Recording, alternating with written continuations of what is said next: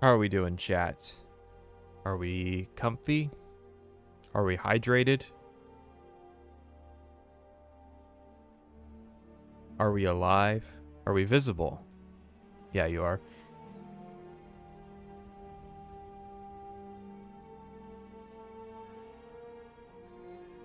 I'm partially invisible, though. Just a holdover.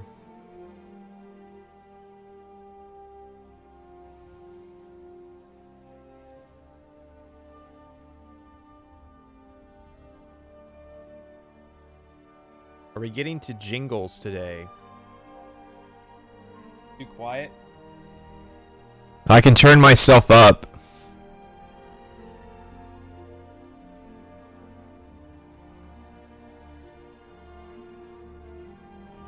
I apologize for that. That's not the atmosphere that we aim for here at the Patricia TV network.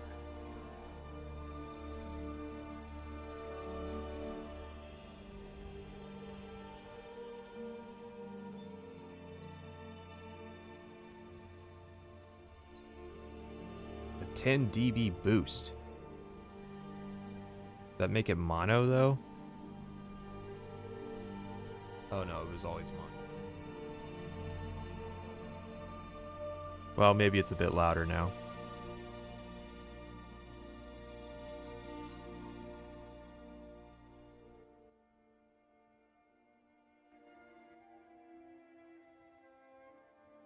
Have to do the background music though.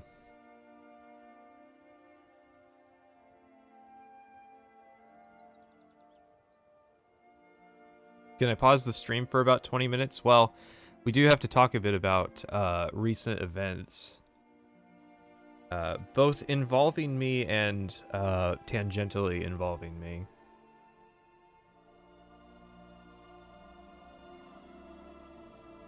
How many people are familiar with Mr. Acer Thorne? He's a regular based topic of mine.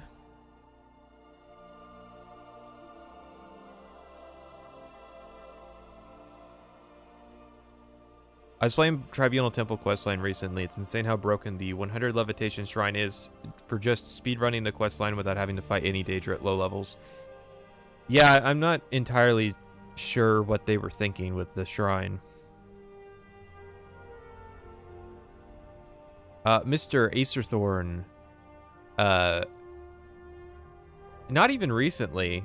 Like, they recently, so, like, Sid Alpha recently found out that he was being sued. Apparently, this has been going on for a minute. And it's just, like, word finally reached him. No, I wasn't sued. And that's largely because I'm the only person who thinks Acer Thorne is based. One man has to take on an entire grift market. With his amazing takes of how Dark Souls is garbage, and he has a whole video explaining why.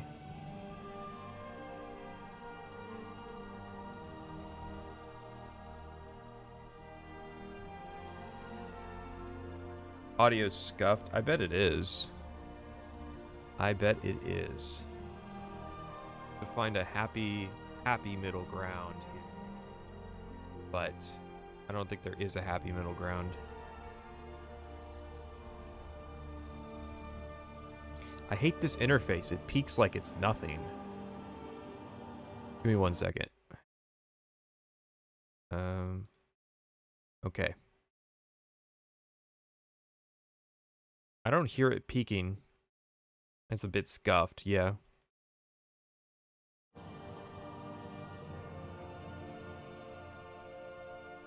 I'm trying to keep it... Oh, see, there it goes again. There it goes. I said it... I have like 16 different interfaces for this audio that I have to go through. And then you have VTuber software that just like randomly shut off for no reason.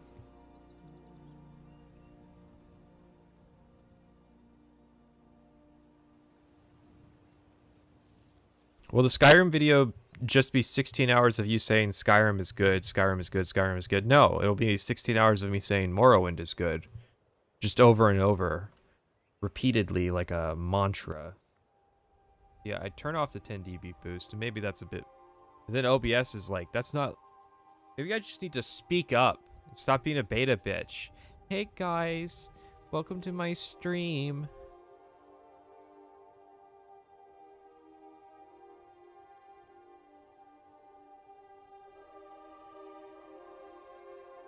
That wasn't the tone you had on the second half of his Skyrim video?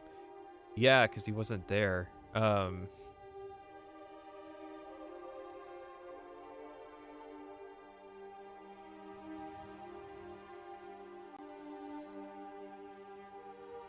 mean, the thing is, I recall Acer Thorne's Skyrim video being better than most of the Skyrim videos we watched. It's just that that was him talking about a game he liked, and once he started talking about games that he didn't like, that's when he really kind of started to have issues.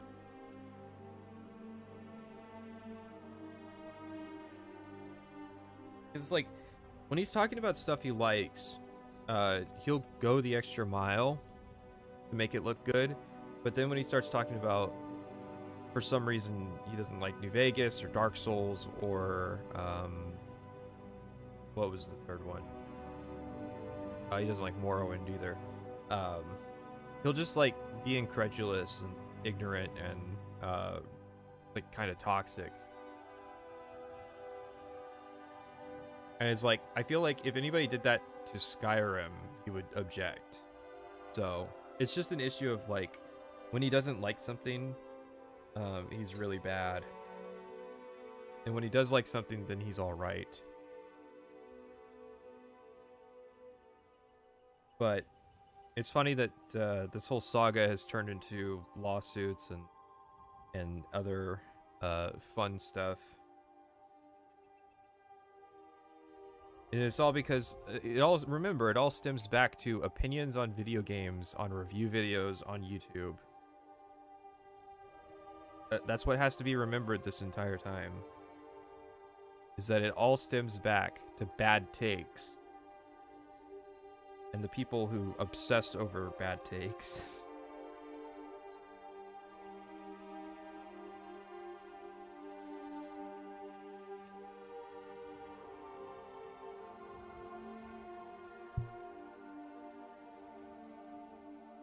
I think he would object at a Mr. Captioner Dime Tree type Skyrim video. No, we know he wouldn't, because he straight up took 7 minutes of Caption's Skyrim video and just played it instead of having his own section on combat. He was just like, yeah, Caption said everything I think, and then he just played the video.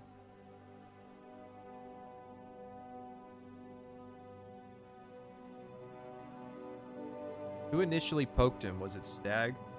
I mean, the thing about Acer Thorne is that his, he feels a need for kind of justice, and so if you follow the chain back, it goes to back to probably like the YouTube comments. And Acer Thorne's probably the first real YouTuber, or Kritosis is probably the first real YouTuber to kind of talk about some of the crazy things that he said.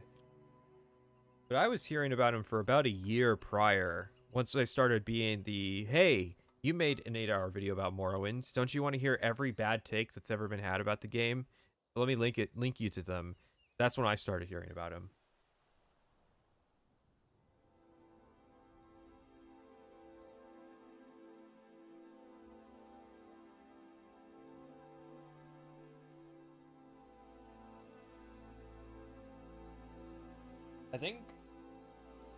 I think somebody even asked me to respond to his Morrowind video back when I was doing Oblivion. Like, watching Oblivion videos. Like, it goes back quite a ways. It goes back to childhood. It probably does. We're all waiting for the commentary video breaking down Acer Thorne's entire life. That'll be the day.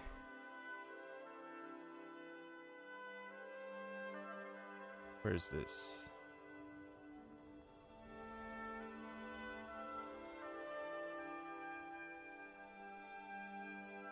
Yes, the Bethesda podcast, sitting right next to Acer Thorne. In the notes. There's just something funny about that. I hadn't heard about him until Stag did his New Vegas video a while ago. Well, I was hearing about him. I think I ran into one of his videos when I was like pre-Morrowind video, actually.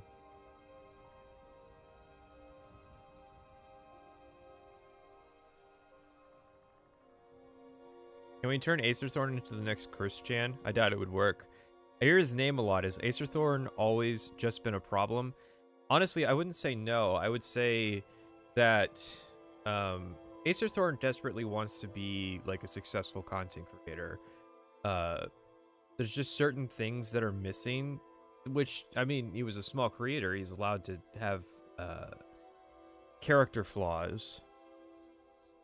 It's just kind of, after years of it and just increasingly not being able to handle, like, which, I mean, I think people were taking I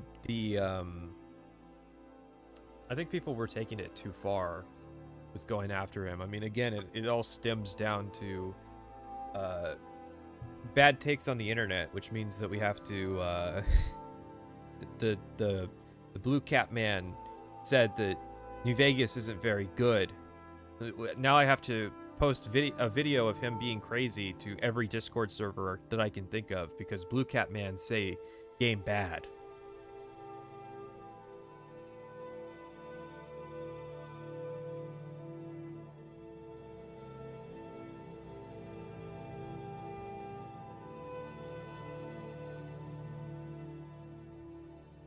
Didn't his shenanigans get the attention of the weatherman? Yes. He's supposed to be like doing a stream on him in April, or part of a stream on him.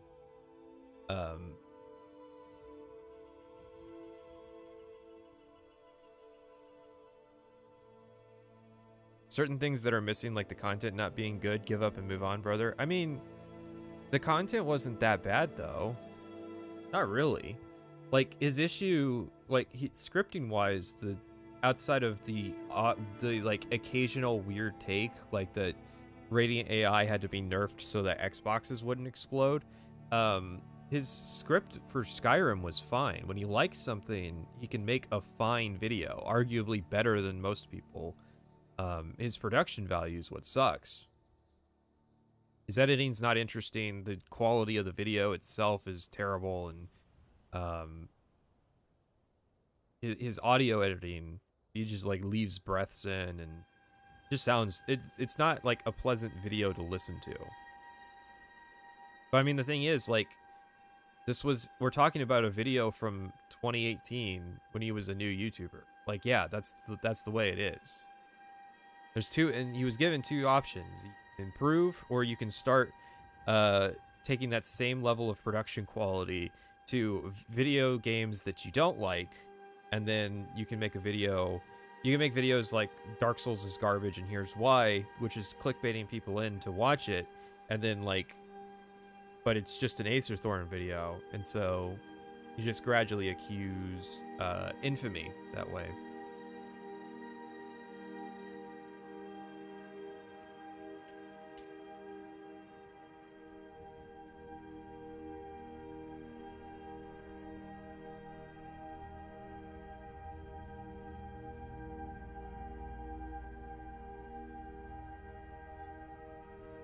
Acer Thorne is unironically better than Oxhorn. I've heard, I've always heard Oxhorn is bad. I never watched his videos. I know that he is a quite successful YouTuber, but he's in the Fallout community, so that's kind of always a clarification that needs to be made.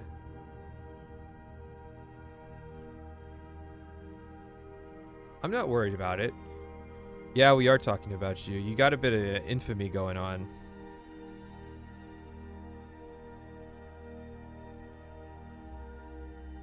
If I figured that you weren't going to either sue me or try to take down the interview, I would give you an interview just so that you can talk about kind of what's been going on with Sid Alpha and Kretosis and Rogue Internet Man, all this lawsuit that's going on and what have you. But There's too much of a liability involved in doing that.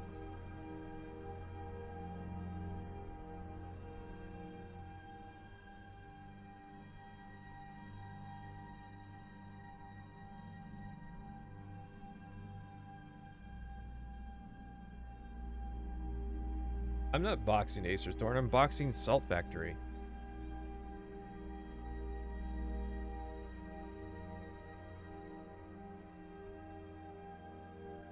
Acer, I think if you had gone the route of just making another video about a game that you like, you could have had a lot more success, and you kind of you should have just proven those stat guys wrong.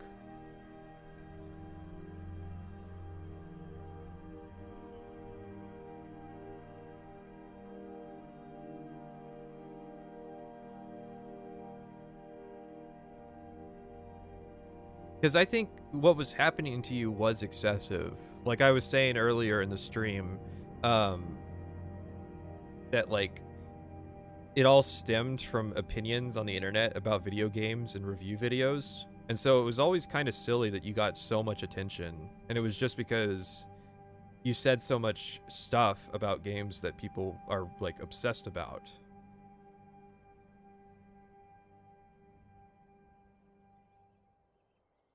Patrician TV v Salt. Winner fights Acer Thorne. Someone call Keemstar. I hear he sets up these kinds of fights.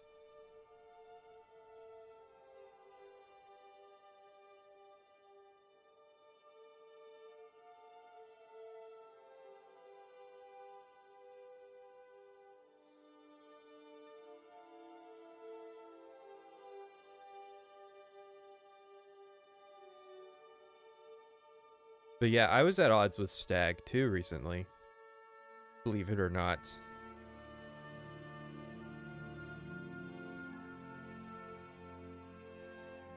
Does anybody in the chat, were they party to this? I knew it happened at the time, and then I mysteriously went silent for 3 weeks and made a fake Elden Ring video.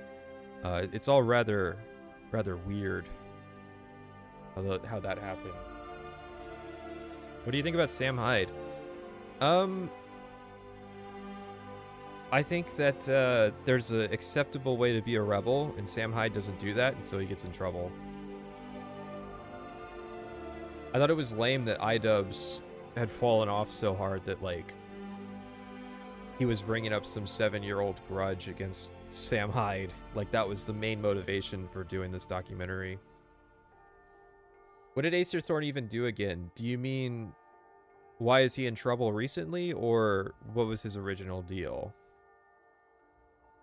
He's in trouble recently for suing people.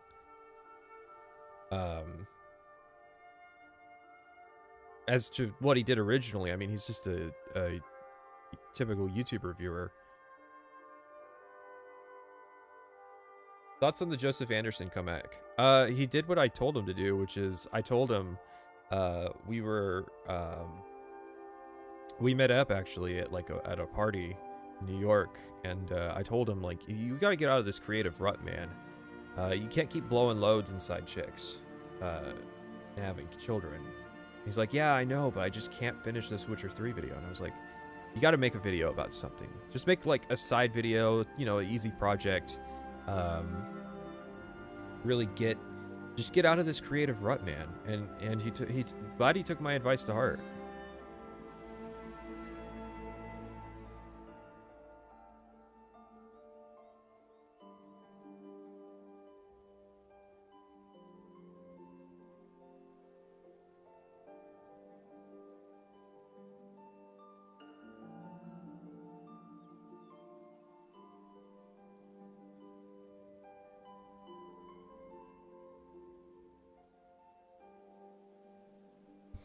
No, that's an unironic story. Yeah, I was hanging out with Joseph Anderson. Baller was there. He flew over from whatever shithole country he lives in, and H-Bomber guy too. And he was in the corner like telling people about socialism.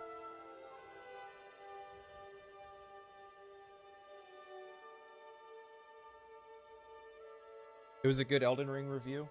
Probably. That means that the Witcher 3 video will be bad. He's got that Windows cycle going on.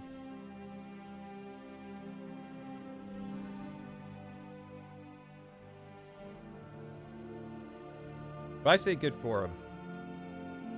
Because what happens is, you work on a video, like a single project for too long, and it'll actually start to take longer than it ordinarily would have, just because,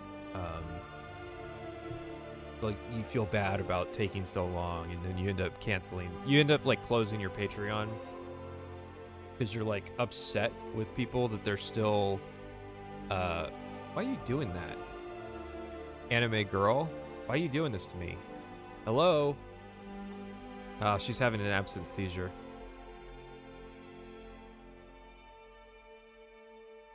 I bet it's because I have Premiere open or some shit like that. Was Seth there too? No, but Mandalore was.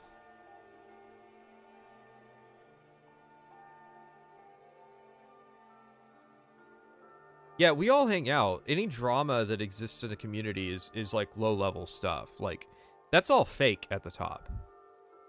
Like all the sectoral divisions, like Noah Caldwell-Gervais dropping a Dark Souls video and like having a big bit about Mauler at the start.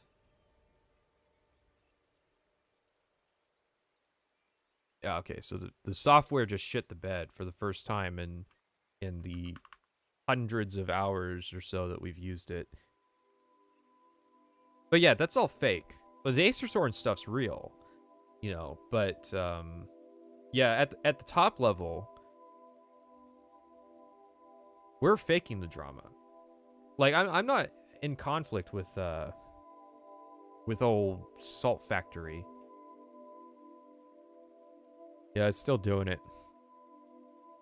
The anti-anime girl people may finally get what they wish, because I'm not gonna restart my computer if if the software is just like busted and needs the whole computer to restart. Speaking of which, what did you think of Noah's Dark Souls video? I didn't watch it because Noah Caldwell-Gervais is like he's another one of those channels where you watch his videos and it's like a gamble if it's gonna be good or bad. So I watched it vicariously through people in my Discord server, and if it's true, I don't agree with what he said, but I don't know. I'm not making a Dark Souls video, so yeah, the whole like last month with the Elden Ring debacle, we'll call it, kind of really just soured me on ever making a Dark Souls video. I always knew the Dark Souls community was bad. I didn't know to like the extent, and a lot of it is like they think that they are rebels. All right, how long have we been going? Yeah, we can actually start. They think that like they're rebels, and like that they're playing some obscure game that like nobody's heard of, but like 12 million people bought Elden Ring. So it's like, it's just kind of a terrible community at this point. And people were saying that at the time of Dark Souls 3. I figured they would mellow out once the Souls games stopped and like FromSoft was doing other things.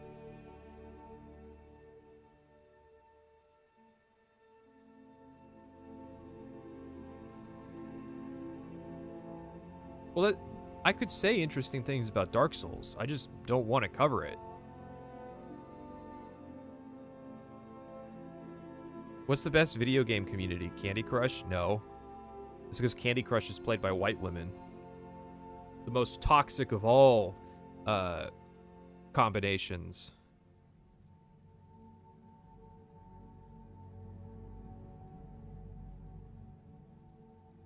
Acer Thorne was right about the Dark Souls community all along. Yeah, it doesn't take a fucking functional clock to be right about the Dark Souls community. Fucking noon is that they suck. I'll be more specific. That they lack critical thinking skills, and that they don't really understand what their games are about.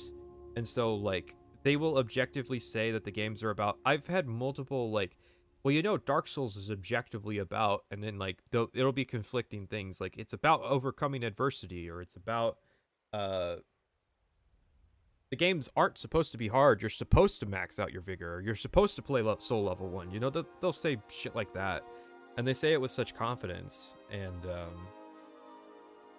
plus, it's like the journalism stuff with Elden Ring, and the reviews, and no, it was just all around like a really annoying thing. Like, I ironically said that the PC port was terrible, and like people were like, I disagree with everything that you said, except I agree with the part about the PC port. It was like, as far as I could tell, the PC port was fine. And not just in a works on my machine part, but like when I polled people about it, they were like, they were having the same like stuttering issue that I was having on the first couple days, and then that got fixed like immediately.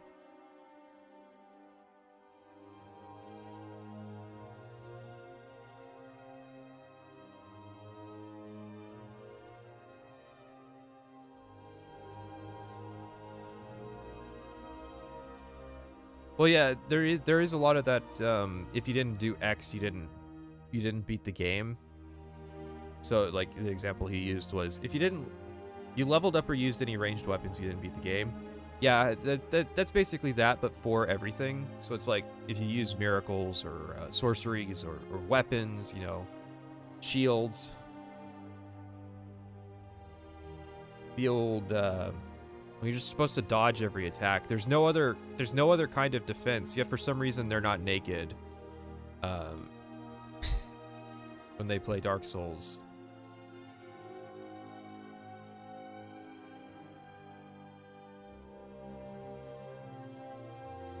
I don't recall there being unavoidable attacks in Elden Ring.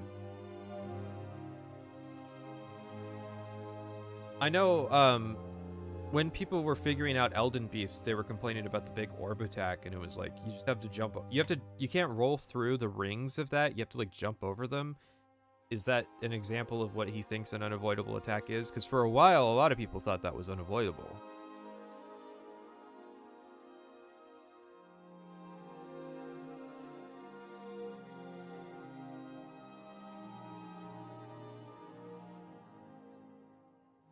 Dude, there are people who don't know that the archive of the fake Elden Ring video that I posted on the second channel, the one we're on currently, and said in the title and description, and I think even in the pinned comment, that the video is bait.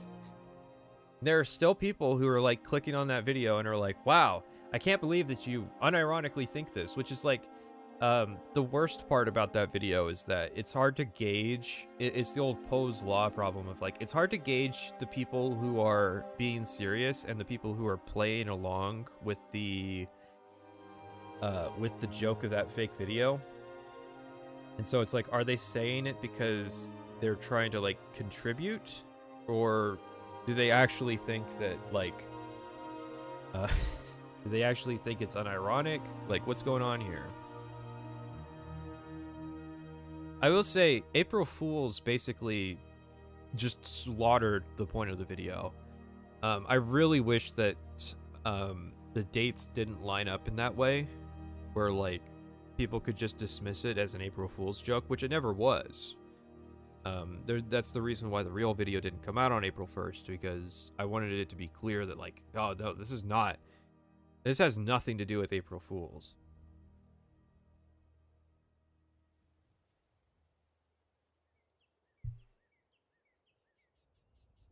I think more people will beat Elden Ring than the prior games, though. Probably just by the nature of it being probably the most popular.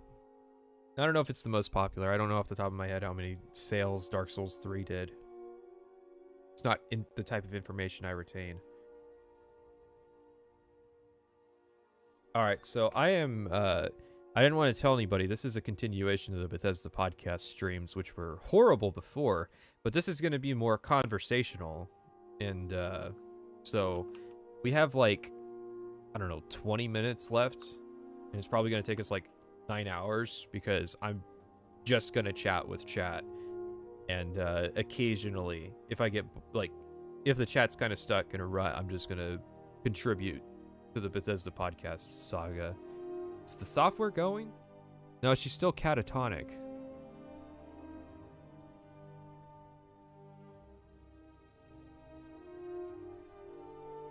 It was a ploy to clean up virgin subs, kind of. That was like one of the secondary benefits. No, I was actually trying to fuck with the, she's not responsive either. I wonder if I have to, like, plug in the, webcam again.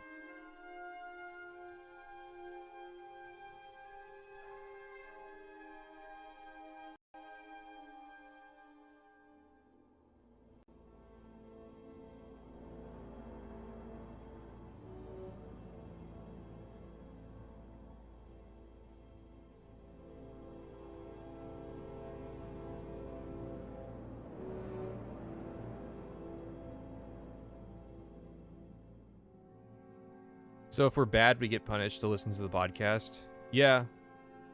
I didn't want it to be framed that way, but that is kind of the case. All right, I replugged in the webcam and it looks like she's responsive again.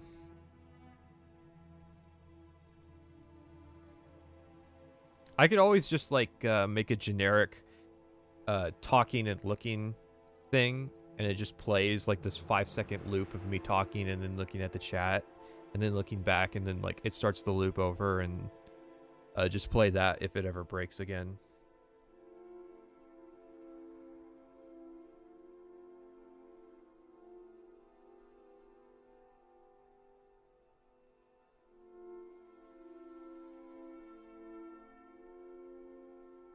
Don't think of the Bethesda podcast as a punishment though, because that'll make when I do it all the more worse. I guess day one, that was sort of my impression. I was nervous, is what I would say. I came in mid-project. They had already sort of established a pipeline, a workflow. The entire engine is different. You have to learn all that stuff. So I think they probably had to tell him that the entire engine was different. It's like, okay, you joined on to the project, and they already had a workflow. How do you know the engine was different? If just joined on.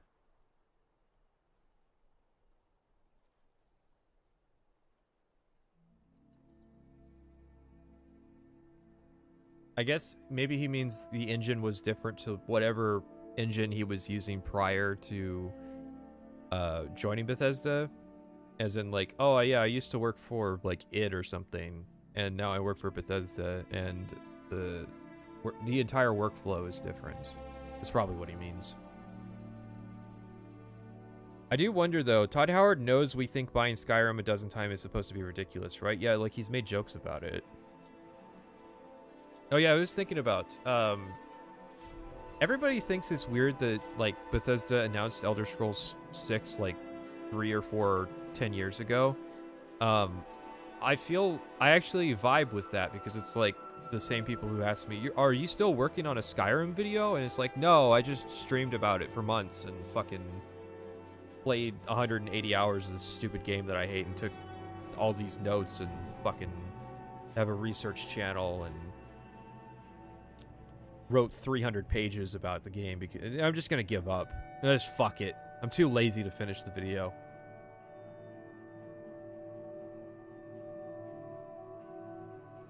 So now I understand why they announced Elder Scrolls 6. It's because people think that these things are made in like somebody I made a joke in the Cyberpunk video that like the game was made over the course of 8 years, and somebody unironically said that Cyberpunk's development was 8 years of crunch, just straight crunch for 8 years.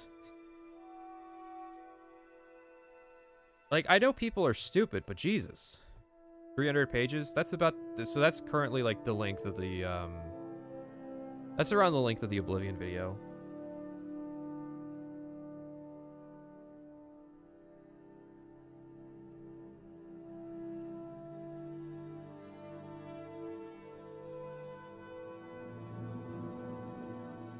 Stop trying to be a VTuber. Stop trying to be funny.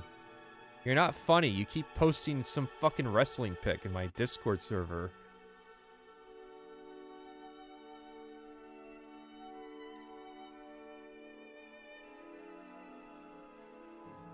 How would 8 years of crunch even work? Ask BioWare. Because they do actually do that.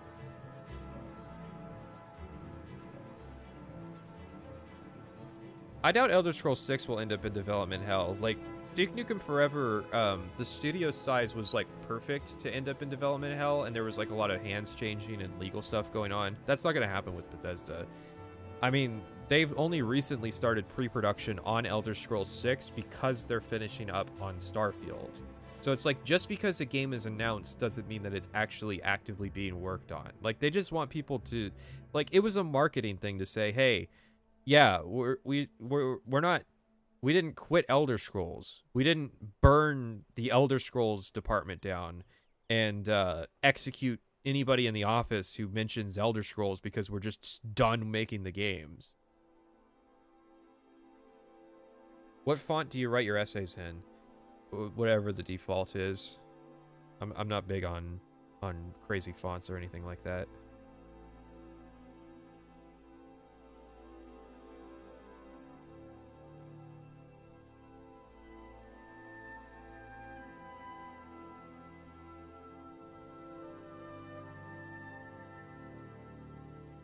Are you still working on the Elder Scrolls 6 video? Yes.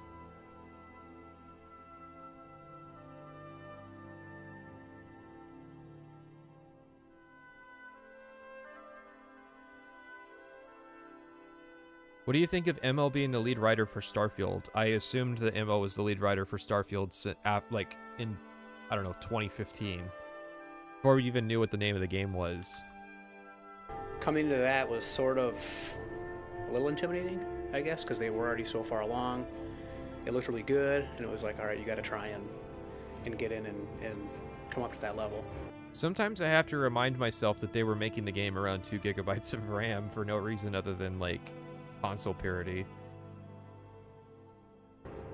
The coolest thing was that, you know, different studios I've been at, there's like a couple guys that are really good, and everyone else is just good, and there's those couple exceptional people. He's gonna say that everybody at Bethesda is really good. I really wish game companies would announce games when they're finished. Well, as I brought that up, is that there are people out there who don't know how long this stuff takes, which that's fine, but it's like 3 months after the Morrowind and Oblivion video, I've been asked multiple times, like, so I guess you're not working on the Skyrim video anymore, and it's like, Jesus Christ, what the fuck? Do you think, like, what do you think goes into the production of those videos? Do you think it's just like, oh yeah, it's a couple days of work? Like, a normal YouTube video takes like, what, 2 hours? So yeah, it's just like fucking another one of those big videos. Yeah, that should be like, I don't know, 6 hours of work or something.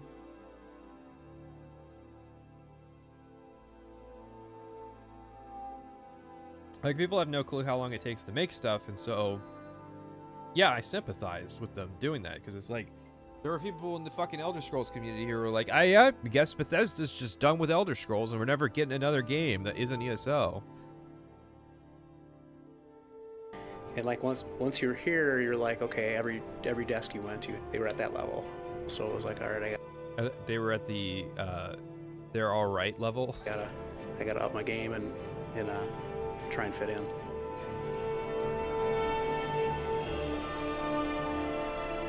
When I first started on the project, I was like really interested. I remember being annoyed about this, like that, like they stopped doing the introductions for people, and so it's like I have multiple segments on the timeline that's just question mark, question mark, question mark. Because I'm trying to do a thing where like I note down who the person is that's talking, and because when this is done, I'm uploading it, the like supercut of Skyrim podcasts. And I'm trying to like accurately mark down who's who, and it's just like impossible sometimes. Interested in kind of as a group pushing up the quality of animation. How can we get, you know, better motion, better combat, better just an overall feel. and across the board kind of establishing a new standard. The one thing I noticed for my first full project here was it's a very long tunnel at the beginning, and long tunnels, like the road of Acer Thorne's lawsuits. He'll keep working at it, but eventually, one day, he'll pull through, and there will really be justice for all the people who have wronged Acer Thorne so far.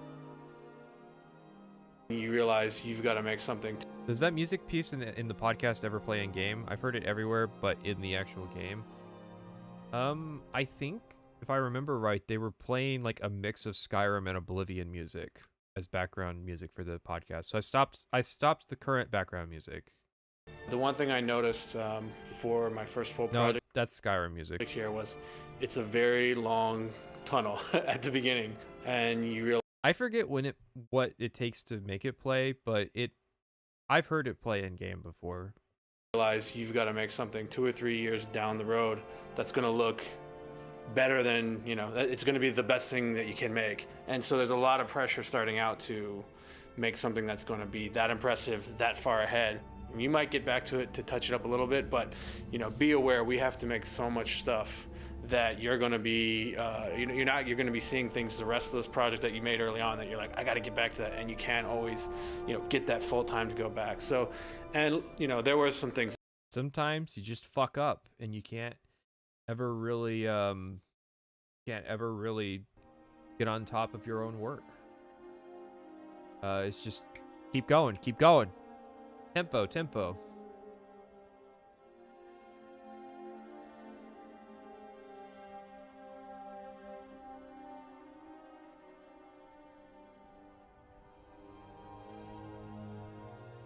That I had to spend some long nights getting back to on my own because I was like, I can't live with that. Cut his mic. Yeah, I made the joke in the notes. Does Skyrim have a variable for archer skill? So it's like in Arma, you can specify an individual unit's proficiency with a weapon, and that affects their accuracy. So I feel like archers should have an accuracy relative to like their skill value. It's almost like there should be some kind of chance that their arrows will hit that's determined by their skill level. And so if it's like some guy who's picked up a bow for a first time, he might miss a lot with it. But then if it's an actual it's Legolas and he's got 100 in archery, then it's like every hit's got a hit. But I don't know if there's a variable in the system that do that. Being in the final game, but I definitely colored the very beginning of it. It's just this very long, big project, and it's a big mountain to climb. They actually cut his mic. The big mountain to climb. Welcome to the third developer diary for the Elder Scrolls V Skyrim. On this project, one of the key goals of the team was improving the quality of animation. To achieve this, the team was expanded, a state-of-the-art motion capture studio was assembled, and a brand new animation system was constructed from the ground up. Yeah, these are all things that are true, by the way. Just because the animations in Skyrim suck, doesn't mean that what he's saying isn't true.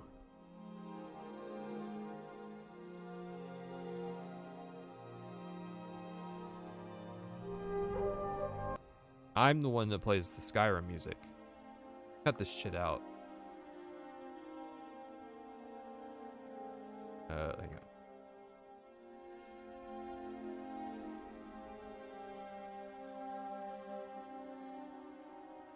There, I just saved everybody 6 seconds. That's watching the video, not that's watching the stream, because that took longer than 6 seconds.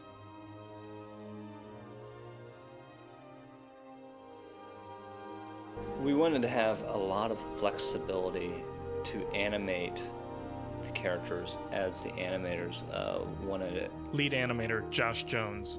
Why do they suck though? Like, why put in all that effort and have mediocre results? Did you play Oblivion? Like, you have to look at it from the perspective of, did they improve over their past games? And it's like, even Fallout 3, did they improve? Oh yeah, absolutely. There's still some jank though, and the reason for that is that I mean at the time, the nightmare of animations was two models that aren't skeletally connected performing a handshake without it looking like trash. Like that was the fucking mountain that like animators were trying to climb for the previous 10 years at that point. Because I mean before that they didn't even bother because of how bad it looked. And so it's like, yeah, a couple years later we were getting animations that looked really good from studios, but you just have to remember that like at the time we're talking about 2011. We didn't want to have the one size fits all for all characters. In the past, we had a very rigid system. Every characters, whether they were a bipedal humanoid or a robot or a quadruped, all had almost the exact same animation structure. And they don't move the same, and that was very limiting, and it just didn't make sense. We did a lot of in-house motion capture here for a number of our kill moves, and that's more of a testament to the skill of some of the guys here who have some training in martial arts, and not to mention very enthusiastic about beating each other up. So.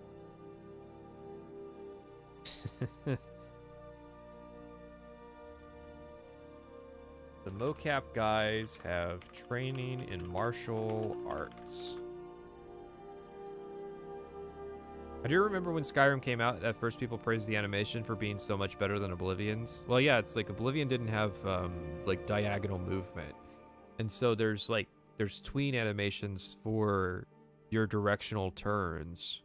And that was kind of like the first time that they were doing that, because before it was like stuff was animated in like initially like you would have 4 directions of movement, and then you would have like games that would add on that, and they would have like 8 directions of movement, and there would be no transitions if from you're going forward to you're running left. It was just like a very jank kind of transition, or lack of transition.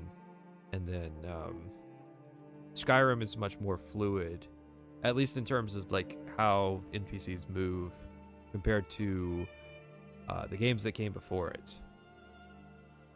I think the main issues I've had with Skyrim animations are like the kill animations will be badly lined up. There's that one animation where like your character's slaying a dragon and he's like floating off to the side. And then the other thing is just, it's not an animation problem, it's a scripting problem of like, this guy is banging a hammer on an anvil while holding a conversation. That's fucking stupid. And it's like, well, that's not the animation's fault. That's fucking the AI behavior and like the game poorly determining what it should be doing while you're holding a conversation with the AI.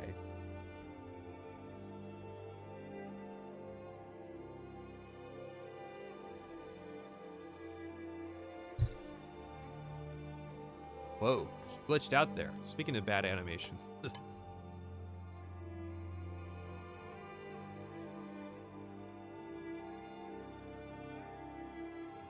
The thought occurs to me, all the dialogue in fucking Outer Worlds looks like a VTuber setup.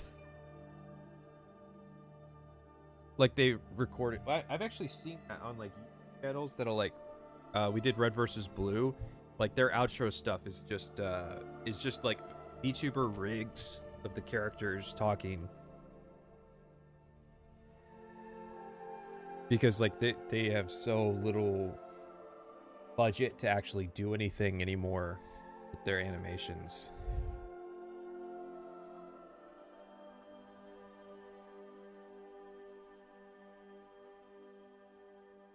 Will Tez 6 keep the epic kill cams? Of course.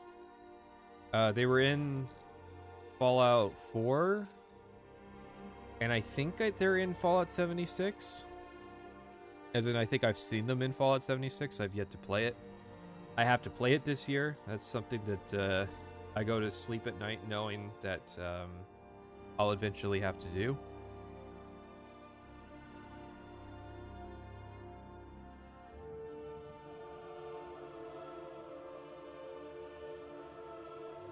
So, I don't think anyone got hurt too badly. Well, initially, I really didn't have too much to This is tackle. somebody else. One of Bethesda Game Studios' martial arts experts, animator Jang Jun Cha, was responsible. Okay, hold on. Not to be closed-minded, but I'm gonna need the credits to know how to fucking spell that. I'm not gonna take a stab at doing that.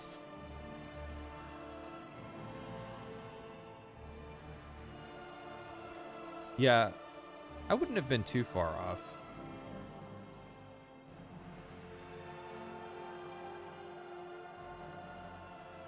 I don't recognize that name. Not just in a Bethesda sense, but in like what part of the world it comes from.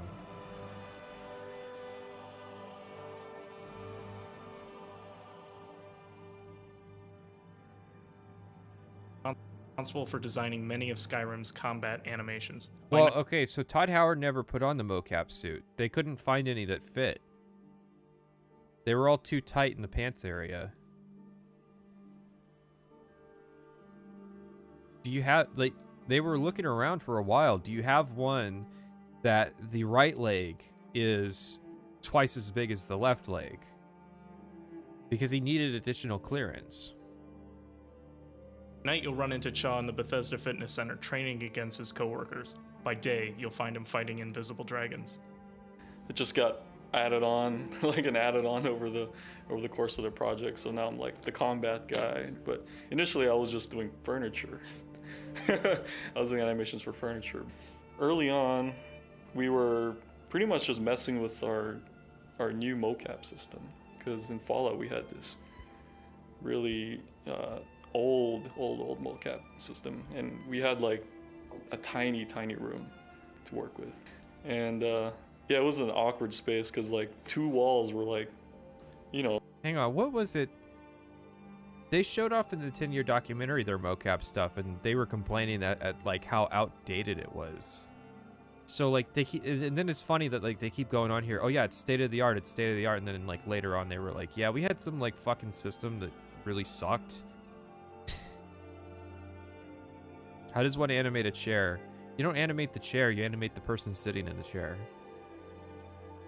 Or laying in the bed, or what have you. I don't know, it's like, how many furnish animations are there? Actual walls, and the two other sides were open. And the weird part was it was on a platform. So like if you're gonna do a run cycle, the actor would have to like start his run like really far in the hallway and then like hop up and then pretend like he was like smoothly running the whole time, and then run into the wall and like not get totally smashed. I'm definitely excited for people to see the kill moves. I work a great deal on that. I'm really thankful that they just pretty much told me, hey, go make shit look cool. And you know, I was pretty much given a pretty good freedom to deal with that. I don't know if you guys were ever in the meetings where I first showed my stuff. It was like super long, and you know, it was flashy, but now it's just more straightforward, like short and brutal. It's just trying to come up with like what would be. Okay, so we were spared. He just said it was almost much worse.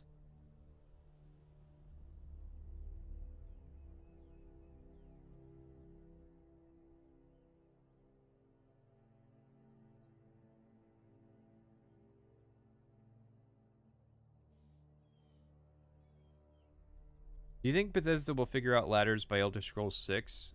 I was told that there was like a there was some kind of reason why they couldn't actually do ladders.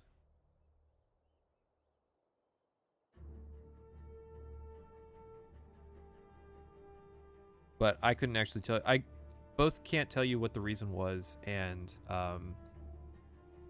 whether I necessarily believe that. I don't think it's impossible for them to do ladders. I think it's just it was like too much work for something so minor that you don't really need.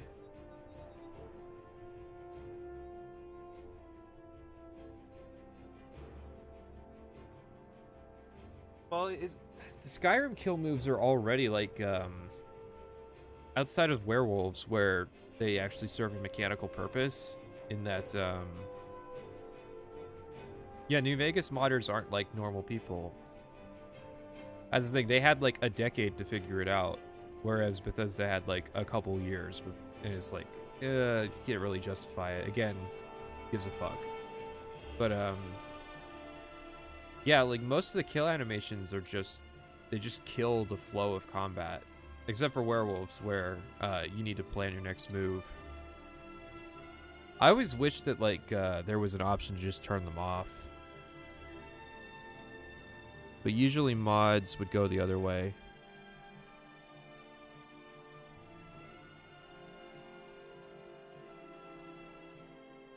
What the hell?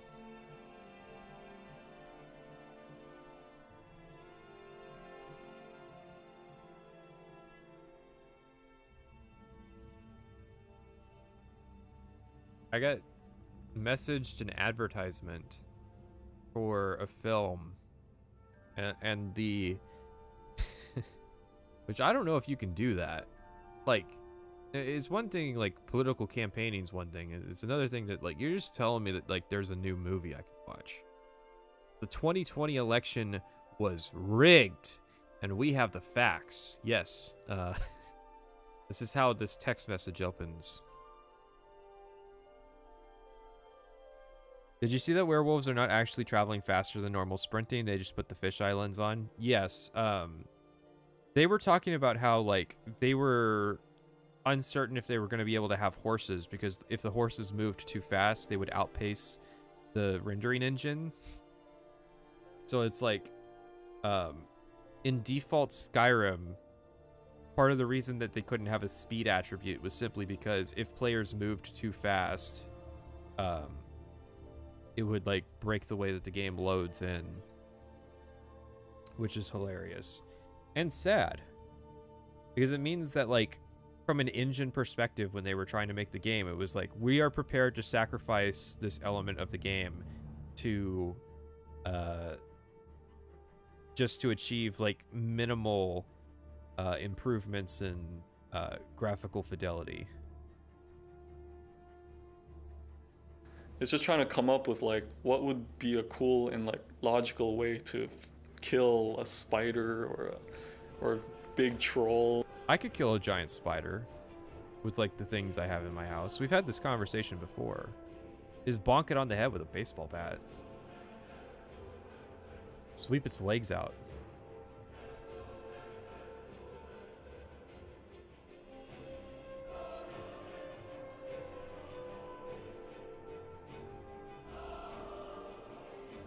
You know, and there's not really too many references on big spiders and big trolls on the internets. They made them. That was part of the third Lord of the Rings movie. They fought a giant spider in that one. I guess they didn't really fight it. I was asleep. Well, I was asleep during that scene. Yeah, it was just so boring. It was like, I don't care about these fucking hobbits. They just slow down the movies. Get back to the battle. So I pretty much just had to like play that out in my head, or go into the mocap space by Yeah, I can take on 5 bears myself and dance around. You know, try to like come up with stuff, look like the Star Wars kid. You know, just like messing about. Yeah, I think there's a camera in there, and sometimes I'm like, man, I hope no one's watching me, because I'm like stabbing this invisible like creature, and it's like, man, that didn't work, and I would stop mid swing, and then I would like do another thing. Yeah, especially when I had to do kill moves for the dragon. That was tough, because I was coming up with all sorts of ways. Like, I used a table as the dragon's head, and I was. I'm just like, I'm picturing him doing that animation, the dragon kill animation that always breaks. And he's like trying to do that shit on top of a table. Like hop up on it and... Spider's name was Shelob. Who cares? It's a giant spider. Oh, it represents discord. It comes from the mythic age. It comes from the Westerland. It was a child, apprentice of Morgoth. It's like, nobody gives a fuck. It's a giant spider. It was doing giant spider shit. It had webs everywhere. It was trying to eat Frodo. And like actually pretend like he was swinging me off. It was really tough trying to imagine like Lord of the Rings fans literally seething right now. how you would kill a giant, like it's pretty much a dinosaur. Like I can feel them shaking in rage that I don't care about their 3,000-year-old spider waifu's backstory.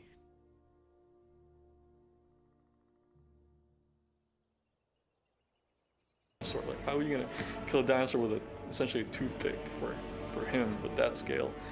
So either, you know, you gotta stab the head or pretty much the head. It's like you're not gonna hurt the thing by poking its ankles or trying to chop his wings off. You could try stabbing it in the heart. What do you mean you aren't gonna kill it by damaging its wings? That's like, I'm sorry, giant birds. The wings are the target. What's it gonna do? Fly away now? As you play through Skyrim, many of the player animations are the end result of Jang Jun's one-man combat performances. However, the team also made use of another performer, one of America's most valiant real-world knights. I ended up doing most of the mocap stuff. So when people are playing the game, they're playing you. Yeah, which is cool. Sort of. Yeah, not the females though. Actually, we did use a guy from medieval times. No way. Yeah. Was it Green Knight? The Green Knight. Yes, he was one of our early motion capture actors, Sam Talley from medieval times, and he gave us a lot of. I'm losing track on who's who here. Like this is a different. We did person. use a guy from medieval times. No way. Yeah. Was it Green Knight? The Green Knight. Yes, he was one of our early motion capture actors, Sam Talley from medieval times, and he gave us a lot of ideas on realistic sword combat based on his training, which is part theater, part realism, and so we used a number of his motions. Lord of the Rings has boring lore, but Barney's Great Adventure has deep lore. Well, yeah, I mean, you have to know the target audience, and it's like Lord of the Rings is for adults. I'm sorry, you're an adult. Why are you into that shit? But Barney's Great Adventure, that's for kids. So it makes sense that it would have like a deep lore to it, because it's like you want the kids interested in learning to read, that when they become adults, they can actually contribute to society by being literate and well-read and being able to like read legal documents. And so it's like, yeah, Lord of the Rings is cringe. And as a foundation. This guy is really anxious to give an interview. Well, it's important to remember, in the corner is Pete Hines, and he's holding a shotgun, and it's aimed right at their dicks. And if they say anything that will hurt the marketing of Skyrim, Pete Hines pulls the trigger. They don't know this. Like three people died during the making of this of these podcasts. To start a lot of our melee combat. You know, it made sense. Like we were looking for professional, like medieval sword, you know, fighters, and there aren't really. Don't people like to make videos about how like, oh, Skyrim's so inaccurate because they use the sword so stupidly? Because it's always like super wide swings and just like leaving yourself constantly open, not really making effective use of your shield, that kind of stuff.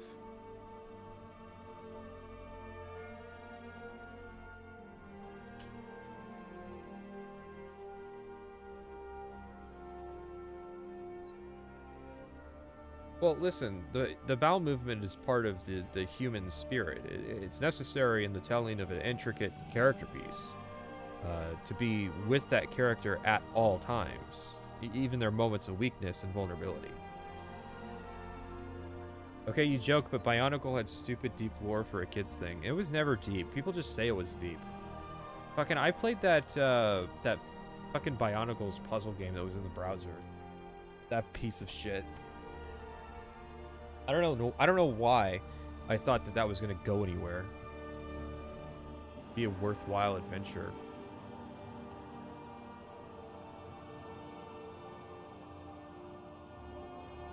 They're not really out there other than guys from medieval times. So the big beast was Havoc. As you may know, like in Fallout, we were really limited with the animation system, using Gamebryo animation system. Now we have Havoc, which was very complicated and a huge learning curve, but I mean, we had to do it. Special effects artist, Mark Tier. The animation system. Is that Marketeer spelled how I would expect it to be spelled? Nope.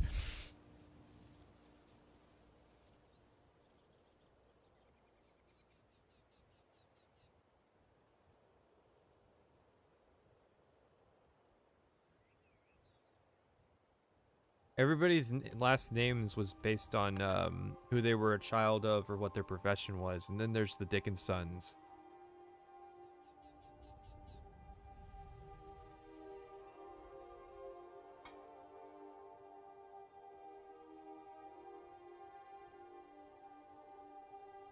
Bionicle lore wasn't baller. Bionicles were the cool part. The lore was just like fucking background details that they would come up and put in the building manual.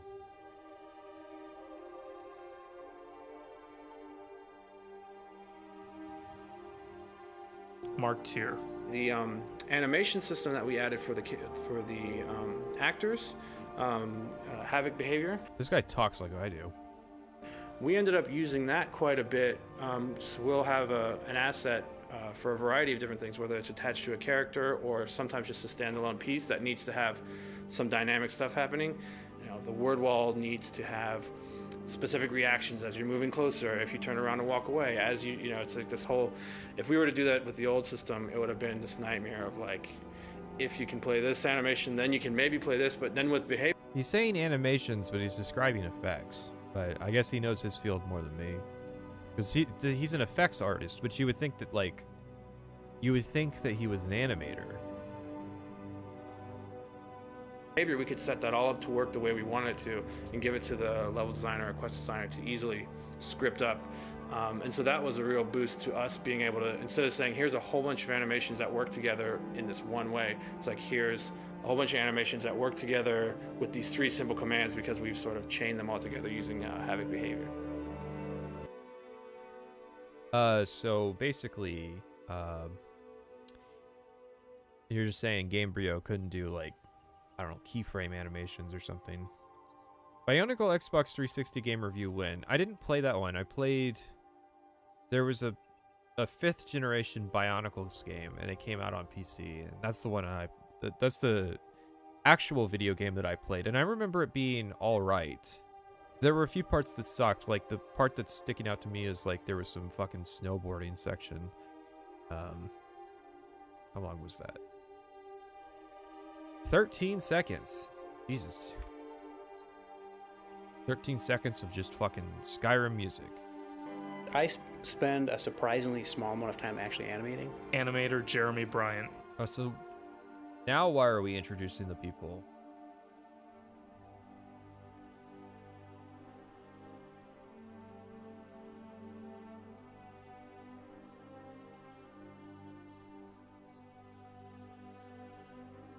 I would say maybe like 20% of my time I spend actually making art, which is... So your critique is that Bionicle lore is inconsequential, that's different from bad? How did you get that I was saying that it was inconsequential? I just said that I played some Bionicle game that was on a fucking browser Bionicle puzzle game that was terrible. It's good and bad. It's bad in the sense that I'm an animator, I want to animate. But it's good in the sense that we do... Acer has way more videos than I expected. I was imagining somewhere around 20 or less. Yeah, no, Acer Thorne's been trying to really strike it out as a YouTuber. Some time now. Let's just pull up his channel. I'm surprised he got it back. Oh, it's funny.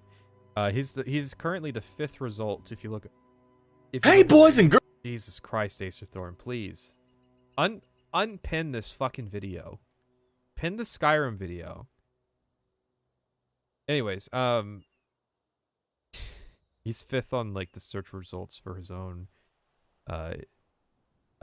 YouTube channel.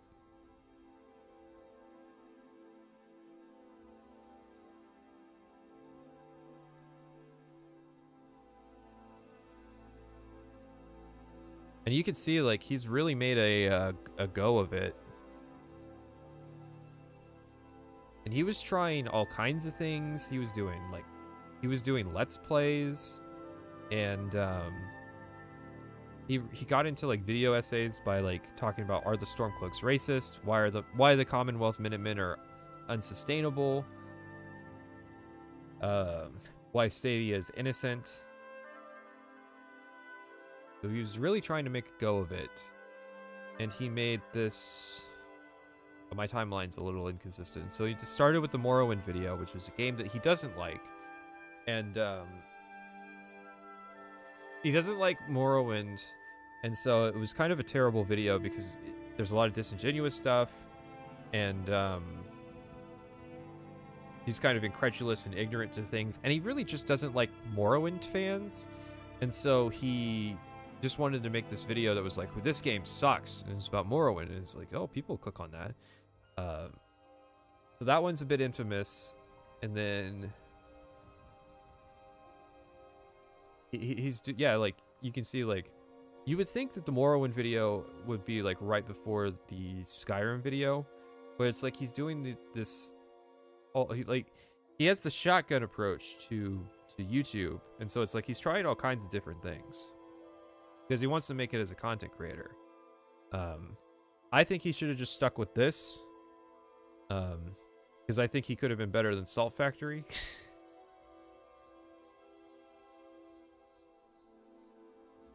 And then he did a Fallout 4 retrospective. This one I'm not familiar with, actually. I'm going to imagine it's another one of those games that he likes. Because you don't hear about the ones he likes. You hear about the video games that he hates, because that's where people like to talk about his videos. So your Fallout New Vegas retrospectives of the world, and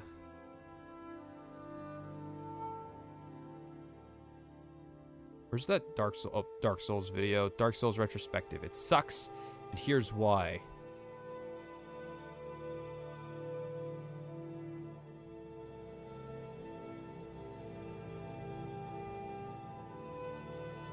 Acer should become a VTuber. I hear it's all the rage these days. Well, it's not as easy as it looks, okay? You can't just pick it up one day and take off with it and be successful. That doesn't happen.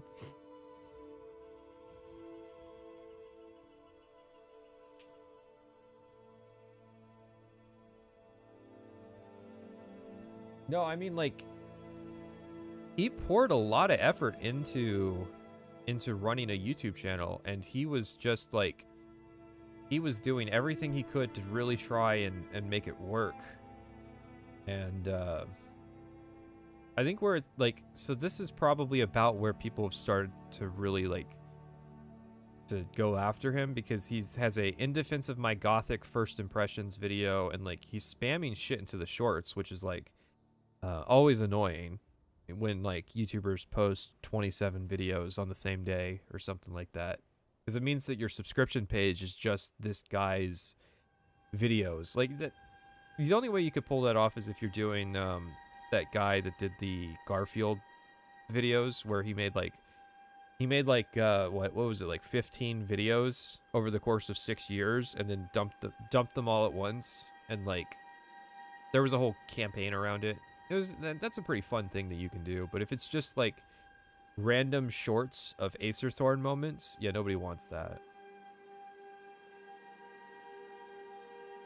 Or like later on, he'll have like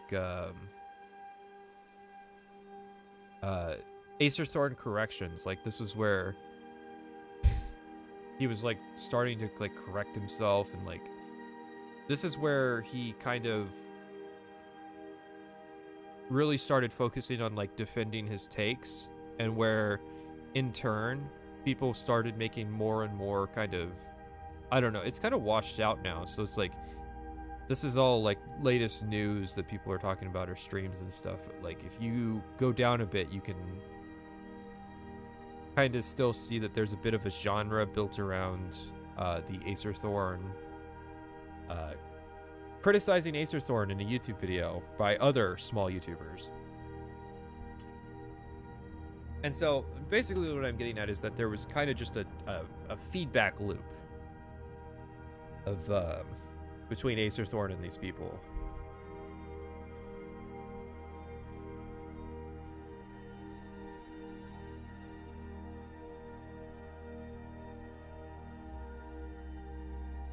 Yeah, he just needed he had the grind.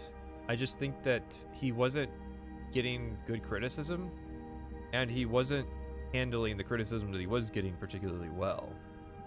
And so it's like, when people criticize you, and criticism isn't just, oh yeah, we're doing a stream watching this guy's video. That's not criticism. I don't criticize people. My goal is entirely selfish, to make my own stuff better. So it's like, most people see criticism as just like insults, because that's what they do. But yeah, like when somebody actually wants to help you out and like tell you what you're doing wrong so that you can do better, they have to put themselves out there to do that. And nobody wants to do that for you if you just have a consistent track record of like freaking the fuck out about things that people say about you. It's sort of like that same conundrum of like, I want to interview Acer Thorne, but I can't because I'm worried that he's going to do something. Like, if he thinks that the interview even slightly makes him look bad, that he'll like claim that he's owed all the money from it, or he'll like file a privacy complaint, or he'll sue me or something. And so it's like, makes it a difficult situation.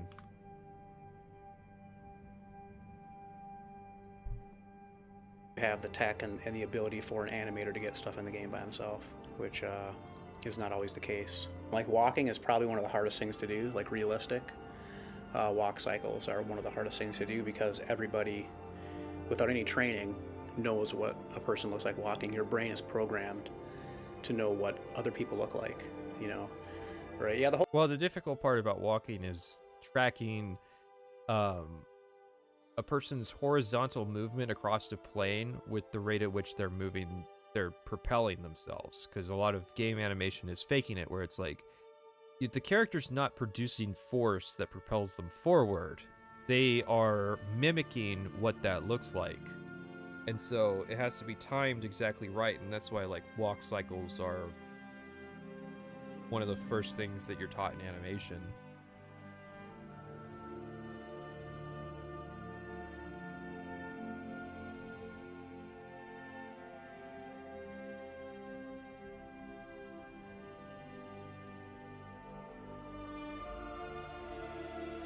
If anything, I would make him sign a contract, so that if he did anything, it would be a contractual violation.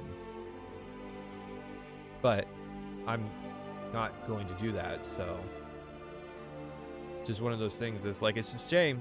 Can't happen. The whole system that we have now is pretty cool. I'd say the motion set's probably the best that we've ever had, in terms of, you know, how fluid it is, and how transitioning from one animation to the next, you know, is synchronized, and all the phases are lined up, and it definitely is a huge improvement. The single biggest problem is, like, in our games you can do, there's just like a random second long pause for no reason. It definitely is a huge improvement. Bethesda, I'm for hire. I can make these podcasts way better. Biggest my only stipulation is that Pete Hines can't be my boss. Problem is, like, in our games you can do anything, anytime. Well, mountains is a whole discussion by itself. Like, the first thing I did was like, try how far can I climb, and you can, you know, jump and run and change perspectives and try and exploit your way up a mountain, and you can make it all the way to the top. Typically, there are some instances where you can't, but Interesting. I mean, it's cool that they were doing that during development.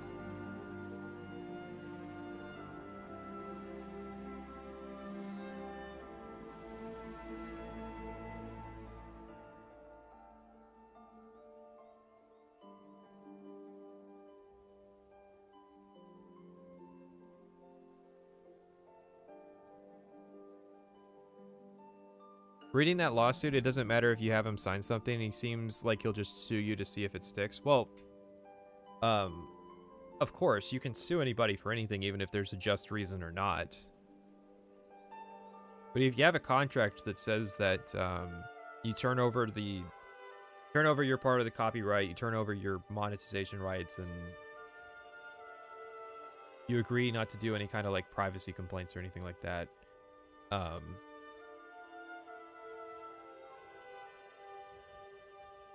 then, you know, you have it on the record. And so you can get it dismissed pretty quick before it actually develops into anything. And that's the thing, is like, there's a lawsuit, but if it actually goes anywhere other than bad for Acer Thorne, is not only exceptionally unlikely, it's almost effectively impossible. And then there's a point where you become a vexatious litigant, where it's like being diagnosed with Munchausen. We were talking about this in the Discord. So Munchausen's when you fake having illnesses in order to get attention at hospitals and stuff. And vexatious litigants are kind of the same. That's when the court system basically determines that any suits that you file are going to be frivolous. So it's like the court system has a way of dealing with people who are extremely prone to filing frivolous lawsuits. I don't know if that's the case in the state he lives in, but I'm sure that eventually the judge himself is going to get tired of dealing with it. yeah, you can get in places where, you know, in a lot of other games, like they're corridors and they're, you know, they're closed off and you can't get there. We don't really do that, so you can get into some pretty sticky situations. And then in terms of What? Also, my podcasts weren't great, but I wouldn't say they sucked.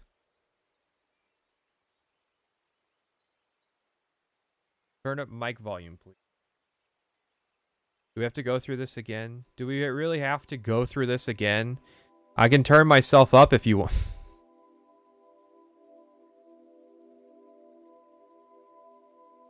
No, this shit sucks. I'm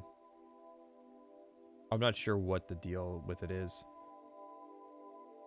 And I think it's just that, like, everything else is too loud relative to it.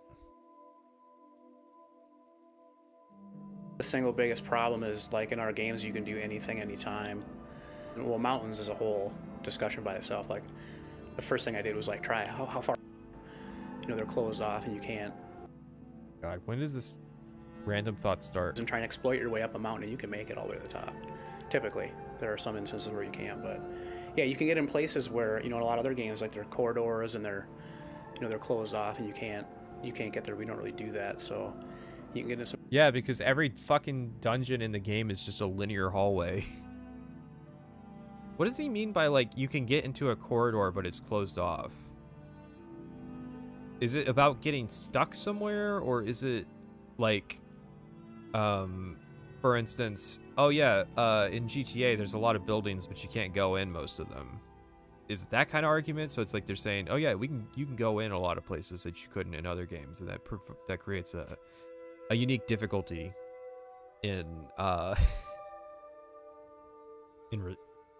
in design. But, like, yeah, I'm not clear. Have you tried out voice changers before? A voice changer would have to be what we would need if I ever decided to watch back one of my older videos. Thank you for entertaining me while I'm at work. Much appreciated. Well, part of the reason that I'd run a YouTube channel is because I wanted more content to listen to while I was at work. Not that I was making content that I would listen back to at work. I never listened to my own video while on the job just because that's sounds stupid. I listen to the videos enough as is. I occasionally revisit them, but yeah, it was like one of the reasons that the Morrowind video is nice is that it's the length of a shift at work. You can start it when you clock in, and it'll be done when you clock out. Well, I don't know. It'll be done 30 minutes before you clock out, or an hour, depending on how long your lunch is.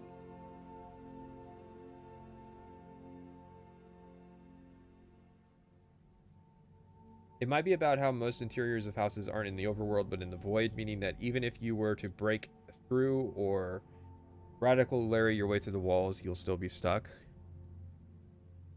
And you can make it all the way to the top. Typically, there are some instances where you can get in places where, in a lot of other games, like there are corridors and they're closed off and you can't get there. We don't really do that, so you can get into some pretty sticky situations. And then in terms of things that you can do to the player or do to NPCs, like you can pair. Yeah, you can put the player in a sticky situation. Your podcast was good. Bring it back. Yeah, I want to do that.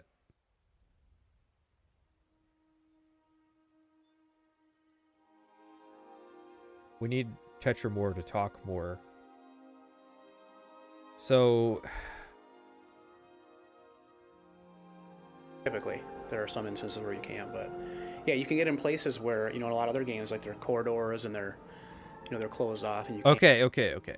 He's saying that the other games are corridors that are closed off. So like the games themselves are so like tightly locked down that you aren't allowed to explore in a way that you can in something like Skyrim.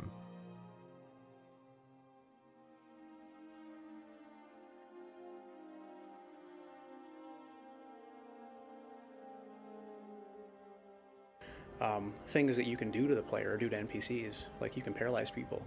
There could be a lady like taking a bite of bread and you can. Why a lady specifically that you're paralyzing and putting into a sticky situation?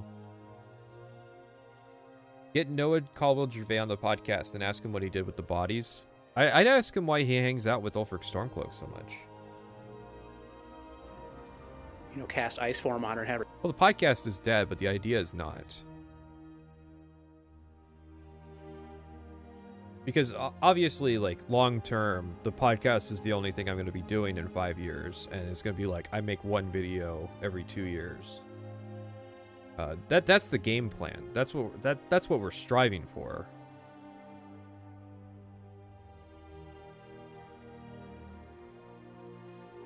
Fritosis is only allowed to appear on the podcast if he uploads the Skyrim video in its entirety. Yeah, I don't know why he approaches things like we got to have 13 different series about all these different games. It's like by the time that all of those different things that he's taking on finishes, there will be like it'll just have been so long that you have to wonder why you're still continuing that endeavor. You can't talk about everything. Ever tip over and like fall over the railing and into a stream, right? And then the stream has like physics, so she goes down river, and it's like, well, all right, and then she wakes up, and she still has bread in her hand. So now we have this NPC in this crazy state where, hey, I'm in water, I'm eating. You're saying that you paralyze women and throw them in the river. Interesting. Based? Question mark. 129.30. Paralyzing women and throwing them in the river for bread. Did you play Death Stranding, and if yes, what were your thoughts on it? So Death Stranding lost I played either Death Stranding or Red Dead Redemption 2 after the Oblivion video, and so I played the start of each of those games, and I ended up deciding that like Red Dead was going to be what I played that for the month after the Oblivion video released. So I did play a bit of Death Stranding, and it was a narrow competition. It stood a good chance, but it did lose, just because there's nobody holding the Kojima reins to kind of keep him from going all out on his weird celebrity obsessions. And so it's like there's some good mechanics there. I feel like it's like a really terrible movie that somebody fan edits into being good, where it's like there's just some parts that need to be cut out.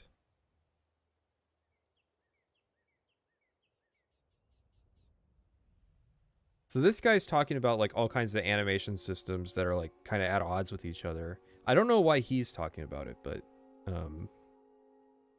yeah, it's like our games are so. And remember, this is marketing, so this is not like I have it covered up, but this is November 9th, 2011. So like they're trying to sell the game.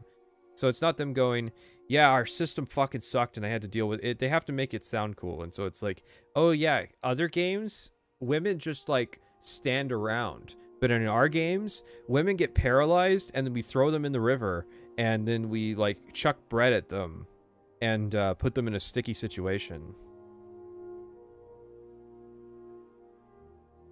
It is true. I wasn't called out on it. I was supposed to change models. I'm swimming, like there's all this crazy stuff that you can get to happen in the game that in a lot of other games, just because the design of it not being as open, don't happen. Yeah, and so I stopped the quest I was doing and I walked 30 miles and then I put a pan on a dog's head and kicked it in the balls. It's the old zero punctuation argument of like, you can do some random shit, so the game has to be good. So, and there's a lot of examples like that. I mean, that's why I wanted to work here. Terrible movie that's edited to be good. Not like Star Wars, no, because I'm talking about like post-launch edits. Like, somebody needs to go in and like cut out all the random shit, and then no, Star Wars was a case of like the movie wasn't out yet and it got saved by the edit, but it's like, I don't know, people really like over exaggerate that story because your opinion on Star Wars is kind of like your opinion on politics. Because these are my favorite games. And they're my favorite games for a reason, because I can do stuff like that, because it's so open. I don't know, I feel like Gary's mod should be your favorite game then. For Elder Scrolls fans, the first official in-game Skyrim trailer was an opportunity to learn more about how the game would look. At the same time, the team used the trailer to inspire themselves to push the animation even further. Shouldn't the trailer be about showing what the game is, not like what is that? It's like saying, I'm going to delete this post in 30 minutes if I don't go for a run. And then like it's a picture of you wearing women's lingerie or something, and it's like, why are you using the trailer as motivation to do better? Shouldn't the trailer be showing off how good you did? Like, that's such a weird perspective on like the role of the trailer. Before here, the last film I worked on was Ice Age 3. Animator Rick Vicens. Rick descends into her pussy.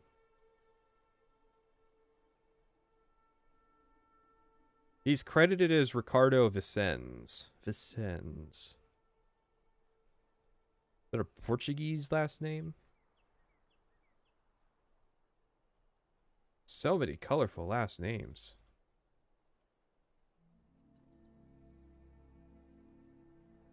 Spanish. Derived from the name Vicente. Vincent, which means conquering.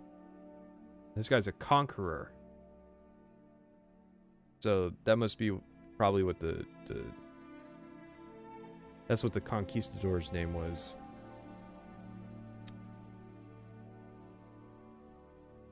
Will you be streaming and criticizing the Starfield gameplay trailer this summer? Probably. Once I kind of there will be a point where I catch up on all the marketing, and I'll probably stream it. I figured out how I want to stream editing stuff, so there will be lots of editing streams this time, which should be pretty fun. Before here, the last film I worked on was Ice Age 3. Animator Rick Vicens. Did you work on the Ice Age movies before that, or like?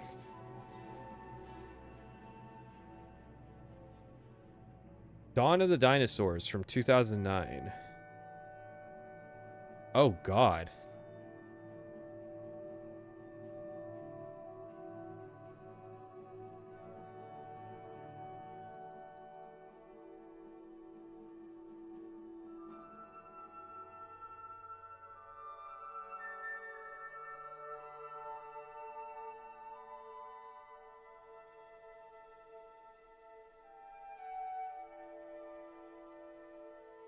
So he was an animation technical assistant on that movie.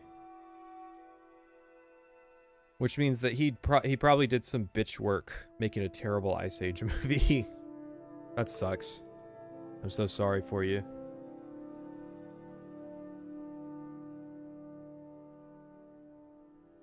He's doing like keyframe animations on this sloth guy's crotch or something. When I first came here, I told Todd, I was like, man, Todd, I would love to do some, like, let's do some cinematic stuff here, you know? And he was like, oh, I don't know, you know, he's kind of hesitant. I don't know, maybe, you know, think about it. And then he randomly approaches me and Jang Jun Cha, and he said, hey, how do you guys want to, you know, would you be up for doing a trailer? And I was like, yes, like, of course, man, let's do it. You know, I know we can do this here. You mean the trailer that was just like sweeping B-roll shots? I guess it had some kill animations too. That's what's important.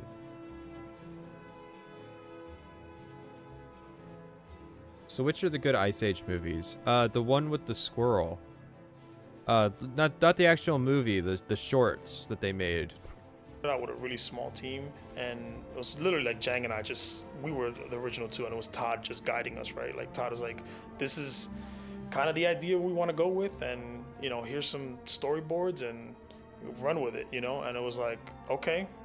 Todd basically gave me like a free rein to say, if you need someone to help you with this, like just ask for them and they'll help you. I like that at this point, we're not even really talking about the game. We're talking about the marketing for the game. With whatever aspect of the project you need. And so slowly I started to grow because, you know, 2 people working on a 2.5 minute trailer, normally like that would be a team of like 30 people, you know, dedicated for 3 months. Like that's what I would. You're the industry professional, so you would know, but that sounds extremely sad. That like, you're telling me that it would take 30 people to make a trailer in 3 months.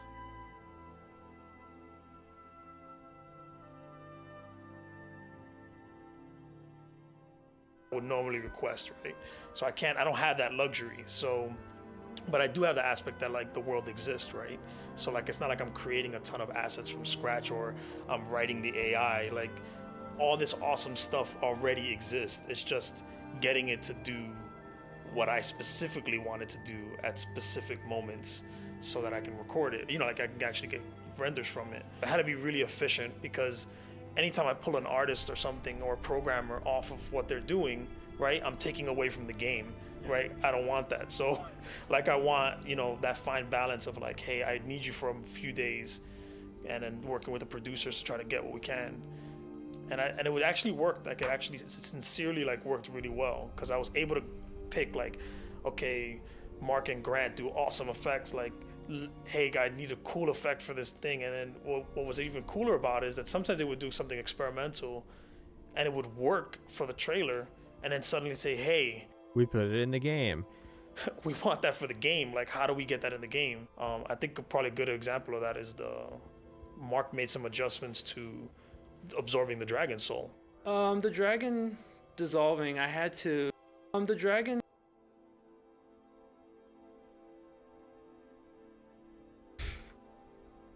Marketeer. In a corporate environment, 30 yes, 5 people work, 25 people approve.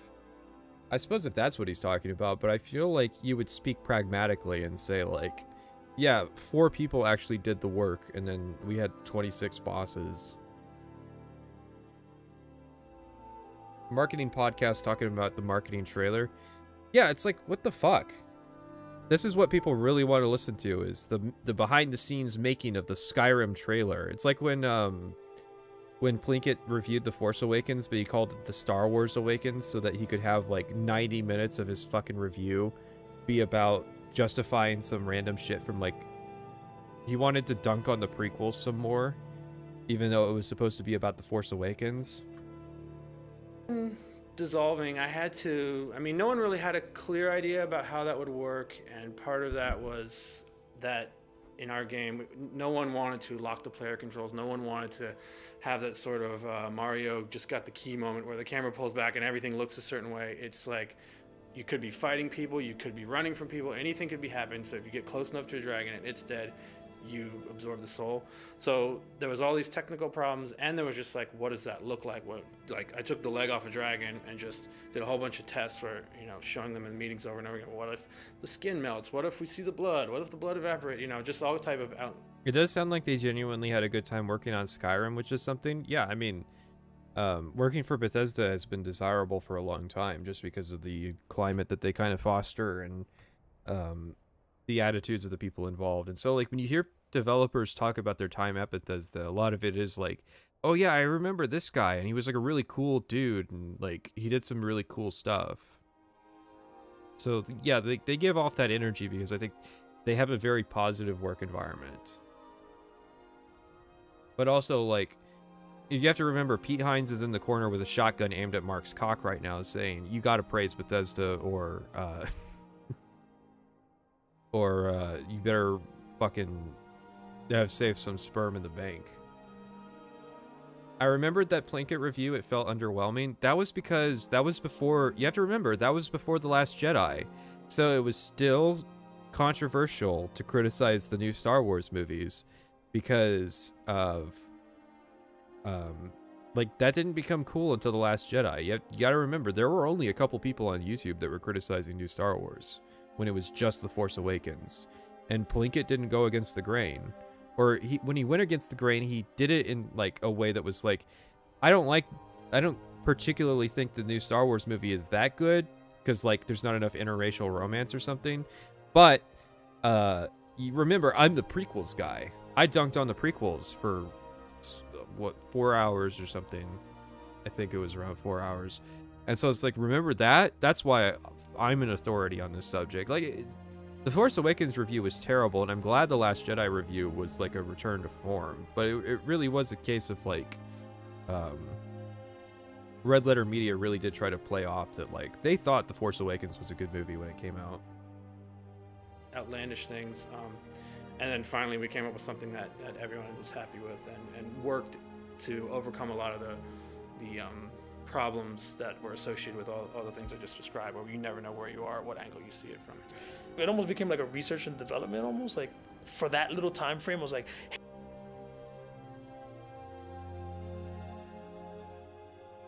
I'm sorry, your credit is as Ricardo. I have to use Ricardo. That's just like the rules, man. hey, can we try this? And then, yeah, that looks cool. And then we're like, oh wait, I want that in the game, you know? And you know, and so it's cool. Like the reception is really positive. I mean, the response has been great, and it definitely gets me more excited to just keep doing stuff, you know? Like I kind of get I want to satisfy, right? With the demand. Like they're so excited about it. I want to be excited about it, and then give them what they're hopefully expecting and try to get better with everything that we do. Am I wrong for just wanting to cut Ricardo out of the supercut?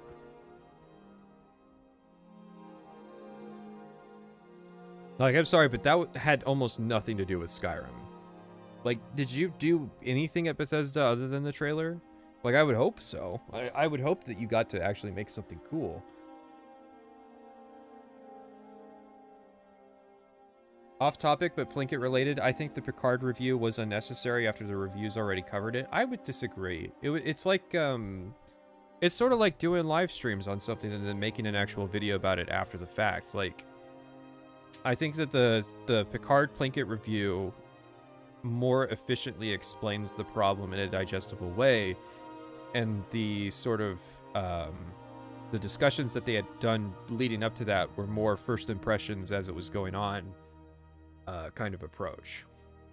So I don't think that that one was unnecessary. he made all the magic effects, and I'm sorry, who made all the magic effects? with everything that we do. one of my favorite things about this game, it isn't really actually something I did. It's Grant, the other effects artist. He made all the magic effects, and I never play. I always crawl through the world, getting the sneak attack 3 times with the bows, or whatever. That was my Filthy stealth archer. Who are you? Are you Mark? associated with all. I never play. Yeah, you're Mark. So the effects artist doesn't play magic. Wow. Kind of says a lot.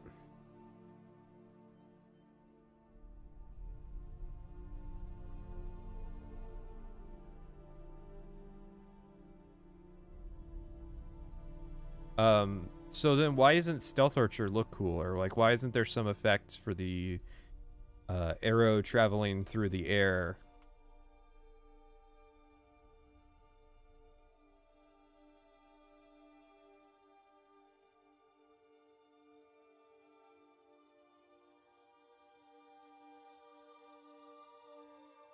What's up with that, Mark?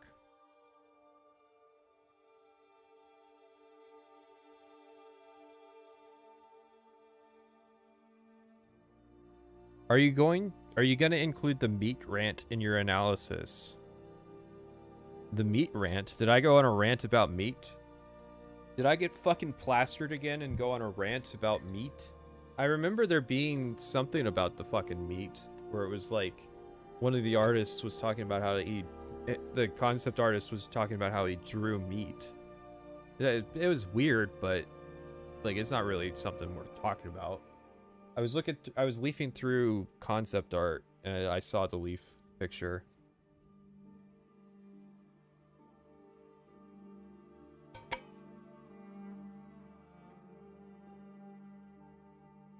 I'm telling you, who at Bethesda's passion is magic? Like, I would have figured there's got to be like an AI guy that's keeping illusion magic around, right? Like, and you would think like, oh yeah, the effects artists, they love magic because magic affects the ability. That's what you're doing with it. But it's like this guy's like, yeah, I don't use magic. I love Stealth Archer. And it's fucking, this is primo Stealth Archer. This is the earliest documented Skyrim Stealth Archer because this guy's talking about it on November 9th. The game's not even out yet for the general public, and he's already talking about a meme that wouldn't become popular on Reddit for another month.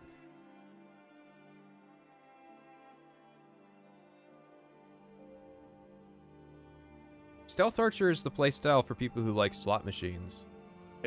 I always crawl through the world, getting the sneak attack 3 times with the bows, or whatever. That was my, go-to playstyle. But watching him build those magic effects and all the different variety and the care he was putting into all the different schools, I was switched from then on. I was like, I have got to play a mage this time. So, Based. Redemption arc. Remember, there's no redemption arc without having a low point in the story. So we had to hype up that he was a shitty Stealth Archer, but so the Magic Man, this is marketing speak, but yeah, the Magic Man, fucking psych. The magic is so fucking cool that I reformed from being a Stealth Archer into a wizard.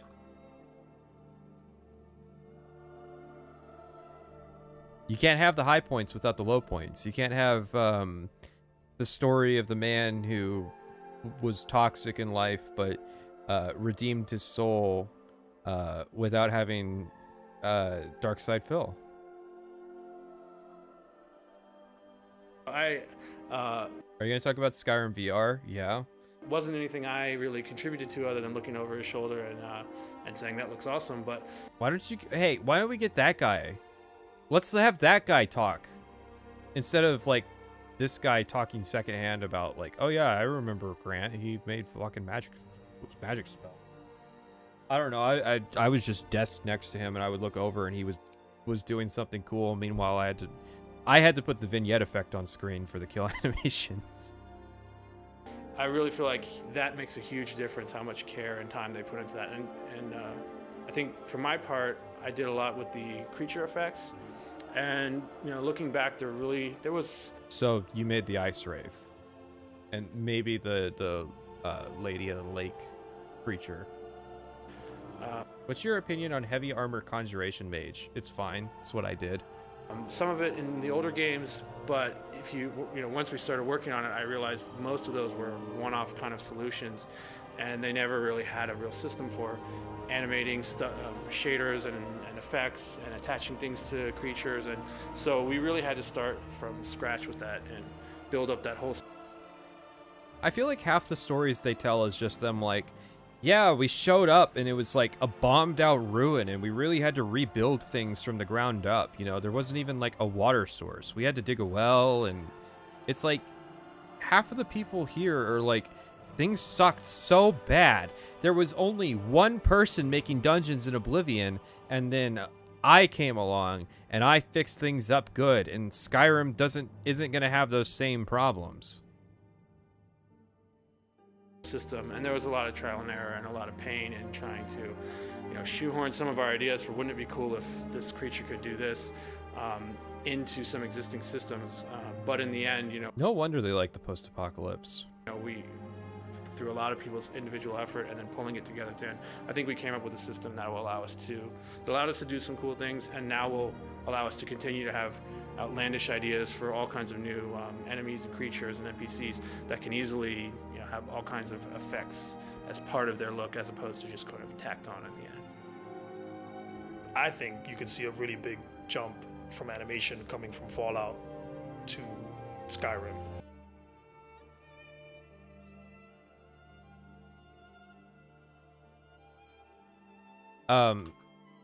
Yeah. I don't think it takes an animation expert to spot that one.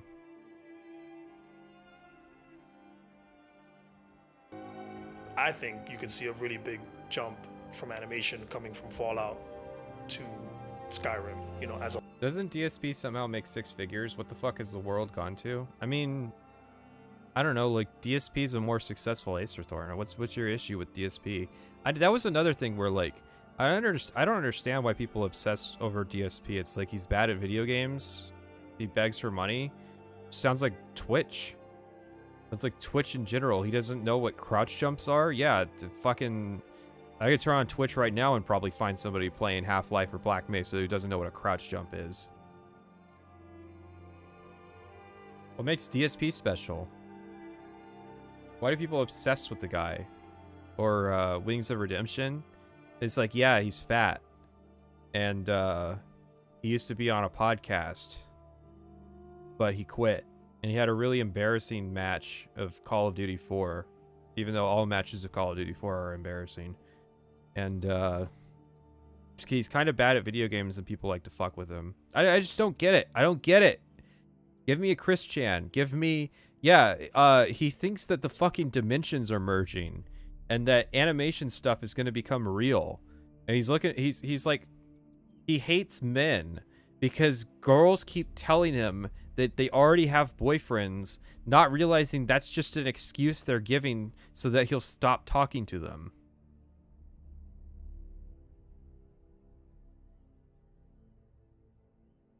As a whole, which was awesome, and then it makes me even feel better about, well, where are we going to take it from here? Like, what's going to be? How do we keep on improving, right? Overall, I think we just increased the quality of the animation throughout all of the actors. We hired some great people, and I think that shows in the final. This guy sounds like a politician who's like trying to justify why they accidentally bombed that hospital. Well, we had an Air Force pilot, and he was flying the plane, and the plane had bombs on it, and the bombs fell off the plane and landed on that hospital, and it blew up. And these things happen. Who is this anyways?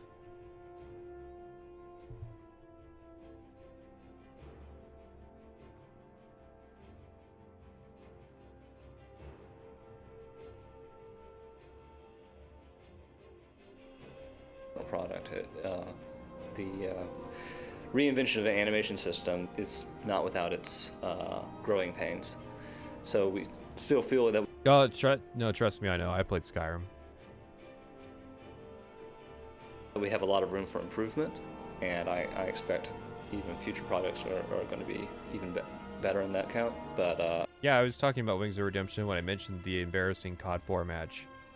I think where we came from, there's a really massive improvement. It's been very gratifying to hear the number of comments from various people playing the game.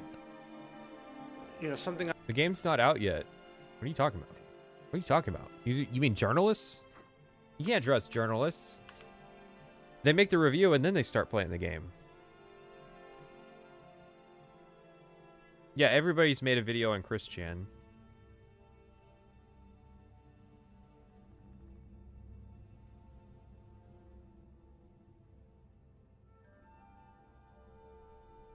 That's gotta be the dumbest prediction I've heard. You think that restoration is going to be cut and rolled into alteration, and not the other way around? I learned coming in here. I mean, the first thing I did, I was like, all right, so I have no clue who this was. This is just the politician guy explaining why the hospital got bombed. I don't know who this is. and coming in here, I mean, the first thing I did, I was like, put some effects in this dungeon for a DLC. I was like going asking the person, well, I want to, make one of these 6 items in this room. One of them was wrecked, so I'm going to tilt it. But I was very nervous. Like, are they going to be upset about this? This is their work. And I found out very quickly, everyone's like, go for it, Go for it. I don't care. I made that 6 weeks ago. I don't even remember what dungeon that was. I just had I had a deadline I had to meet.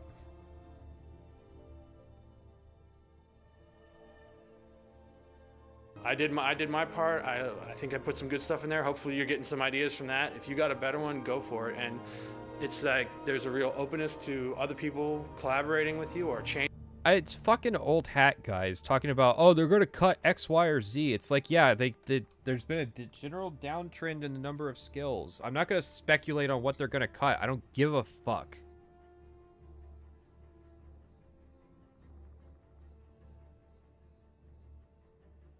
They could cut magic entirely. I don't fucking care. Like, stop fucking having these black pill discussions where it's like, they're gonna cut everything, and it's just gonna be you press a button on the screen, and your character does everything for you. Wow, what a brilliant fucking conversation that we're having. Changing something or suggesting a different way of looking at something. We're all kind of locked away here in our little bubbles working. And Hey, Mark. one of the things that I was surprised when I interviewed here, they asked what kind of games I like to play, and I was like, oh, I played hundreds of hours of Oblivion and Fallout, and I talked about how great it was, and they're like, really? Like, and it's, you become your own work. You played hundreds of hours of Oblivion Fallout? Really? What's wrong with you? You played 10 playthroughs of Stealth Archer and Oblivion in a row? What the hell? What do you mean by that? Why would you do that? I haven't played World of Warcraft in years. I just make the game.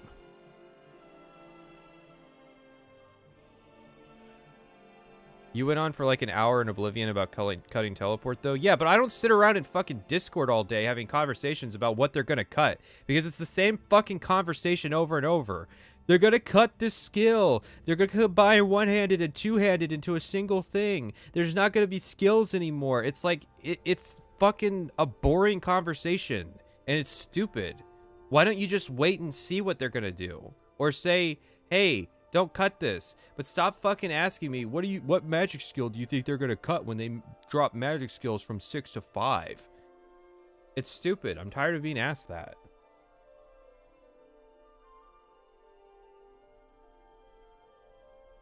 It's like there's a difference between complaining about something that was actually cut from the games and sitting around speculating and being fucking blackpilled about some shit that's going to happen.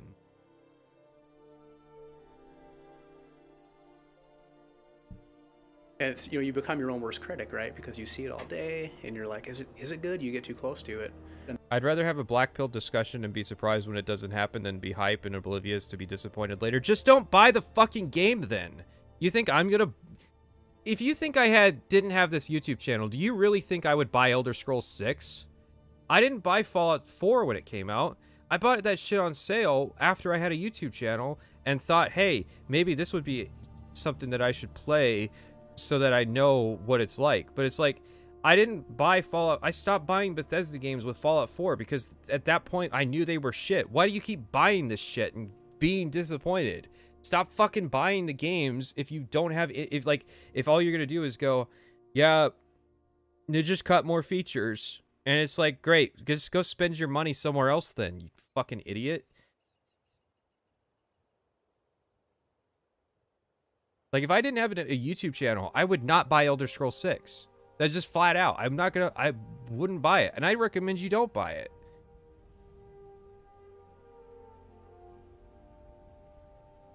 And then when you finally see people's reaction to it, it's awesome.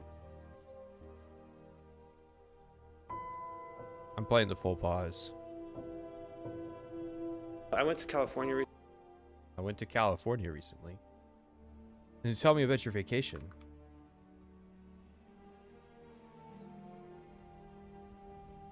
Hello, and welcome to episode 300 of how fucking Elder Scrolls 6 is gonna suck.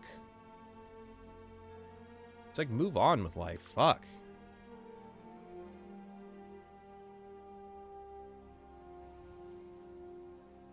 I went to California recently to see some old friends for a wedding, and I saw a bunch of my developer friends, and a lot of people were asking, well, okay, what's the secret over at Bethesda? What's working there?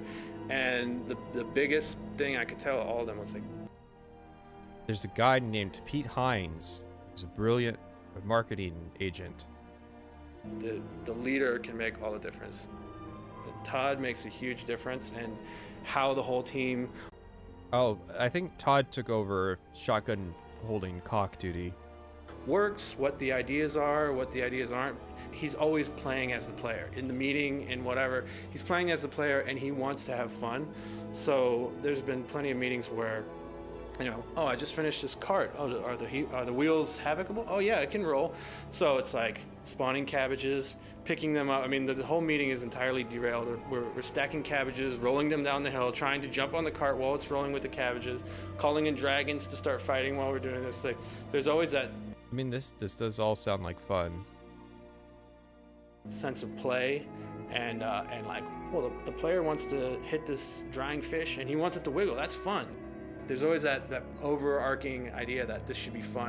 I feel like you're missing the point of what I was saying. That, like, the only reason I plan on playing Fallout 76 is because I'm going to make a video of it ahead of making a video on Starfield, which in itself I wouldn't play unless I had a reason to.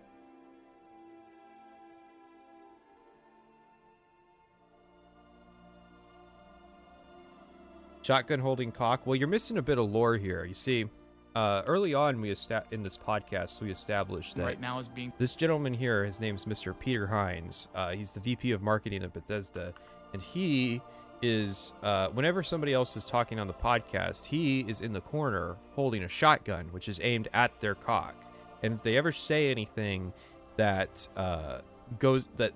if they say like, oh yeah, we've been working like 80 hours a week on Skyrim, bam, your cock's gone. I don't know where I was. And how the whole team works, what the ideas are, like, there's always that sense of play, and like, well, the player wants to hit this drying fish and he wants it to wiggle. That's fun. There's always that overarching idea that this should be fun. We should, you know, whatever's fun stays. If there's a good idea for that, it goes in. And if something's not fun, then we just try to find opportunities elsewhere rather than spinning our wheels on that. And I think that also comes across in the game as like, you're not going to play Starfield? No, I am going to play Starfield because I have a YouTube channel. If I didn't have a YouTube channel and I wasn't planning on making a review on it, I wouldn't play the fucking game. no matter what you're doing, you can find yourself having a little bit of fun just playing around with what's there. Because it's modern Bethesda, and I've been saying for years that modern Bethesda's shit. I don't see why, like, If I had no monetary incentive, I wouldn't do it.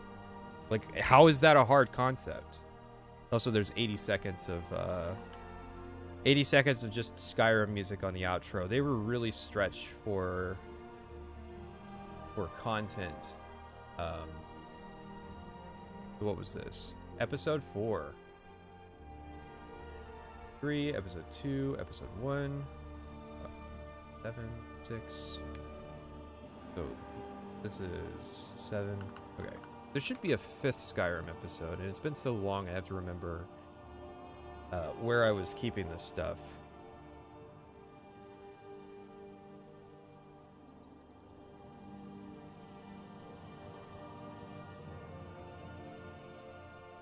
Oh no, there's not. Or it was like a weird continuity. I have to look up. I have to open the spreadsheet.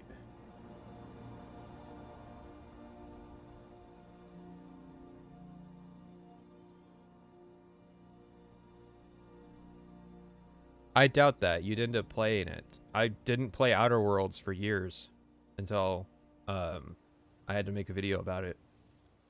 I doubt I ever would have. Skyrim podcast number 5. I don't even remember how we were downloading it.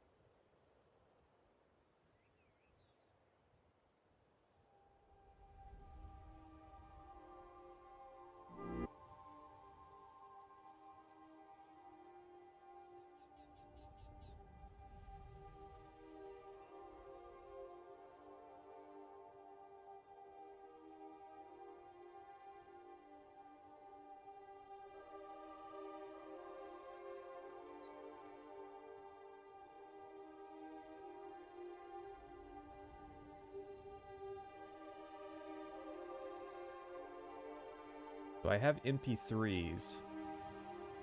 Implies I was getting them from somewhere.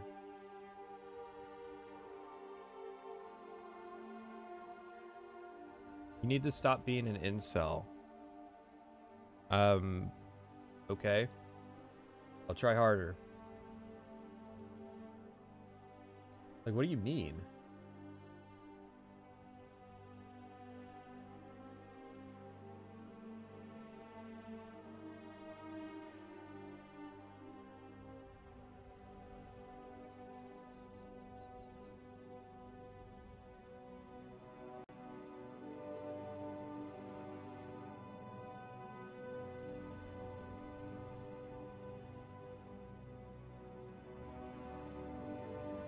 Alright, so this is...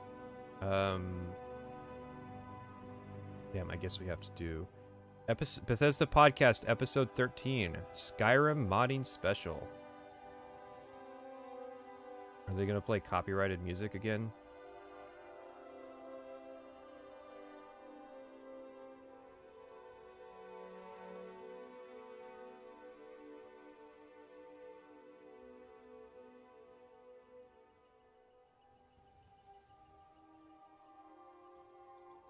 Already have this one, so I just need the I need the Dawn Guard one,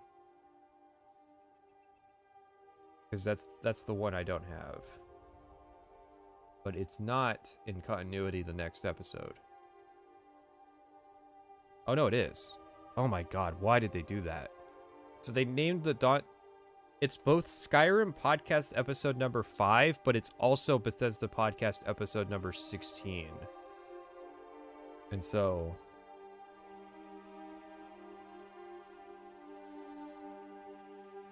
QuakeCon Special Edition Podcast. What's the date on that?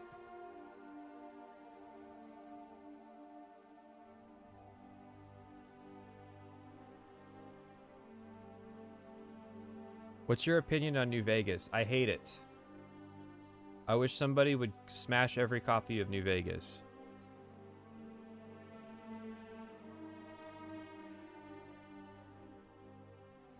Okay, so we don't need the QuakeCon one. So it's just the modding special.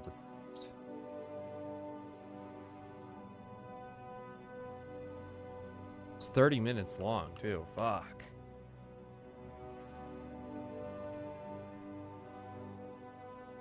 Alright, so the modding special came out...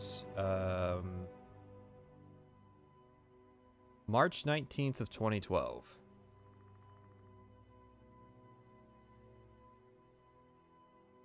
Need to increment the date.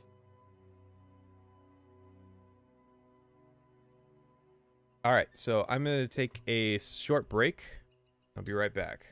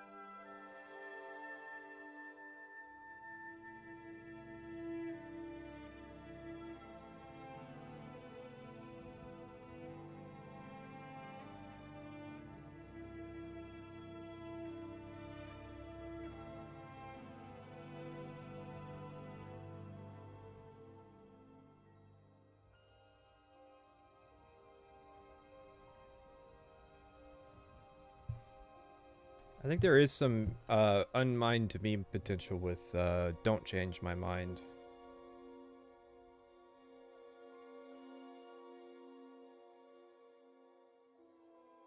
What's the progress on the build testing? The conclusion I kind of came to is that you don't really need... I don't really need to like list specific builds for people because they just kind of need the basic principle of pick the skill you want to use and put it in the major skill category.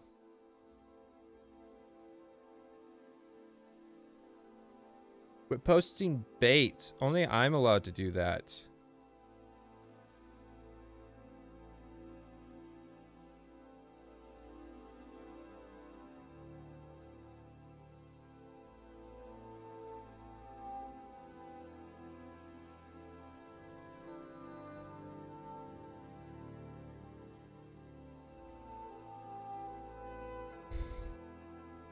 So, like, I'll probably list just builds that are like, if you want to go easy mode in Morrowind, here's what you do. I probably, like, mention, always best attack, just turn that on, and, just turn the difficulty down. So that, like, the few hits that you do land, even though you'll land, like, half of them, if you pick a good, if you have a good class, the hits that you land will go farther if you just turn the difficulty down, and you just turn it up as you level up. I've never been to a Tesco.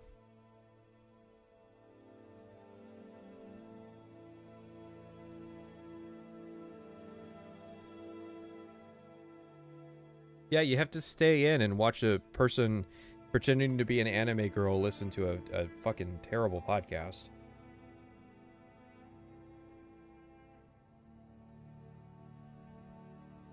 Line this up just right. Welcome to a special edition of the Bethesda podcast. I'm Nick Brecken. And I'm Joel Burgess, level designer at Bethesda. Hi, I'm David Sawyer, designer from Valve. So you guys have... Welcome to a special edition of the Bethesda podcast. I'm Nick Brecken. So I think Nick is just like the guy in charge of the podcast, so we don't have to mark him down. And I'm Joel Burgess. We got Joel here. I think that's how you spell his name. This is not the first time I've encountered level him. designer at Bethesda. I'm just marking their names down so that I don't get confused Hi, later. I'm David Sawyer, David Sawyer of Valve. Designer from Valve. So you guys have basically been collaborating on the Skyrim workshop, and you know, First of all, how did the project come about to begin with? It's obviously it's a pretty ambitious collaboration. So, how did this whole thing start? Hey, does everybody remember the Steam Workshop for Skyrim? Fucking Steam Workshop, dude. What a time period. What do you mean pretending to be an anime girl? I mean, I'm not real. If you take your normal people meds, you'll find that I just immediately go pop. Yeah, there's no VTuber on screen. You guys are just hallucinating that there's a VTuber on the screen there because you're fucking crazy and you listen to some guy talk about video games for hours at a time. Oh, I like streaming. Streaming's fun. We get to talk about Acer Thorne at length.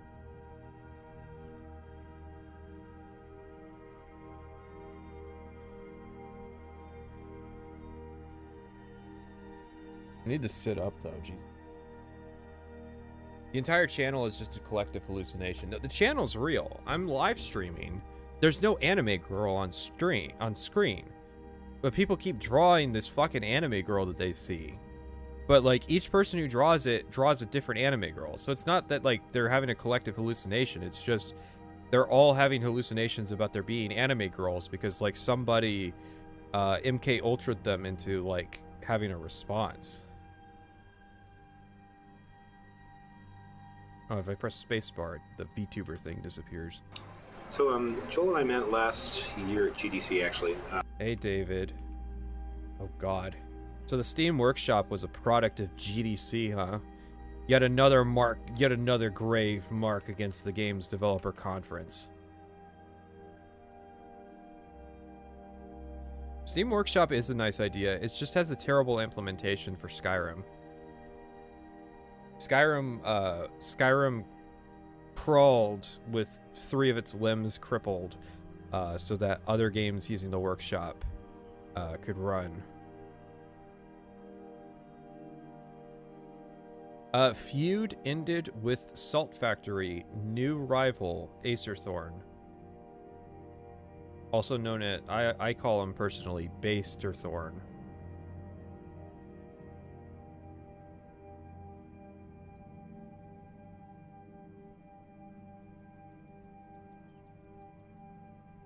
Joel had worked with a... So. 5. The Steam Workshop was a consequence of GDC, and its effects will be devastating for decades to come.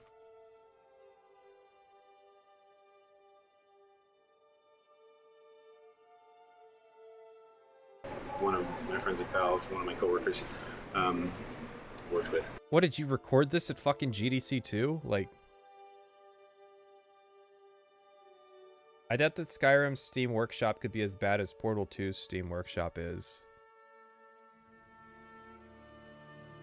Does Portal 2 Steam Workshop, when you uninstall content, still affect your game? Sorry, you were friends with that one. You've been friends forever. Yeah, I went to high school with Matt. And we were introduced last year and hit it off, I guess. Oh. Go on.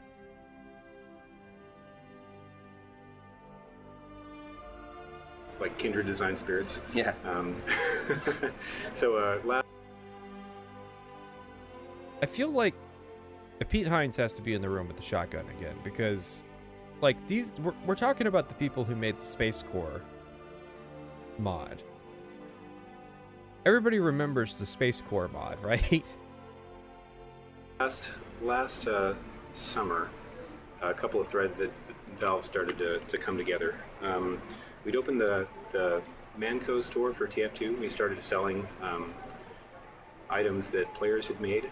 Oh man, the web of intricacy continues. So now chat has to fucking talk for the next 30 minutes about how awful hats in TF2 are. And then you'll have the people who are like, well, I've always used hats in TF2 because I've been playing this since 2016, and I actually, it's not that bad.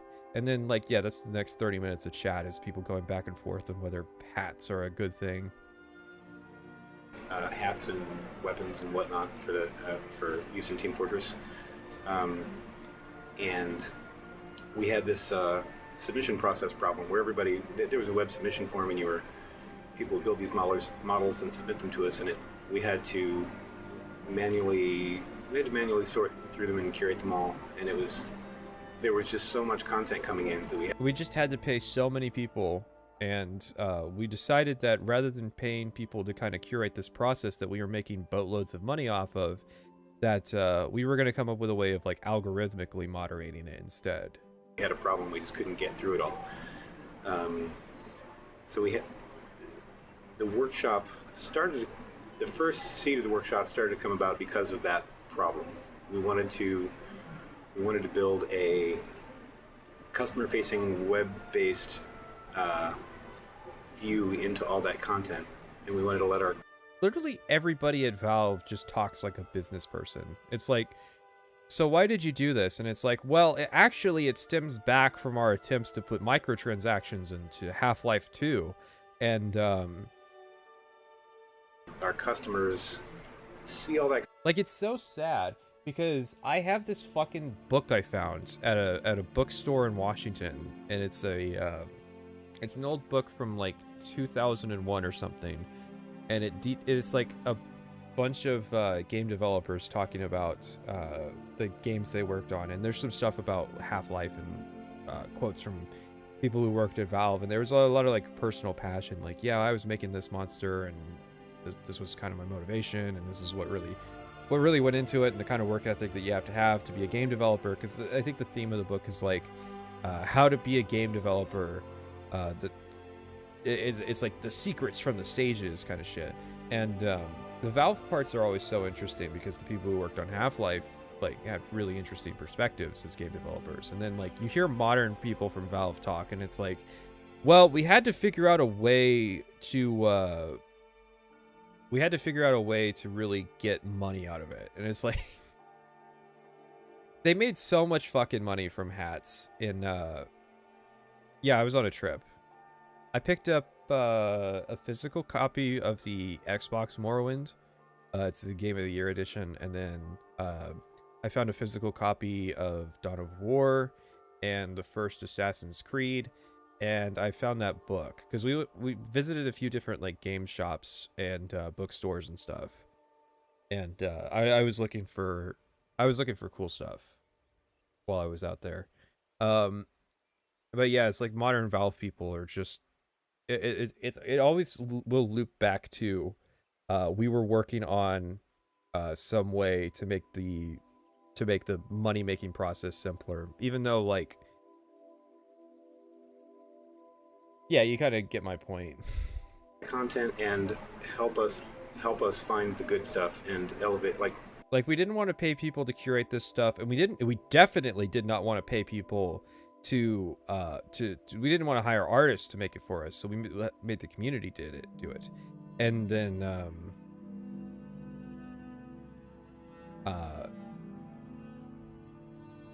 so yeah, it's just like they come up with an automated system to just ruthlessly extract every last cent of wealth from the TF2 community because of how strong it is.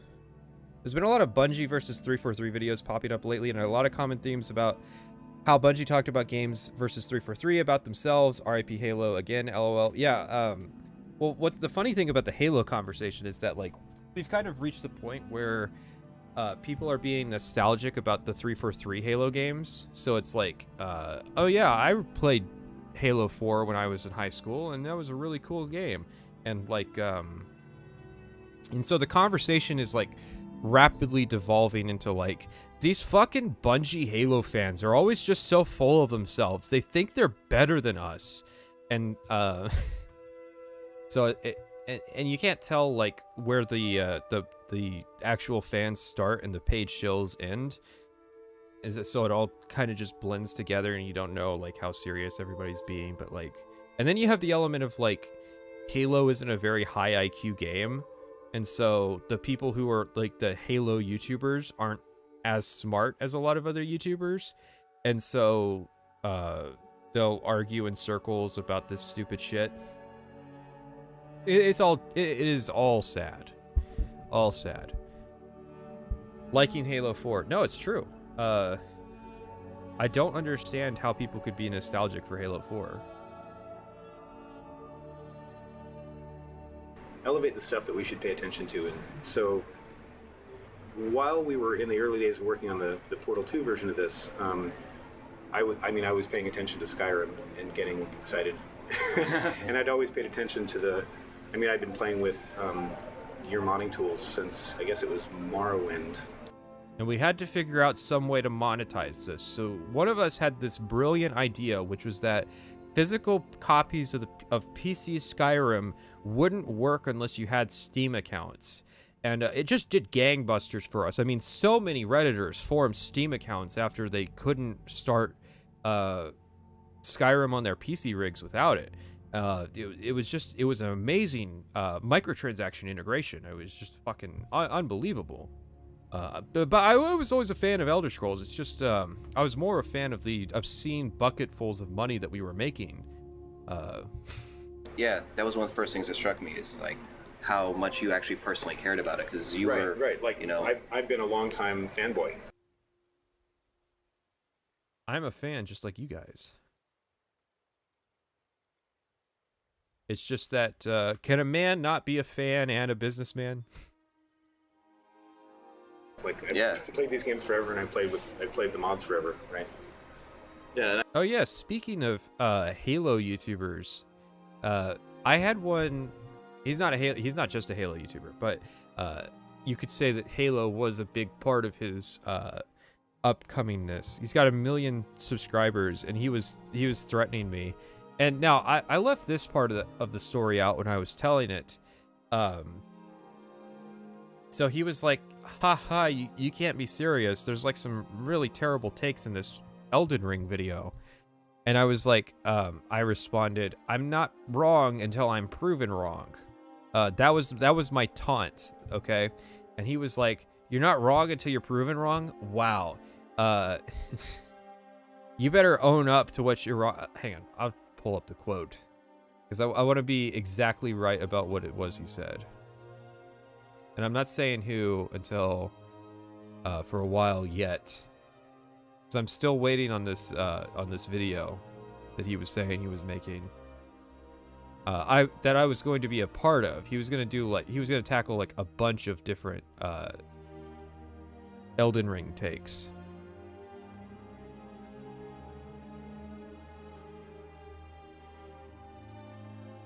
Where's this fucking quote?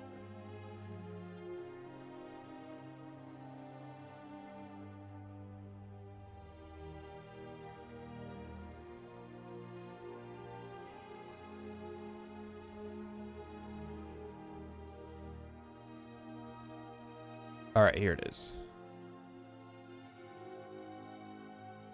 Bro, I'm honestly shocked that these are your genuine thoughts on the game. You are quite literally wrong on 90% of your points in this video. It is clear you have done next to no research on the game itself before making false claims. I'm not wrong until proven otherwise. That was my taunt. That was all it took for him to really flip the fuck out. Stay tuned for my next video, man. I'm sorry in advance. I hope in the future you try to do even the slightest bit of research confirming your negative opinions before posting them to the internet. Either you're going to double down on being wrong, or you're about to have the biggest, oh shit, I fucked up moment of your life. So that was the quote, and I'll tell you right now, I got excited. I was like a I was fishing for fucking tuna, and I caught it like a killer whale, you know? Because I was angling for YouTubers, but not like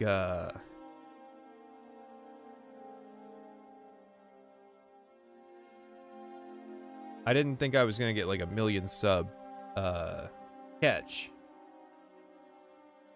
I don't think he's made that video yet though. Which is sad. I've been waiting for so long.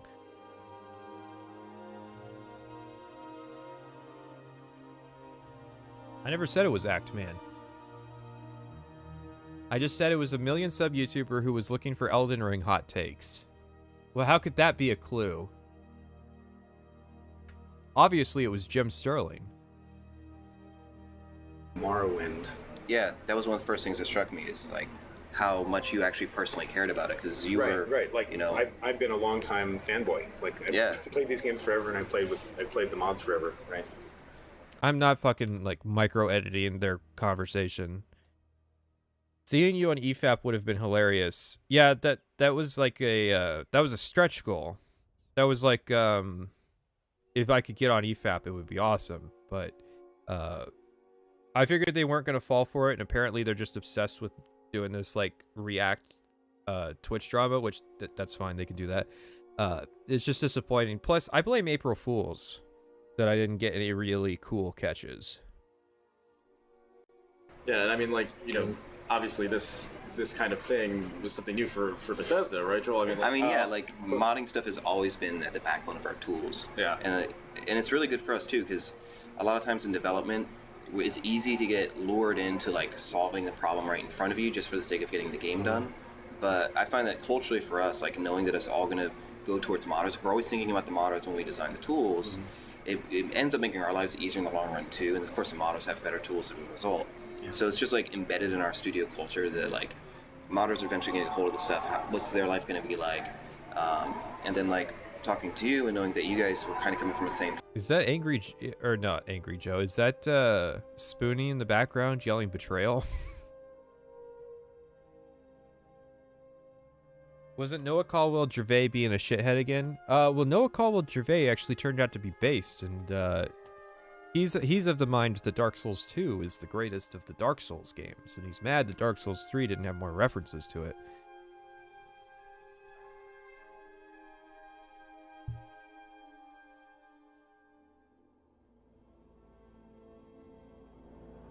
Plays like within you personally, and then stuff that Steam is going to be capable of. It just made a whole lot of sense. Like, it didn't take long. The time from like the initial germ of an idea to actually doing something was really short. Yeah.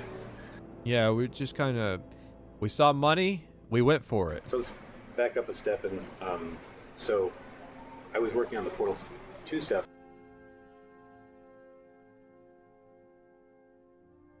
We were having a really hard time selling hats in Portal 2 when over on Twitter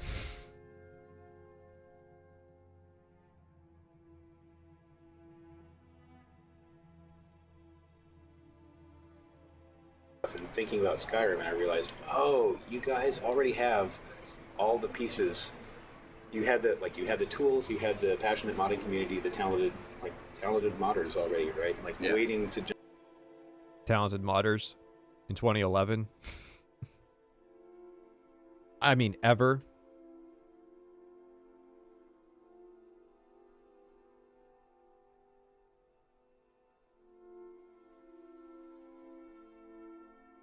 He's mad Dark Souls 3 had references to DS2 because it didn't fit his headcanon that DS2 was the last in the timeline. Oh, that's even stupider. How come everything I hear about this video is worse than the last? Like, I don't want to watch it. But it's like it's like a train wreck, and so you have to like comment on it. It's rather funny. I like how Noah referenced H-Bomber Guy and Mauler without saying their names in his DS video. Well, of course, Noah Caldwell-Gervais is a classy gentleman who is above casual YouTube drama.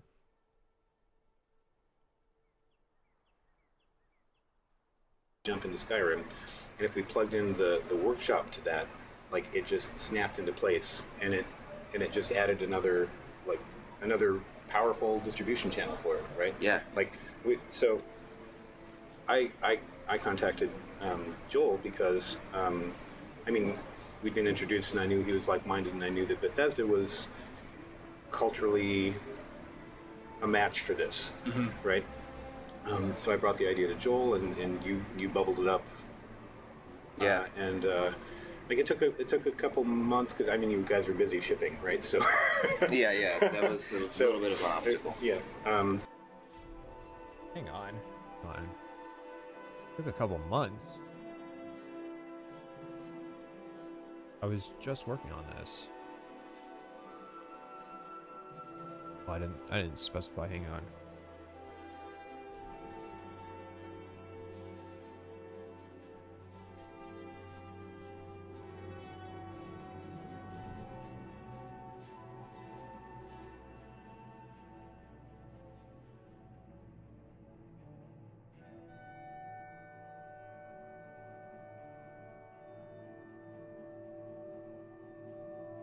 Oh no, it might have been.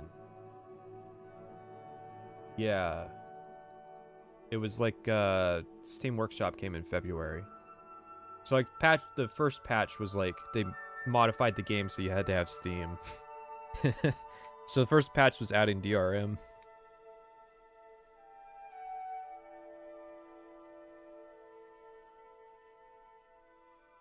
When do we watch videos? Not today. No, this is a different kind of stream, and I figured out how I was gonna do edit streams, which is that I just mute it so that the audience doesn't hear what I'm saying in the video, and then that way like there's no spoilers. So the edit streams won't be spoilers for the video because all I'm gonna do is edit anything that's just footage. No fancy editing, no jokes or anything like that. It's just raw footage. We just put all that together on stream.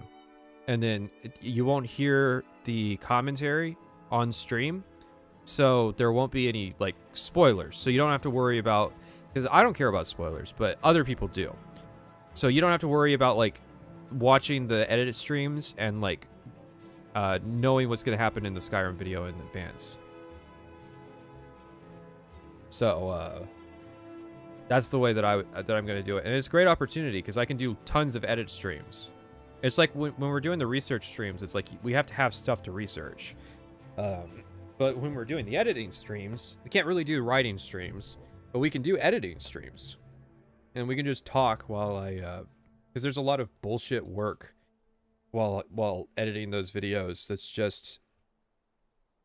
A thing happened once in 100 hours of footage, and you need to find it. So, but it bubbled up and it turned into a meeting in the... Sounds riveting. I mean, it kind of is. Just because it can be a stream where, like, we talk a lot about, like, what's going on. Because there's always fucking... This is a drama show, first and foremost. We cause drama. We stir drama. And we end drama. And so,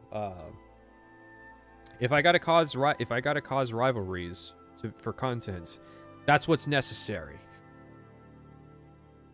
Milk your audience as you work on it. I don't see how it's milking the audience, though. Milking the audience would be if I was charging money for it. Sometime in the fall, I don't actually remember the date, but yeah, we met and showed what we were doing with the Portal 2 version of the workshop, and then I think it was pretty clear from that meeting that we were going to do it, and everybody was pretty excited about it. Yeah, once you guys actually flew out, it was like off to the races right there. Yeah. Let's talk a little bit about just how the users shape this process, because I know there was a beta period, and you guys were constantly checking on these, concerns, and you know, I mean, it's a huge community. So how did you deal with that? So from our perspective, we. Oh my god. Skyrim retrospective is just going to be a silent video of your various VTuber models staring at the viewer while all of the background foliage and etc. happens in the background, isn't it? Oh, I transposed something in the last sentence. While all the video foliage and etc. happens in the background, isn't it? Yeah. No, it's gonna be 37 hours of me saying Morrowind is good. Like, did you see the most recent Elden Ring video? Not the joke video, not the second joke video, the third video that I released on this channel, because it's a super secret. That's my actual take on Elden Ring, which is that it's good. And I think I got my point across, but there were still a couple people who were really confused. And I mean, like, I know I'm chasing diminishing returns there and really communicating why I think Elden Ring is good. maybe it needed to be an hour long, that kind of thing. So we went into this expecting that Workshop wasn't like a one-time product launch, like we put it out there and then we walk away and do something else. Like since we launched Workshop, we've been working on it constantly, and we intend to keep working on it. Like it's because here at Valve, we don't work on games. We make a monetization system.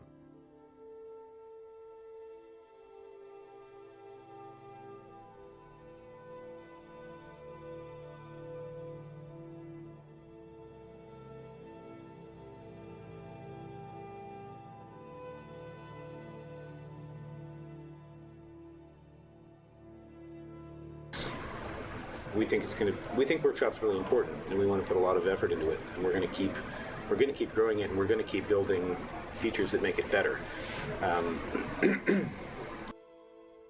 This never panned out. It's funny that Steam Workshop was never made for Special Edition, because it was so disastrous and caused such issues with modding that like the modding community went a different route with the Steam Workshop, or not the Steam Workshop, but alternatives for like better ways to install mods that the Workshop was just unnecessary. And so especially with the paid mods fiasco, I guess that's another element of the Steam Workshop saga. The long-term goal, of course, of Mr. Sawyer, paid mods, a system where the community creates content and then we sell that content, which was initially tried with Valve before the Creation Club. That was probably the end goal. And it was... I mean, I'm shitting all over David Sawyer, but I'm more so like just going after the general attitude that seems to come out of Valve for the last decade, which is just that they are a money-first business. Creative passion is secondary to profit. It was great having early insight into the Workshop from your modders in the beta, because I mean, like, we're reading it, we're paying attention. We want to build a tool, we want to build a distribution system that your modders want to use, right? This did not pan out. We want to make it easy for them. We want to give them as wide an audience as possible for like their good work, right? Right. It's awesome content, and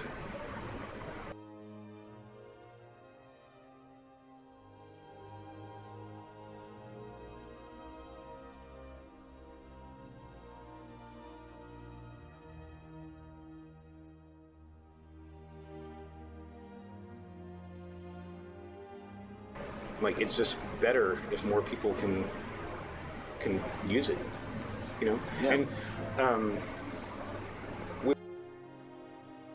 I have a fucking fast forward button and it is not working. Trust me, I am trying to speed this shit up. Because holy fuck, shit.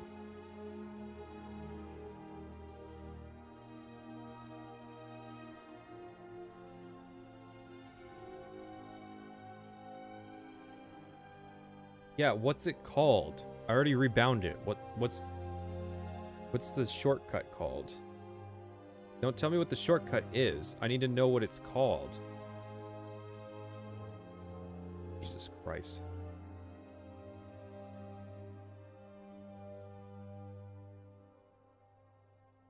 Was the Elden Ring is good video just you embracing the criticism of you having made a 12-hour video just saying Morrowind good, Oblivion bad? No. That was me establishing my true thoughts on Elden Ring. That is what the community wanted. The Elden Ring community wanted... Because, yeah, there was somebody in the comments who was like...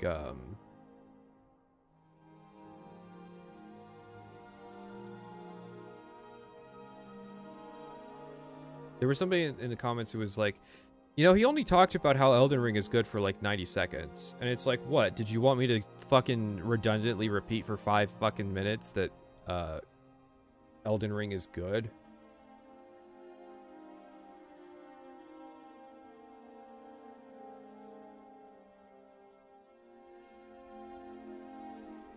It should be called fast forward, but it doesn't seem to work.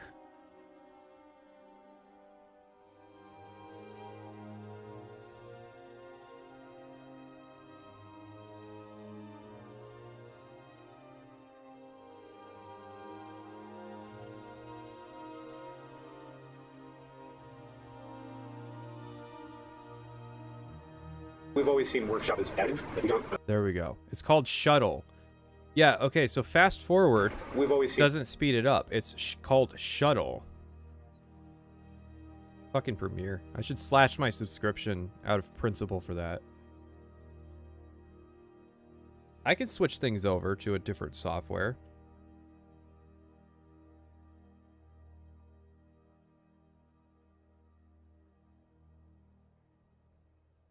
I feel like you and Joseph Anderson had pretty similar thoughts. Well, that means he's based until he stops having similar thoughts to me, at which point he's cringe.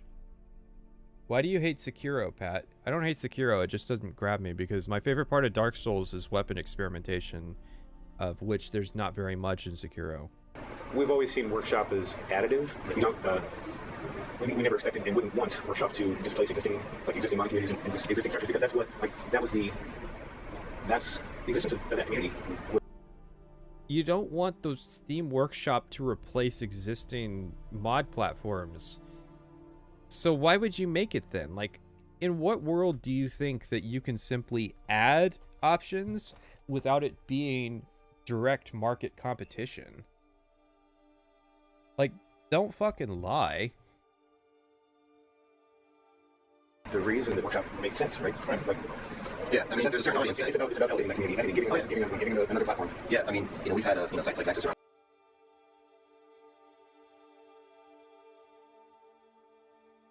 Can you believe that this Bethesda developer is directly mentioning the Nexus? That means that they are reliant on modding to fix their games. Sorry, I was just quoting myself there. I finally got it why people say you sound like Joseph Anderson. There were times during his video that he sounded just like you. He's Canadian, isn't he? That's probably why he sounds like me, even though I'm not Canadian. I'm from a Canadian part of the country. Much to my chagrin, obviously.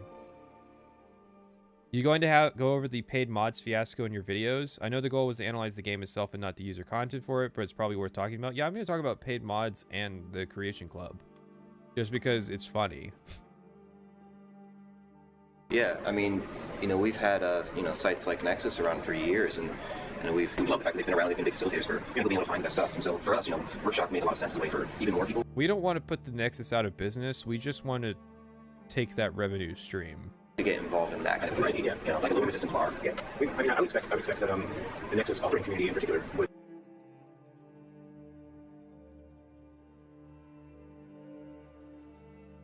I would expect that the Nexus authoring. He doesn't sound like you even a little. Well, I sound a lot like Angry Joe.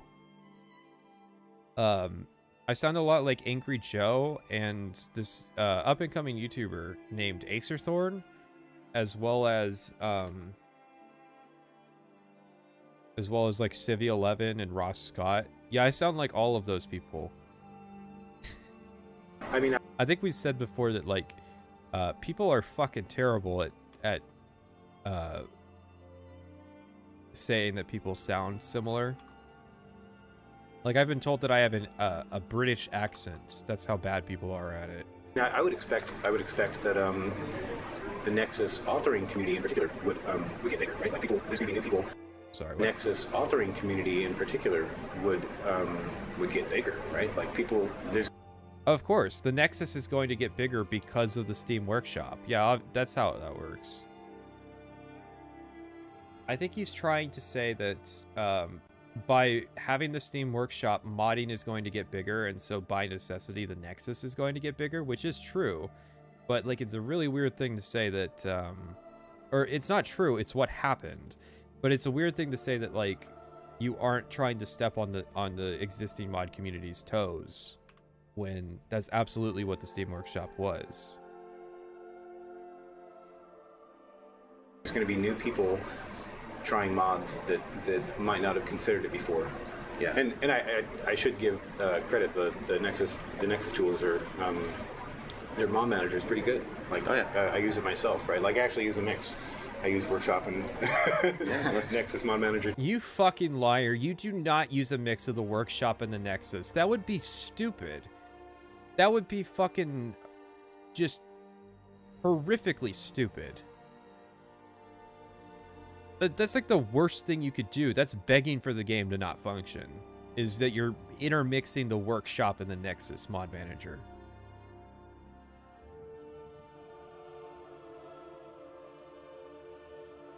Like, you had to pick. You had to pick one. And that's why the Nexus won, because it was just more popular and there was more content on the Nexus. And it was a better system. Too. Well, and it's nice to realize, you know, there's some wrinkles, but they mostly work together. You know, they're not, yeah. Yeah, I mean, it's pretty unified data format. So the thing about maybe he's dumb or maybe he's lying. The thing about, like, a new user discovers modding through Workshop and decides they want to go deeper, and that's when they found Lover's Lab. That's great. Right? Like, they become an author, and then they build good mods themselves.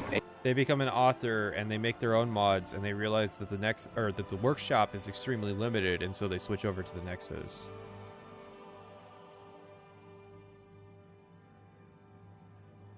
And, you know, for us, too, it's always been, like... He's a Bethesda dev. Of course, he likes the most broken system. No, David Sawyer works for Valve. And, you know, for us, too, it's always been, like...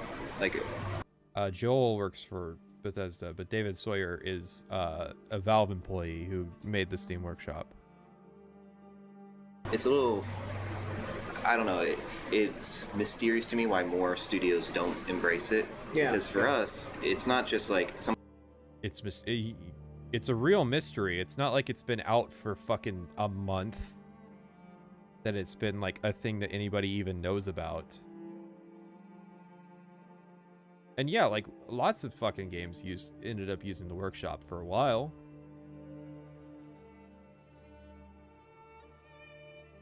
Somebody might play mod and they get interested in authoring, but it's like the step beyond where like somebody who's good at authoring might one day want to become a developer themselves. I mean, you know, I would mod for Morrowind and Unreal.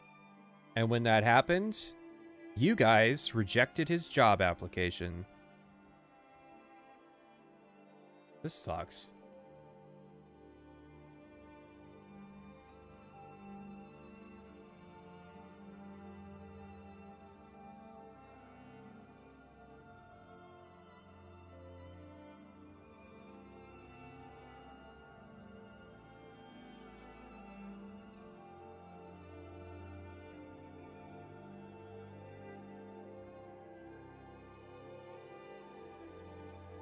Back in the day. I think that well, certainly within the Team Fortress workshop, there are a lot of actual professionals building that content, right? Like they're already game developers, and the ones that I used to work with one that and the ones that aren't yet certainly could be, right? Like they're talented. Yeah, absolutely. If you work hard enough, maybe, if you work hard enough and you basically make less than minimum wage for years, maybe eventually you will get a contract with the Creation Club to get maybe 2 weeks of pay to make a shitty Creation Club creation where you just shove crossbows into the bow merchant in Solitude.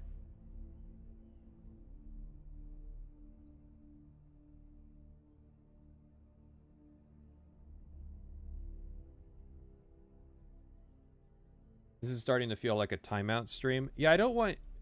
I know that the Bethesda podcast episodes have the well poisoned because they've been historically bad streams. I don't want people thinking that, like, the streams are bad because we're doing the Bethesda podcast. It's just that... I think the first one was, like, super bad.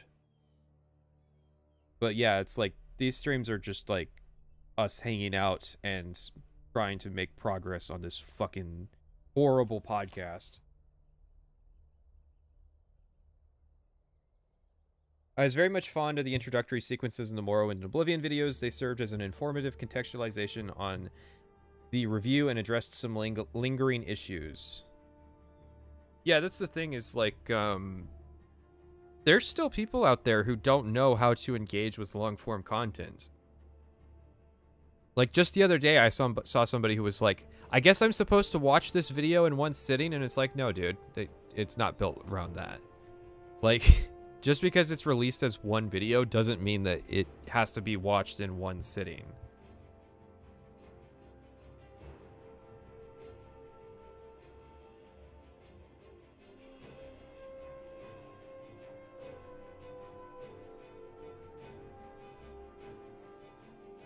Also, I can't help but think when he says that, like, oh yeah, there's established game developers working on the workshop. That's like a giant playing in the sandbox. It's like some guy who already has years of experience just shows up, hacks together some content in an afternoon, and like goes way above the people who are actually at the bottom trying to make it. They want to be game developers. They want to create opportunities for themselves, and they're just getting like shut out by existing game devs.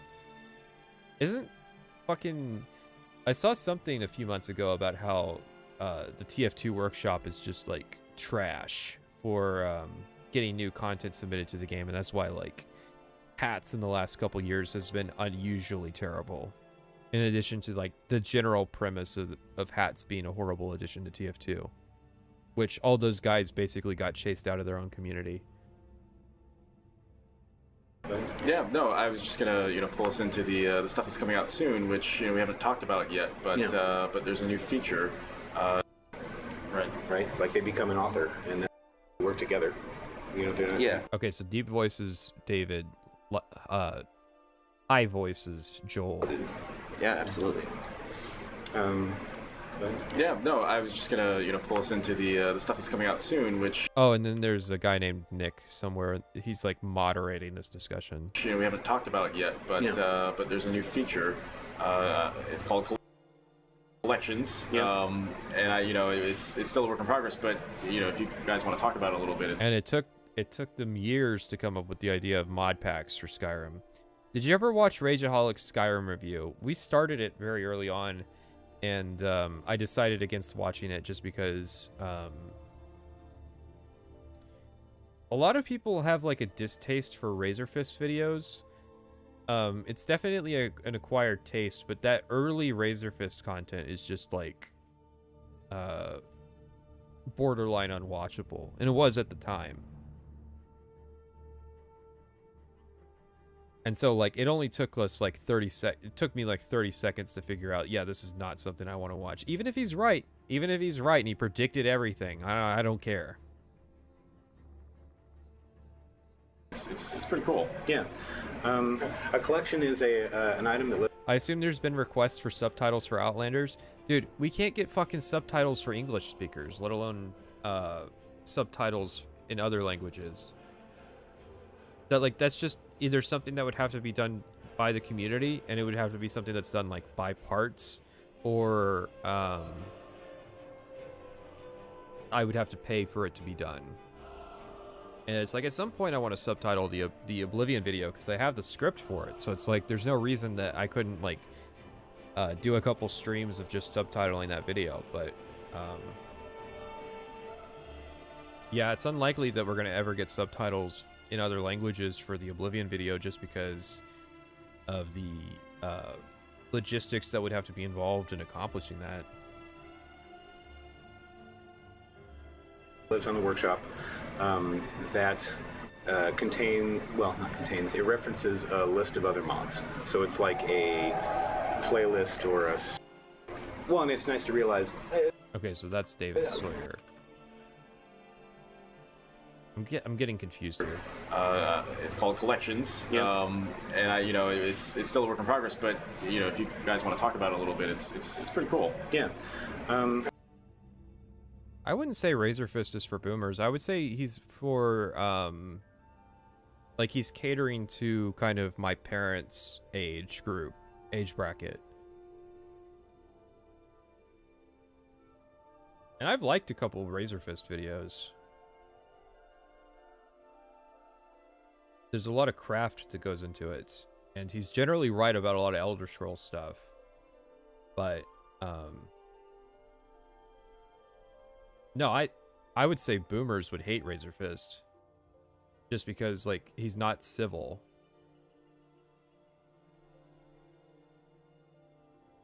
So it's like my dad hates Razor Fist because my dad thinks that everything political has to be like extremely civil and like discussed like gentlemen. But he also thinks that like pipelines should be blown up. So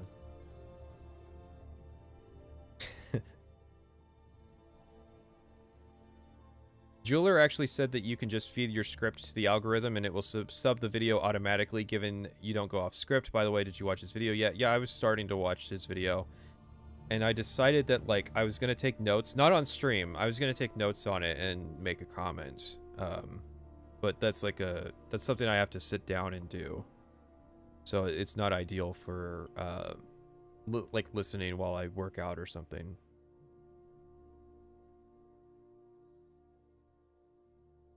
A collection is an item that lives on the workshop that it references a list of other mods. So it's like if you want a subtitle, and even if you make like if you start it like, you can reach out to me and I will help you coordinate. But as of right now, there's nobody doing any kind of subtitles. If you're doing a foreign language, just tell me and I will tell you what parts haven't been done. And then you can just like, even if it's just like all you end up wanting to do is 10 minutes, that's 10 minutes we didn't have before. So you can submit that stuff. You can't submit it because they took away community submissions because it was getting abused. But you can send it to me if you know how to do the subtitle data. That if you have the skills to do it, that's a whole other thing. There's like a specific format that they want. But yeah, I know that like you can put the script in and it's supposed to be generally right. But the thing is that I don't even get automated subtitles on the Oblivion video. It's too long. They don't generate automatic subtitles, so I don't know if I can submit the script and have it be generated. I think it has to be inputted manually.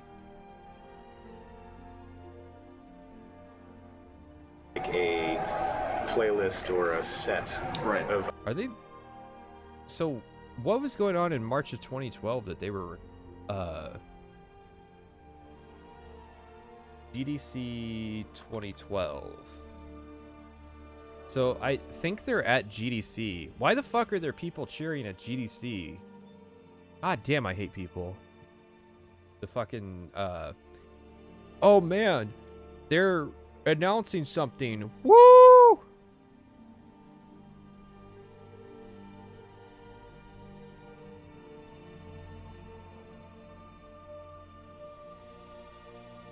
Other items on the workshop. Water, and we're water, expecting to be used in a couple water, different ways. Water. It's a step towards the better solution for modders that have mods with multiple installation options. We see that a lot. There's tons of mods that they build, I don't know, 4 or 5 different ESP files for the different mod configurations they have. Right. Right now, the tendency is to just pick one of those and upload them to Workshop. But what we're hoping is that people go ahead and upload all of those and then put them in a collection wrapper and let their users let their users water. He's getting so distracted by it. And Water. That collection page can ratings. Fucking hydrate. Like, we want that to.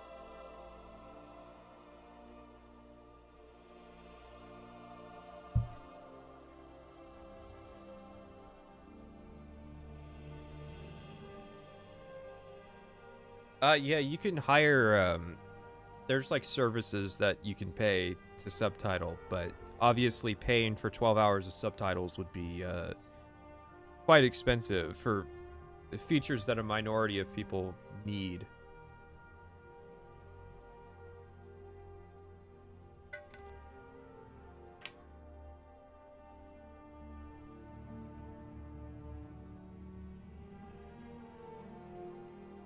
To be the wrapper that holds all of those mod configurations. It's a step. Couldn't they have like just go back to the hotel room and record there?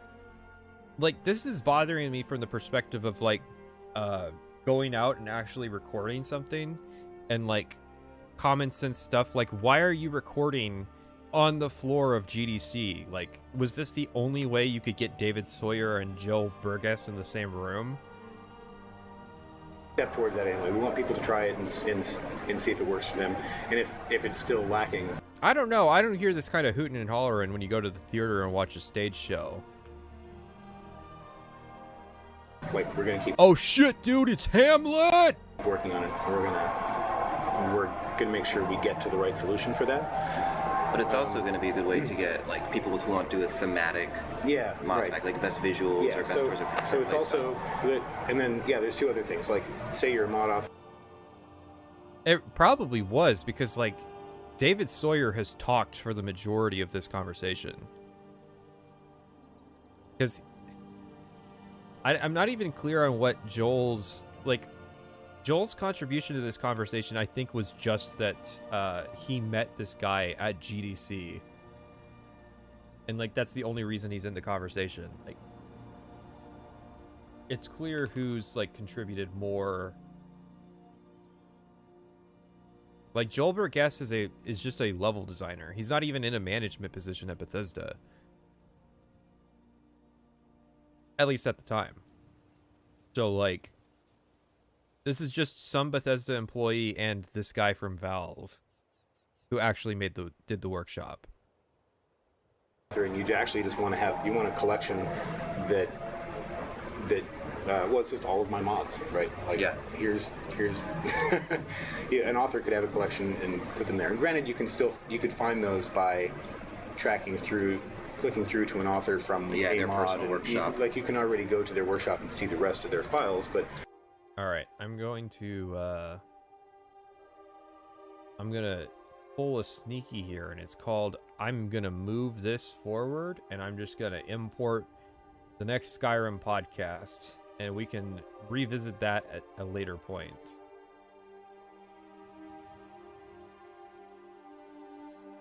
They did a couple podcasts on Dishonored, which is interesting. Music. Cut. Oh, whoops. Resize that.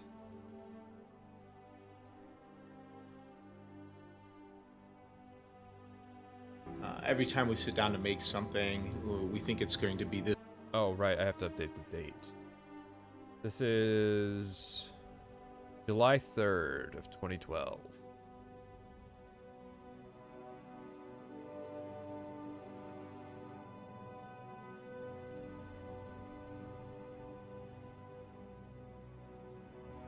Noah Caldwell-Gervais just beat the fuck out of Acer Thorne and then fucked his girlfriend. You mean Acer Thorne's girlfriend, right?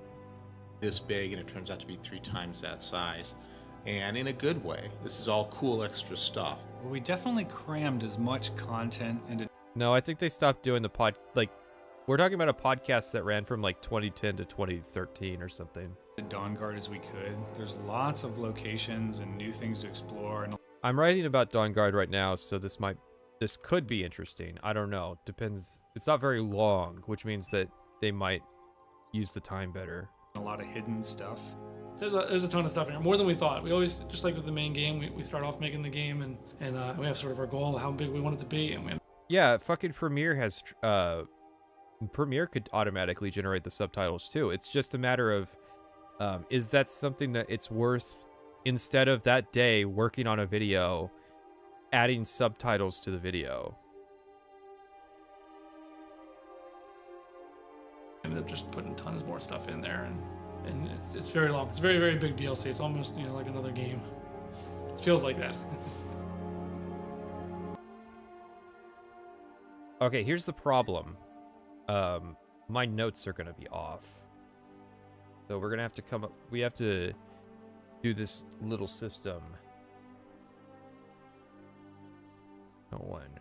Dawnguard feels like a different game. The reason I can't put the timestamp in is because the timestamp's gonna change if I cut anything out of the previous parts. So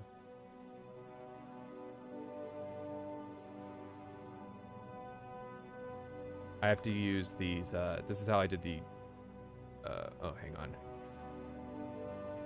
I don't know what the hell I just did. This is how I had to do the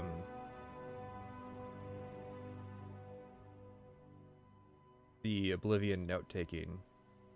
Was using markers in Premiere.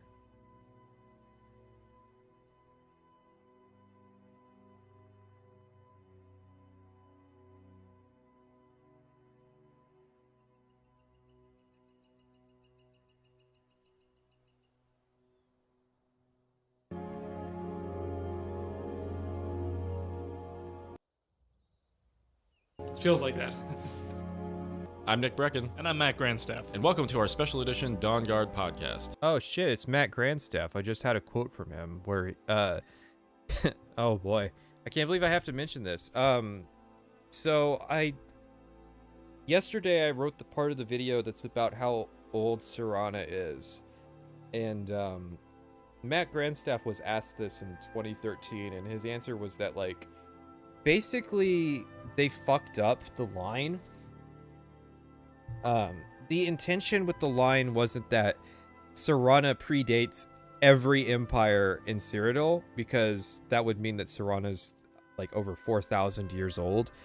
The intention behind the line, and this is a Bethesda employee saying this in 2013, the intention behind the line was that it's supposed to place her in the Second Era, which is between the Riemann Empire and the Septim Empire, and so it's not that she predates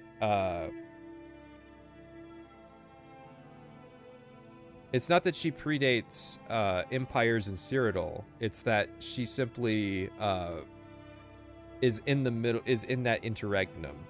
And the problem is it's like they fucked up the line and implied the wrong thing with that line of dialogue. And so that's been the basis of like the modding community, or not the modding community, but the Elder Scrolls community in general, having long and annoying conversations about how old Serana is, even though the implication is clearly that she's supposed to be from the Second Era. Because she says centuries multiple times. Like, once they say that, like, Harkon has had 1,000 years to stew on the prophecy. So it's like, it's obvious that they're not fucking First Era vampires, because that would have some serious implications if they were. Like, there's more dialogue to imply that she's from the Second Era than not. And you have, but okay, what the issue is that later the ESO people were like, well, we can't have Serana in ESO because she was already asleep in like the First Era. Like, they said that in an AMA, and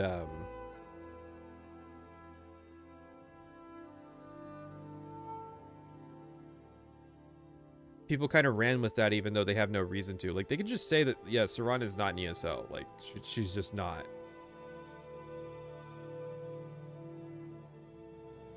To be fair, it isn't that clear. Oh no, it's just like five different times throughout the Dawnguard questline that Serana says centuries and not millennia.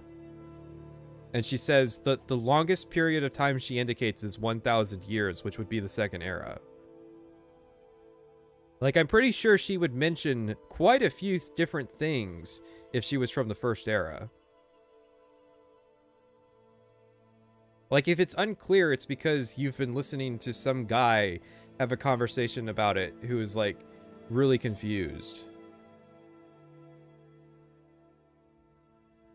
Around the time of Skyrim's release, the team at Bethesda Game Studios... Have you perused Lore Runner's Skyrim lore run?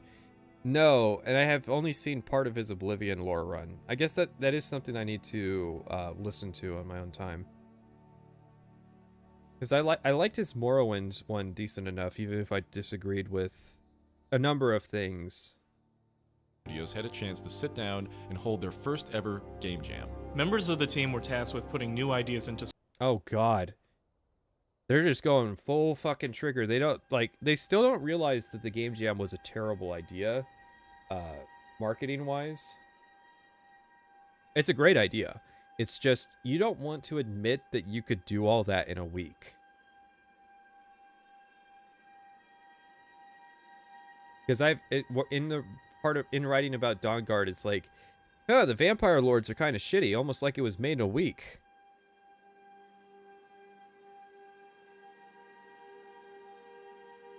Was she before or after Cyrodiil stopped being a jungle? So before, because that was the start of the third era. Actually, Cyrodiil was never a jungle because Tiber Septim's thing was retroactive, so it was always a forest. It was always a generic forest. Skyrim. They had a week to do so, and one of the ideas that resonated with the team was the idea of a vampire lord. This new character, which players can transform into, also transformed into the genesis of the project itself. Oh, God. You're telling me that you subjected me to that horrible fucking story because of... Oh, God. No. No, that's worse. That's so much worse.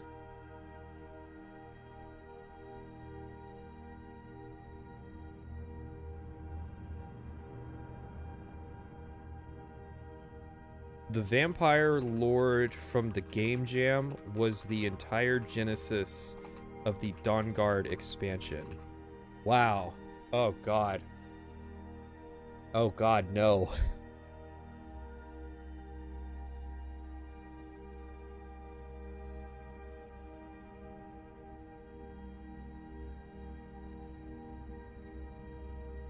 Yeah, I think it was Camelworks that did the Augur of Dunlane video. I was not a fan of that.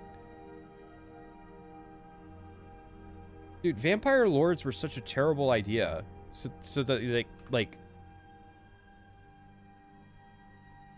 Didn't Lore Runner go and hits pipe for real? Well, it's legit... the Lore Run series is logistically impressive. I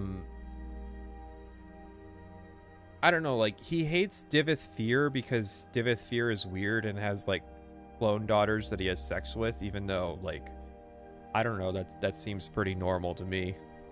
I would have sex with clones of myself. Because guess what? If I want to have sex with clones, my clones are going to want to have sex with me. Like, that's just how that works. Ergo, there's nothing wrong with it.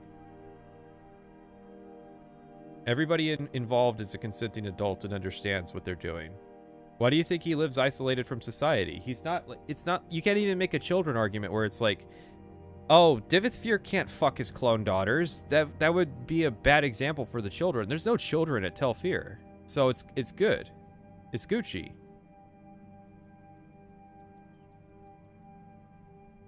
You don't want children Dunmer learning how to clone themselves, clone female versions of themselves to have sex with. Those impressionable children.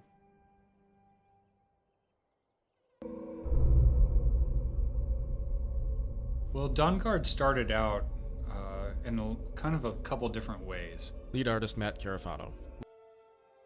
Thank you. Hey, Matt. This is not your first time. When was your first time here?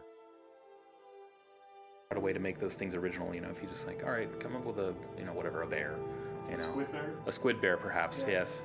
Yes, and I'm glad that some people actually got it, you know, because... Anybody is capable of finger banging themselves as is. You don't need clones to do that. Hang on.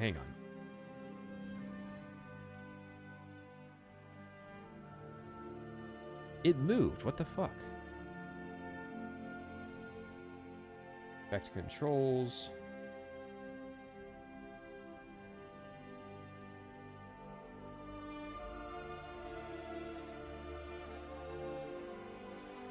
$12:45.6. So at some point, the date got moved just slightly.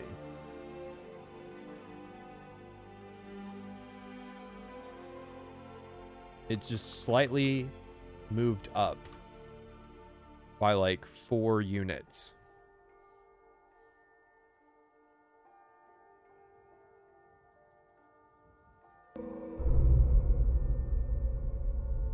Well, Dawnguard started out in kind of a couple different ways. Lead artist Matt Carafano. We looked at the game and thought, you know, how can we make Skyrim a better game? What are we? What's this music they're using? It's not Skyrim music.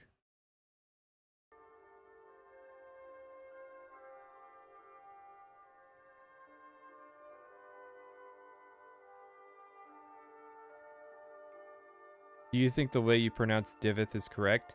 Do you think the way that ESO pronounces it is correct? Because I've got a Narravarin for you. What are you going to do to add to it?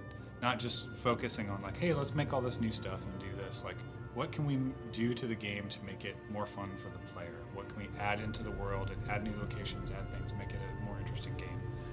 So we're thinking about ideas for that. And then sort of in the meantime, we did our game jam, where everyone in the studio kind of had a week to just play around with an idea. Director of Design, Bruce Nesmith. We had this wonderful game. Hey, Bruce. I like Bruce Nesmith. I feel like if Elder Scrolls 6 is in Bruce Nesmith's command, that there's a good chance it'll be fine. Not great, but there's always an opportunity for improvement. Can I? Thank you.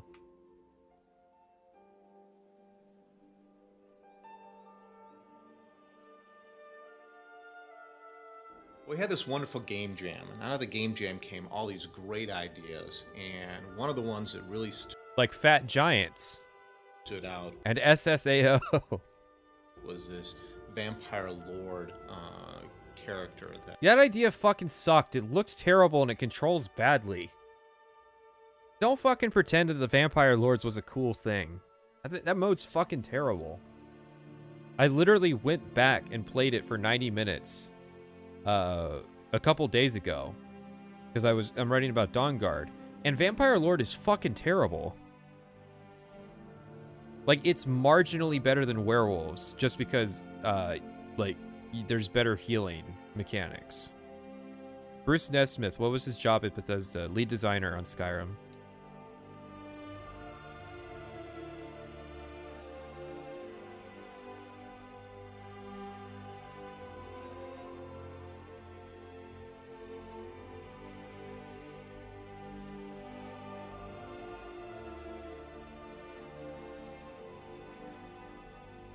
Neloth in Morrowind was a prick, but not in a cool way. He was just a moron.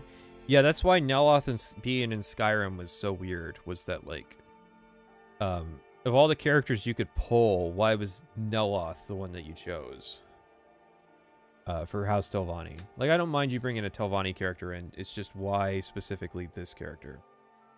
Why is it terrible? It controls badly. You're locked into third person, so you have to use magic in third person. Most of the abilities are terrible. It locks you out of most of the utility value that your character will have. It's an additional transformation. You also can't interact with... You can't pick up items.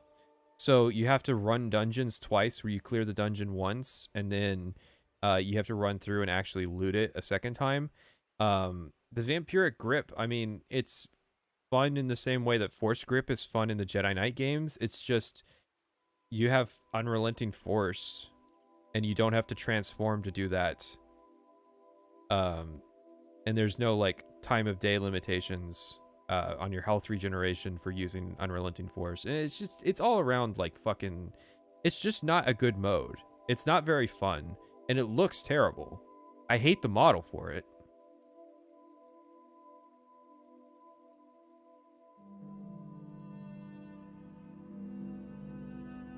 The artists had created. And that was sort of the genesis of all of this, where you look at that and you go, boy, I'd really love to play that guy. So for Game Jam, basically, we were thinking about, well, what is this Ricardo? What kind of creature we could add to the world in general, like just as a creature that you would encounter. Character artist, Dennis Mejiones. Oh no. Oh no, you're a racist. Dennis has been on the podcast too before.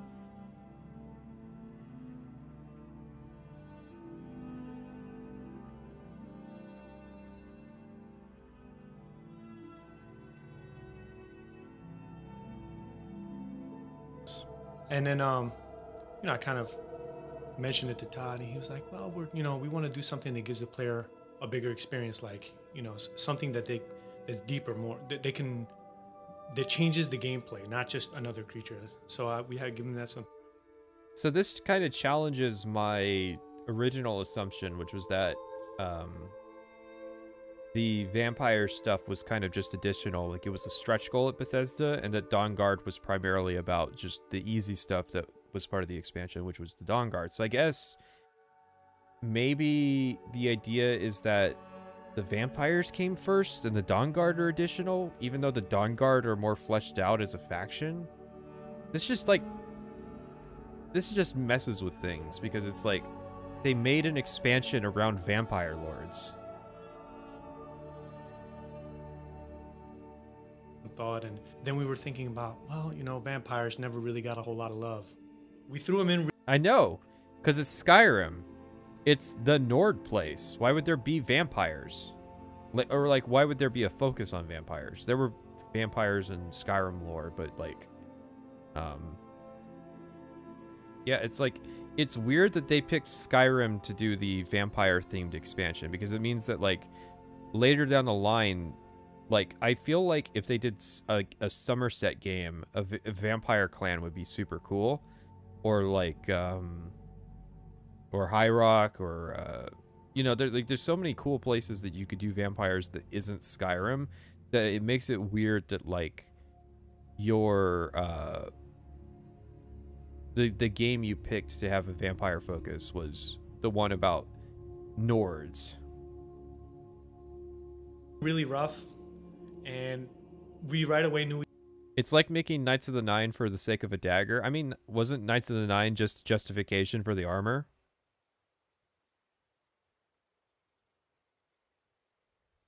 Why have a vampire DLC and have the Forsworn get shafted? What I always wonder.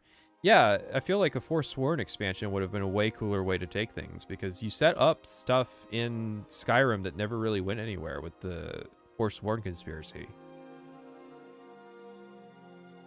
We wanted to do things like the, you know, floating to make him feel very different. So he's not another monster just running around. We wanted him to float when he does magic. We wanted him to be able to go across water without sinking. Like, he's just this. I know, it's like, it's such a shame that, like, we really haven't taken the advantage of the ability of flight in Elder Scrolls before. It's so cool that Skyrim was really the first game to focus on, like, flying and enemies that can do it. Incredibly powerful magical being, and Vampire Grip is really awesome. So basically you can, so like, he's already mentioned just like the main reason to be a vampire lord, which is Vampiric Grip.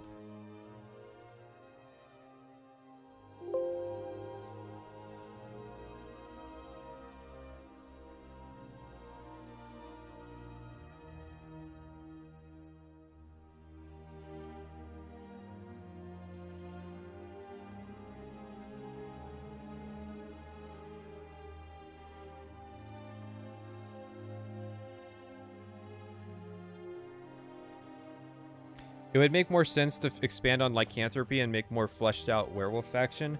Well, it's like they already had the companions, and I think a big focus for them was like not stepping on existing content in Skyrim. So that's why like they never made an expansion that was just like, you know what, we really fucked up this companion story. Let's just make an expansion that like makes it a better faction. Because that's what I want. You can draw in an NPC from far away. Yeah, really far away. It's kind of busted. And when you draw them in, the moment they come within range, you suspend them in front of you. As long as you have magic, it will drain your magic over time. As long as you have magic, you can hold them up in the air, and you'll drain their life away. It's also a drain life. The nice thing about that is you can fling them, which is just awesome. That's the main reason to do it, is just throw them so that they take falling damage, because as Elden Ring showed, the greatest threat is not, in fact, any enemy, but gravity itself. But you can also use them as a shield, which I've actually done. And there are people who speculate that the vampire focus was because of Twilight's popularity. I have a theory that Serana is meant to be like a inverse gender Edward Cullen, where she's way too much of a waifu. Like, she's designed too much to be a waifu. Except, so Edward's character is extremely, how we say, problematic because how do I put this as delicately as possible? He gives young teenage girls what they want by being an extremely creepy and obsessive weirdo and borderline rapey. And Serana is the same thing for the same intent, not the same thing, but the same intentions, but for teenage boys. And so you have to change elements. So it's like she's interested in hearing you talk about yourself, and she'll talk about herself, but she'll always cut herself short because, of course, it's for you. It's not, she's for you. She's not a character. That kind of thing. Like, she's the morally greatest vampire of all time. She's a bit of a Mary Sue, honestly, because for some reason, both her parents became extremely obsessive about things, but somehow she managed to like avoid that issue of becoming a super obsessive vampire. And it's like she was alive for hundreds of years before she went to sleep. So it's like she had hundreds of years of wisdom, but she couldn't navigate a relationship with her parents. And it's like, what do you mean? Why am I the first person to really tell you that like your dad's a dick and that your mom's kind of a dick too? And like, so my rewrite of Serana is to make her like an obsessive tsundere where she does have an obsession problem, but she's obsessed with the player character. And so it's like a twist on that that general issue Skyrim has, was obsessing over the player character by having a character who does it, but it's kind of an issue. I would have her be all kinds of abusive, and then like you could like push back against her, and it's like, so it's like, if you don't go along with me, if you don't let me come with you, I'm gonna let my dad kill me and use my blood. And it's like, nah, bitch. But yeah, Serana is just kind of a boring character because she's literally meant to be waifued. So she can't have any serious foibles as a character. And somehow, like, they don't talk about how she feeds, and she doesn't have issues with the sun, and there's no like, hey, you're a necromancer, isn't that kind of fucked up? Oh, what do you mean? I just reanimate the people around me. Don't you ever feed? Yeah, it's she really is just a female Edward Cullen, but obviously changed to cater to teenage boys. It is great. Like, I've had NPCs throwing arrows at me, and I'm holding this body in front of me. It's just like receiving arrows. It's great, And then it's gonna be great. It's gonna be great. It's gonna be great. Make her a hindrance then? Well, she's a danger. So it's like, she's a danger, and she can utilize the fact that her existence is a threat to humanity, but like she has to hold something over the player so that your first instinct as the Dawn Guard isn't to just gun her down, because that was my first instinct. So she has to have some piece of information, like she knows where Ariel's bow is or something. And so it's like you have to work with her to get the bow. So you can't just kill her off, right? And then she can, like, if you don't do what she wants, then she can leverage the fact that she's a daughter of Cold Harbor against you, and there's stuff you can do with her character that's more interesting than just whatever the fuck she's meant to be. Just this boring woman that she's the perfect Nord woman because she doesn't age. Is necromancy really that bad? Don't people who get resurrected still go to their proper afterlife? It's not like being soul trapped, right? Yeah, you're still playing with the corpses of the dead. It's not morally great. I hit them with the body. It's really fun. You can even make it so you can hit them with your other drain life. So you can drain their life and actually shoot them while you're holding them up with the drain life. And then you drain all their life and you just drop them and they drop lifeless and you feel like a badass. No, I don't think it was out at this point. So that then got us really excited. Like, okay, well, vampires were something we didn't... Matt, is that you? We add into... Yep, it's Matt. That's how it got moved, probably.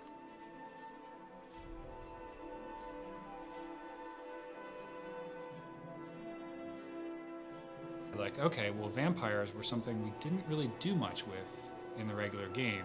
Now we could have this whole new mode, new perk tree ideas started coming up. We started building on that, and then kind of got into the story. So that was the start of it.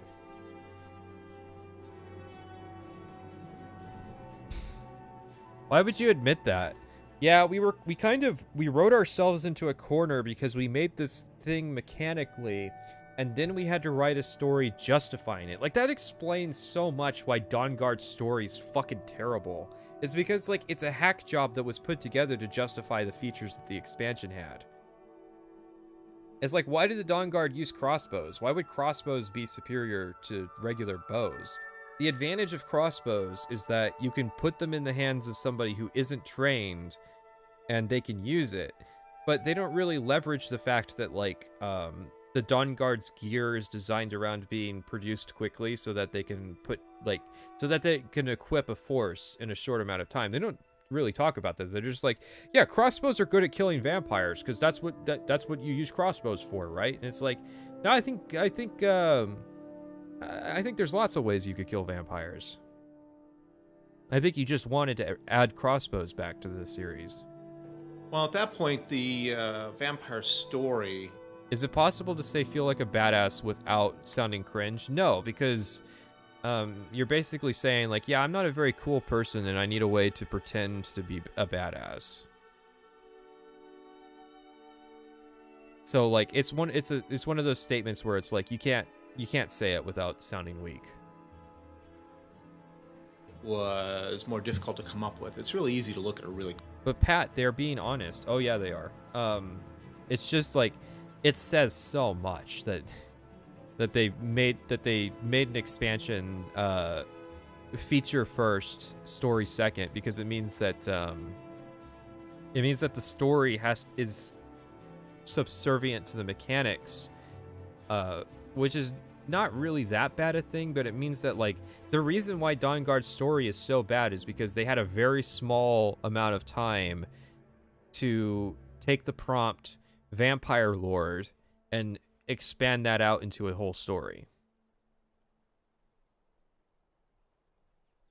Cool piece of art to say, wow, let's put that in. Well, you know, crossbows chuck wooden stakes at vampires, even though that's not really a rule of Elder Scrolls. Yeah, obviously. Why not add spears again? That's what I said in my script was, you could easily use the Dawnguard as justification to add spears. We got to keep the vampires at a distance, and so after we use our crossbows, if they still are able to get within melee range, we switch to our spears, and that keeps them at a distance so they don't infect us.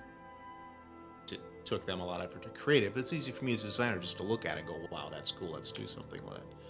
Then the harder work is, well, what... Hang on, who is this? ...was... That, and then kind of got into the story. So that was the start of it. Well, at that point, the... So you can drain their life and... Bruce? Character that... Yes.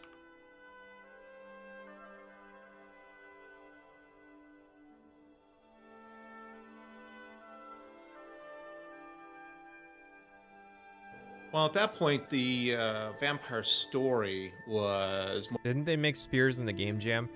Yeah, and my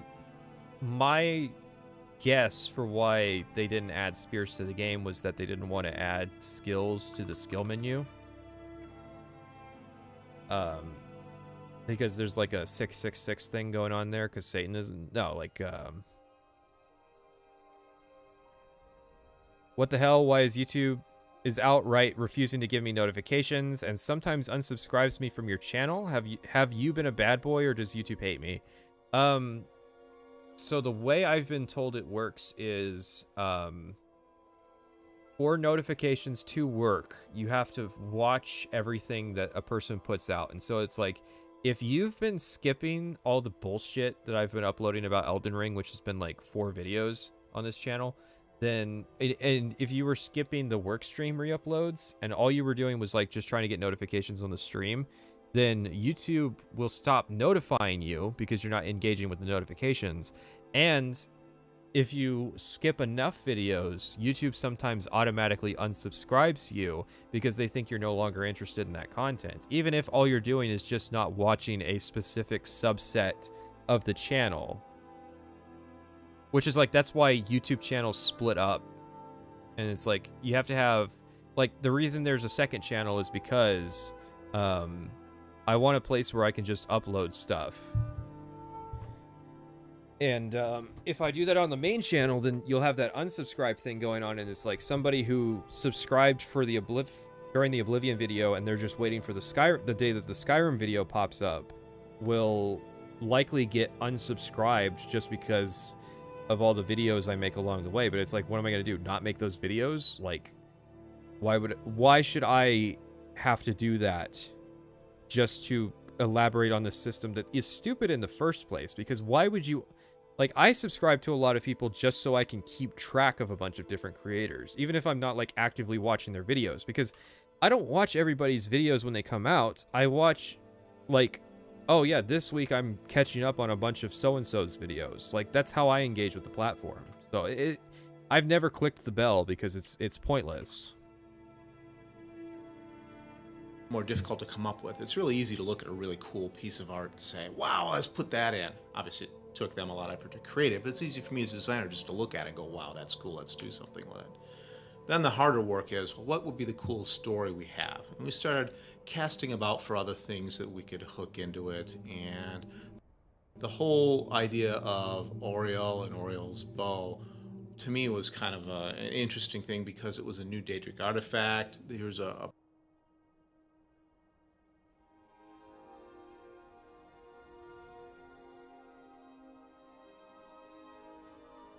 No, wrong face. Wrong face. Where's angry face?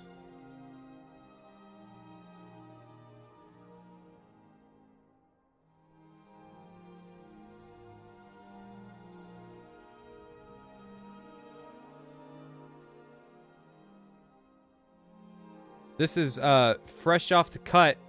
Ariel is actually a Daedric prince all along. He's just pretending to be Aedra.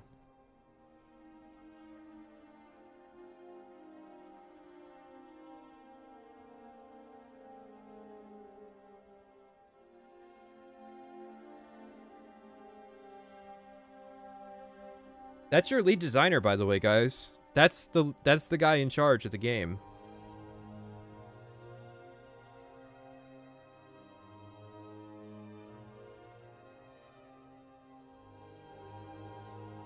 I feel like we have to have a little bit of cancer after that.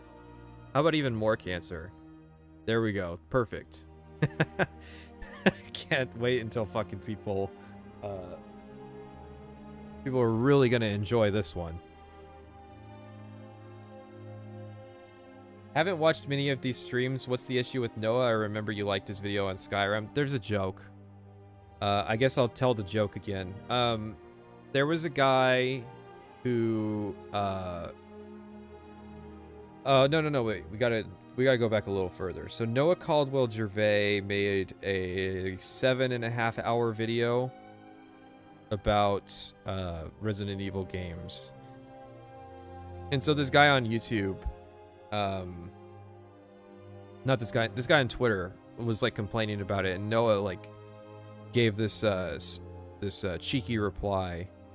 And this guy, who's since deleted his Twitter account, but he had it up for a while, for months, was just holding this grudge against Noah Caldwell Gervais, just shit talking him constantly. And it was funny that like this is the person on YouTube that you decide to hold a grudge against. So he was super mad about it. And so like it was kind of it's been a joke for a while that like Noah Caldwell Gervais is this terrible person that just does horrible things, because that's the only way you can rationalize holding such a grudge for so long.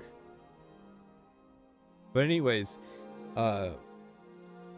Noah recently, well, we're not on a first name basis. I mean, we go to the same parties, but like, Noah hangs out with all the stoner YouTubers while I'm kind of with the pep kids.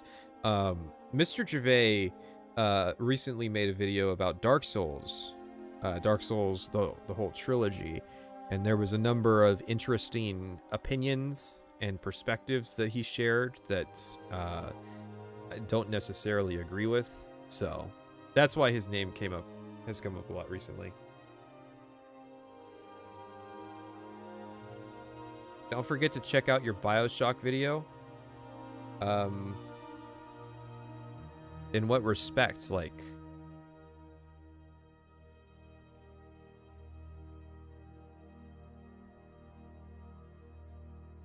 any thoughts on your old friend Acer Thorne's recent events? Oh yeah, we talked a bit about Acer Thorne this stream. It's pretty based that he's going after all those fucking low sub grifters that are just trying to hold a man down, making fun of him for having opinions on the internet. It's about time that somebody really tried to deal some justice here. Because that's the thing is, the whole drama is going to turn into like a fair use argument. Oh, we're not done, by the way. I didn't put the horse up because we're done.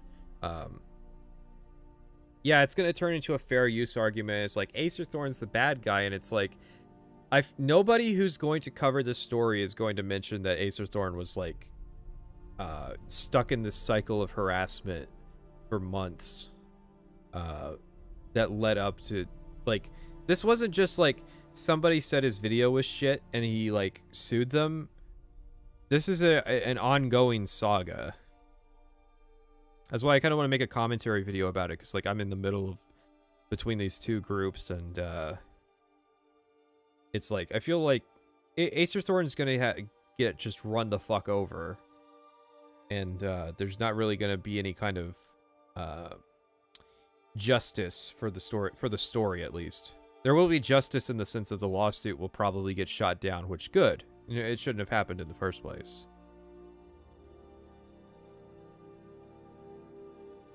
Principle, Daedric Lord or God that we had not used recently, and it fit really well. Man, he's just committed to this Oriole being a Daedra thing. Like, he does not care. Did Salt ever come on these streams? Other than he was in the chat of the stream that was about his video, and he said my old videos are bad, and I feel bad about them making them, and you know, all that kind of shit like that people do, and they're actually really mad about it.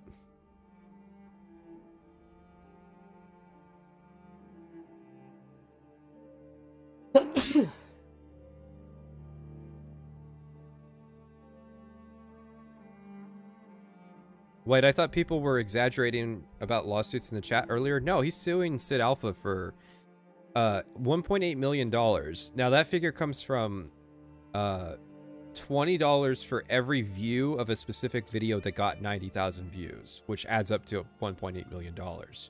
So the amount is going to go up as the video gets views. So it's going to be a $2 million lawsuit, you know. Especially now that there's been a development and more people are going to want to see that first video that was just so bad it had to have a lawsuit over it.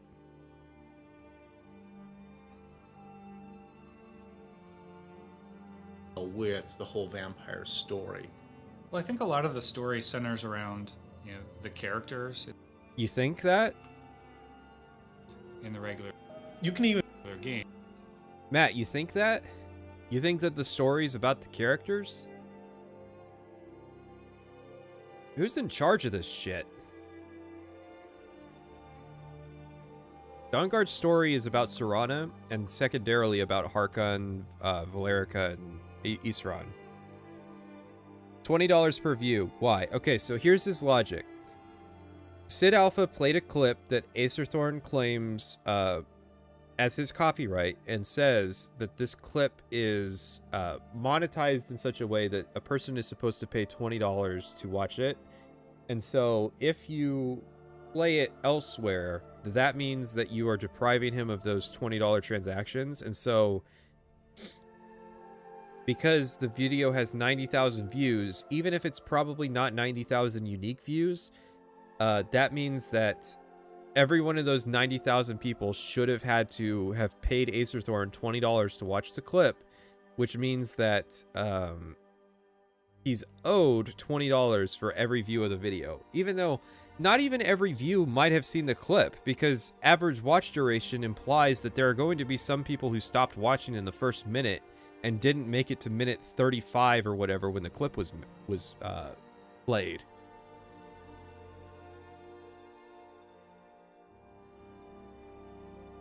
Well, I think a lot of the story centers around, you know, the characters. It's actually kind of a family story. You're dealing with a family of vampires, and what happens when one of them, the father, goes down a path of, you know, this ultimate evil, wanting to get too much power. So it's sort of the corruption of a family and dealing with that.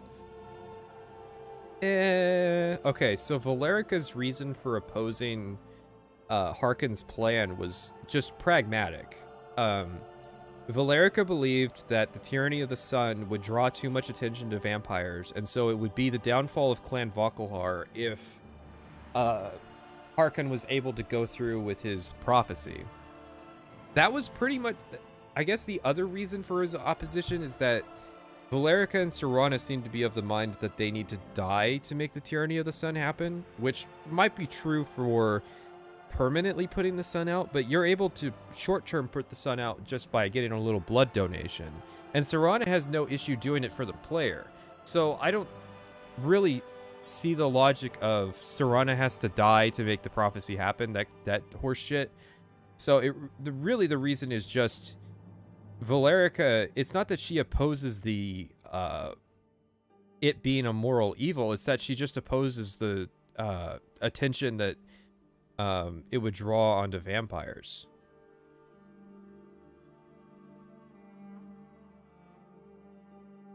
Well, Valerica also wanted to protect herself because she was also a daughter of Cold Harbor. So that's kind of cool from us. It's a little bit more relatable that way. It's cool for you guys that you made a story about yet another villain pursuing the ultimate evil, as you say.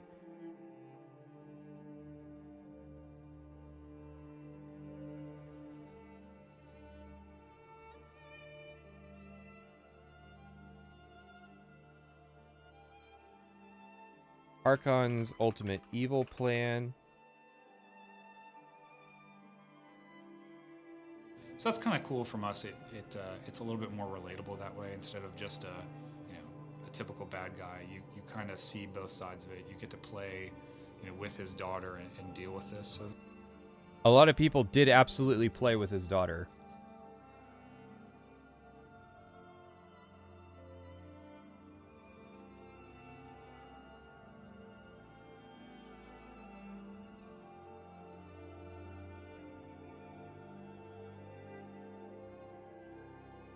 The fact that you can't side with Harkon kills Dawnguard for me. You have to be a goody two-shoes and save the world instead of choosing the evil route. Yeah, they try to justify it by saying, well, obviously, you're too powerful. Once Harkon has the bow, he's going to want you killed. And it's like, you don't necessarily know that's true. Harkon's been fairly civil to the player throughout the quest line.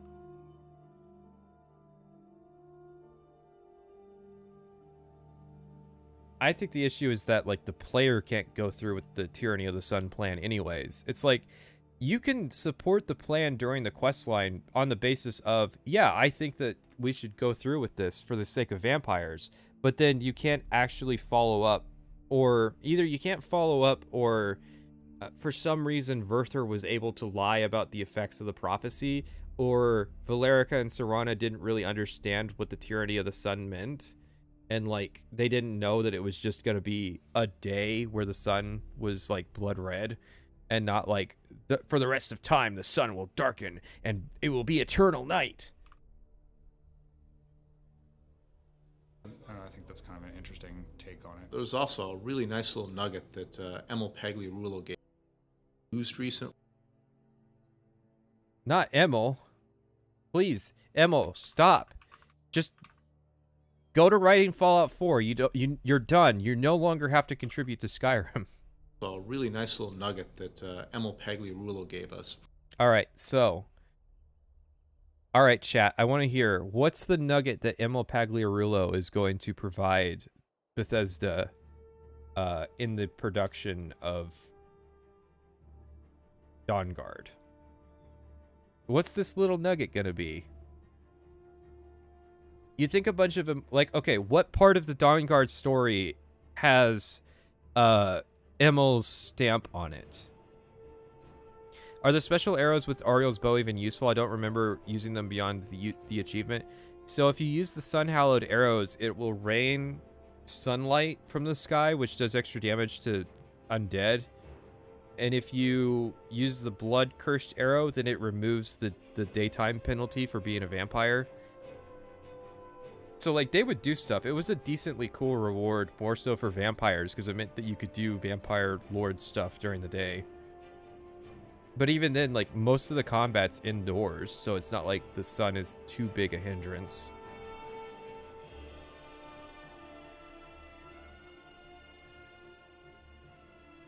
I'm going to guess that Emil's contribution is going to be the Soul Cairn. I think that that's going to be his idea. Because it's incongruent with everything else that it's mildly incongruent with things that we've seen so far, and it seems like just such an Emil thing to do. Snow Elf vampires. Well, I think they've already talked. I'm gonna rule out the Snow Elf thing, because I don't know, maybe Verther being a vampire is an Emil thing, maybe, but like they were talking about how Bruce was already talking about how like they wanted to tie in the Falmer and Ariel's bow. So I don't think that's gonna be it. I'm thinking it's I'm guessing the nugget is dragon fights. Are you specifying like in general, or are you specifying the twin dragons? Am I tripping, or did you pronounce his name Emil? I didn't know until pretty recently that he says his name is pronounced strangely. Most people that I have known who had the name Emil said it Emil. He's the only person I know that prefers that pronunciation, which, I mean, I don't care, but yeah, I said it differently at one point.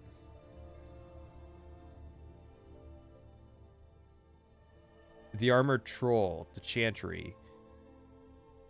The Sunlight Rain will damage anything, so you can't really use it. It would be more useful against vampires, but meh.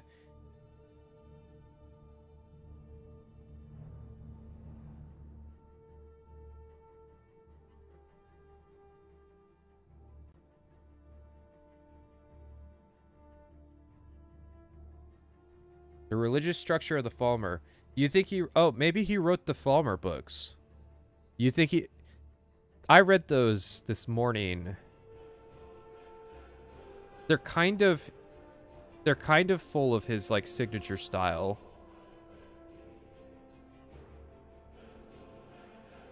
So that could be it. All right. Drum roll, please. Emil's contribution to Dawnguard is... Emil Pagliarulo gave us for a story idea that the vampires are looking to extinguish the sun. His idea may have gone a little further than what we wanted. It was just going to go away forever and ever. But... Oh. So Emil's contribution to the story was the tyranny of the sun.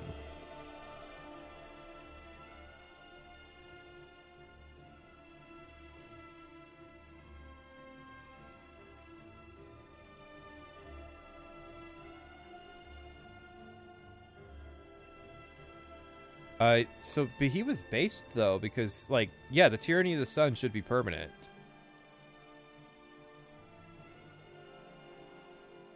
And, like, that's the way that it's phrased early on. Like, why would... Okay. Bruce is giving the implication that he thinks that the tyranny of the sun was never going to be permanent, right? No, of course it was a writing thing. So... Bruce is of the mind that it wasn't supposed to be permanent. Then why did Valerica oppose it? Right? Because if it's just like if the intention all along was that it was supposed to be a day, but there was just Immel was at the back of the room and he was like, no, it should be permanent, and he was the cool kid rebel who was like had this awesome idea, then it seems like Valerica wouldn't oppose that, because it's like, yeah, occasionally he can put the sun out, like, who gives a fuck? Sometimes the sun's fucked up because the vampires are doing something during the day, and that's not really that powerful. Like, the only thing that could justify opposing Harkon to that degree would be, yeah, he's going to do this thing that's going to get rid of the sun forever.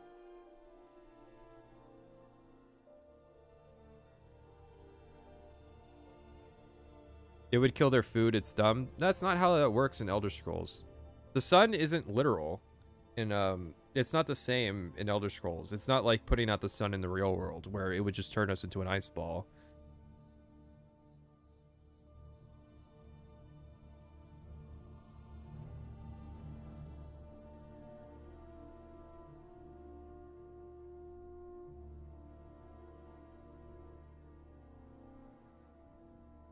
We like the general theme of that, and that kind of fit with Oriel's bow. Hey, let's shoot out the sun, and fits with vampires, and all these pieces started to come together.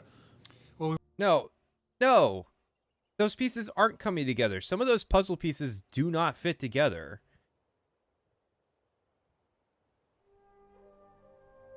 Like,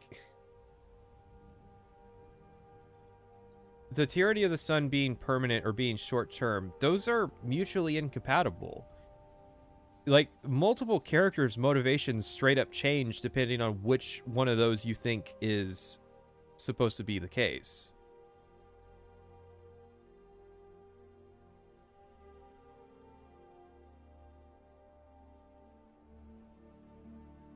We wanted to overhaul vampires completely. We went back to the vampires, and all these pieces started to come together. Well, we wanted to overhaul of a family and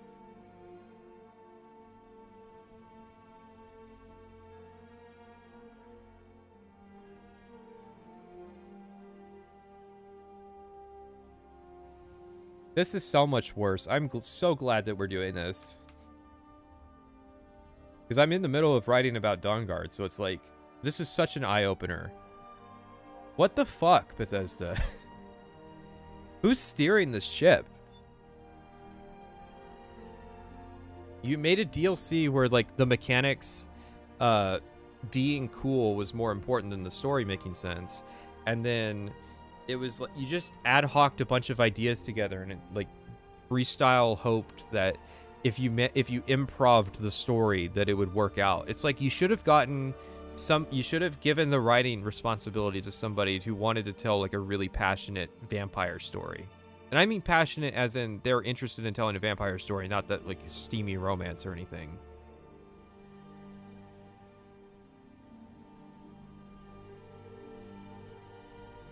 overhaul vampires completely. We went back to the vampires that are in Skyrim and actually changed them quite a bit.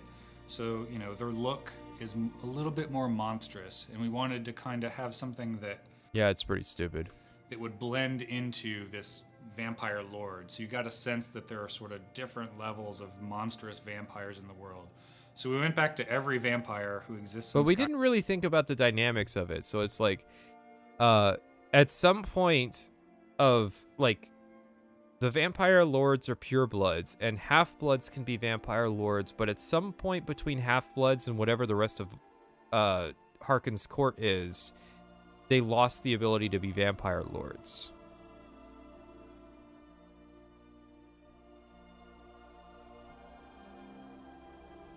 And changed them a little bit, changed their face, changed their appearance, things like that. We added new robes, so they just, you know, had a little bit more of a presence. And we added monsters to them too. Now they have these evil hounds, gargoyles. So all that stuff kind of shows up in every location where there were vampires. So that's just kind of like a world change. But then on top of that... Yeah, and annoyingly, the UESP doesn't really document what vampires were like originally. So that was fun. We knew, well, we're going to have this, you know, huge new castle. That's where the vampire lord Harkon is. He's going to have his court, he's looking to blot out the sun and end the tyranny of the sun. So then we put all the rest of the effort into. It seems like then that you should really want to answer that question of whether or not his plan is permanent. I feel like you shoot the sun with the blood cursed arrows, it goes out. You shoot the sun with the sun hallowed arrows, the sun turns back on. Like, seems to make sense to me. How do plants work in Elder Scrolls? They just do.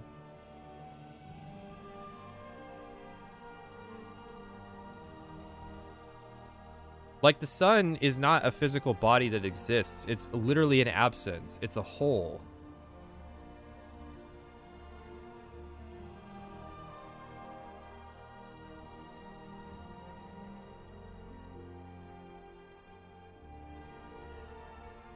That castle, his base, his ideas, what he was trying to do.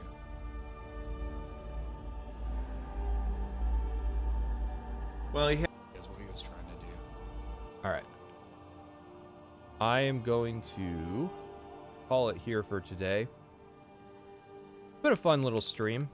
We did, I think, probably about 45 minutes of this. You need to interview Nocturnal Rambler to get info on pre-DLC vampires. That's an extremely deep cut. I was actually thinking about that the other day. I don't really have anything new to say about it, but I was thinking about how strange it is that, like, we watched a modern Skyrim review that the guy refused to have any of the DLC. I forget what his reason was. He had some kind of reasoning where it's like he didn't want to support Bethesda anymore, but he wanted to do, like, an analysis of Skyrim without looking at any of the DLC.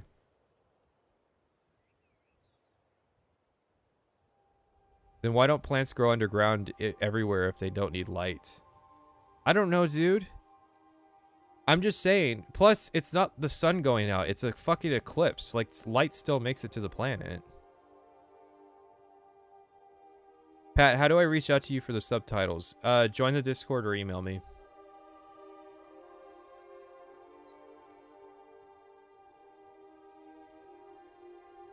I can make a subtitle channel on the Discord server if that's going to be a thing, and it can just be organized there.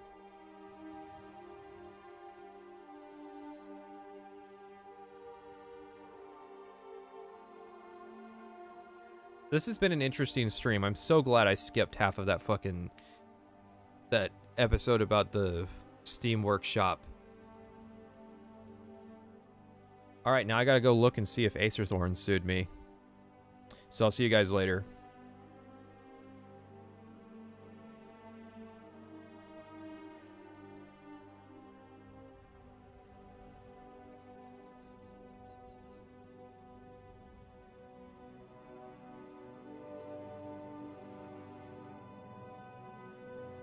Oh, by the way, don't you know? Fucking water in Elder Scrolls is memories. It's literally memories, guys.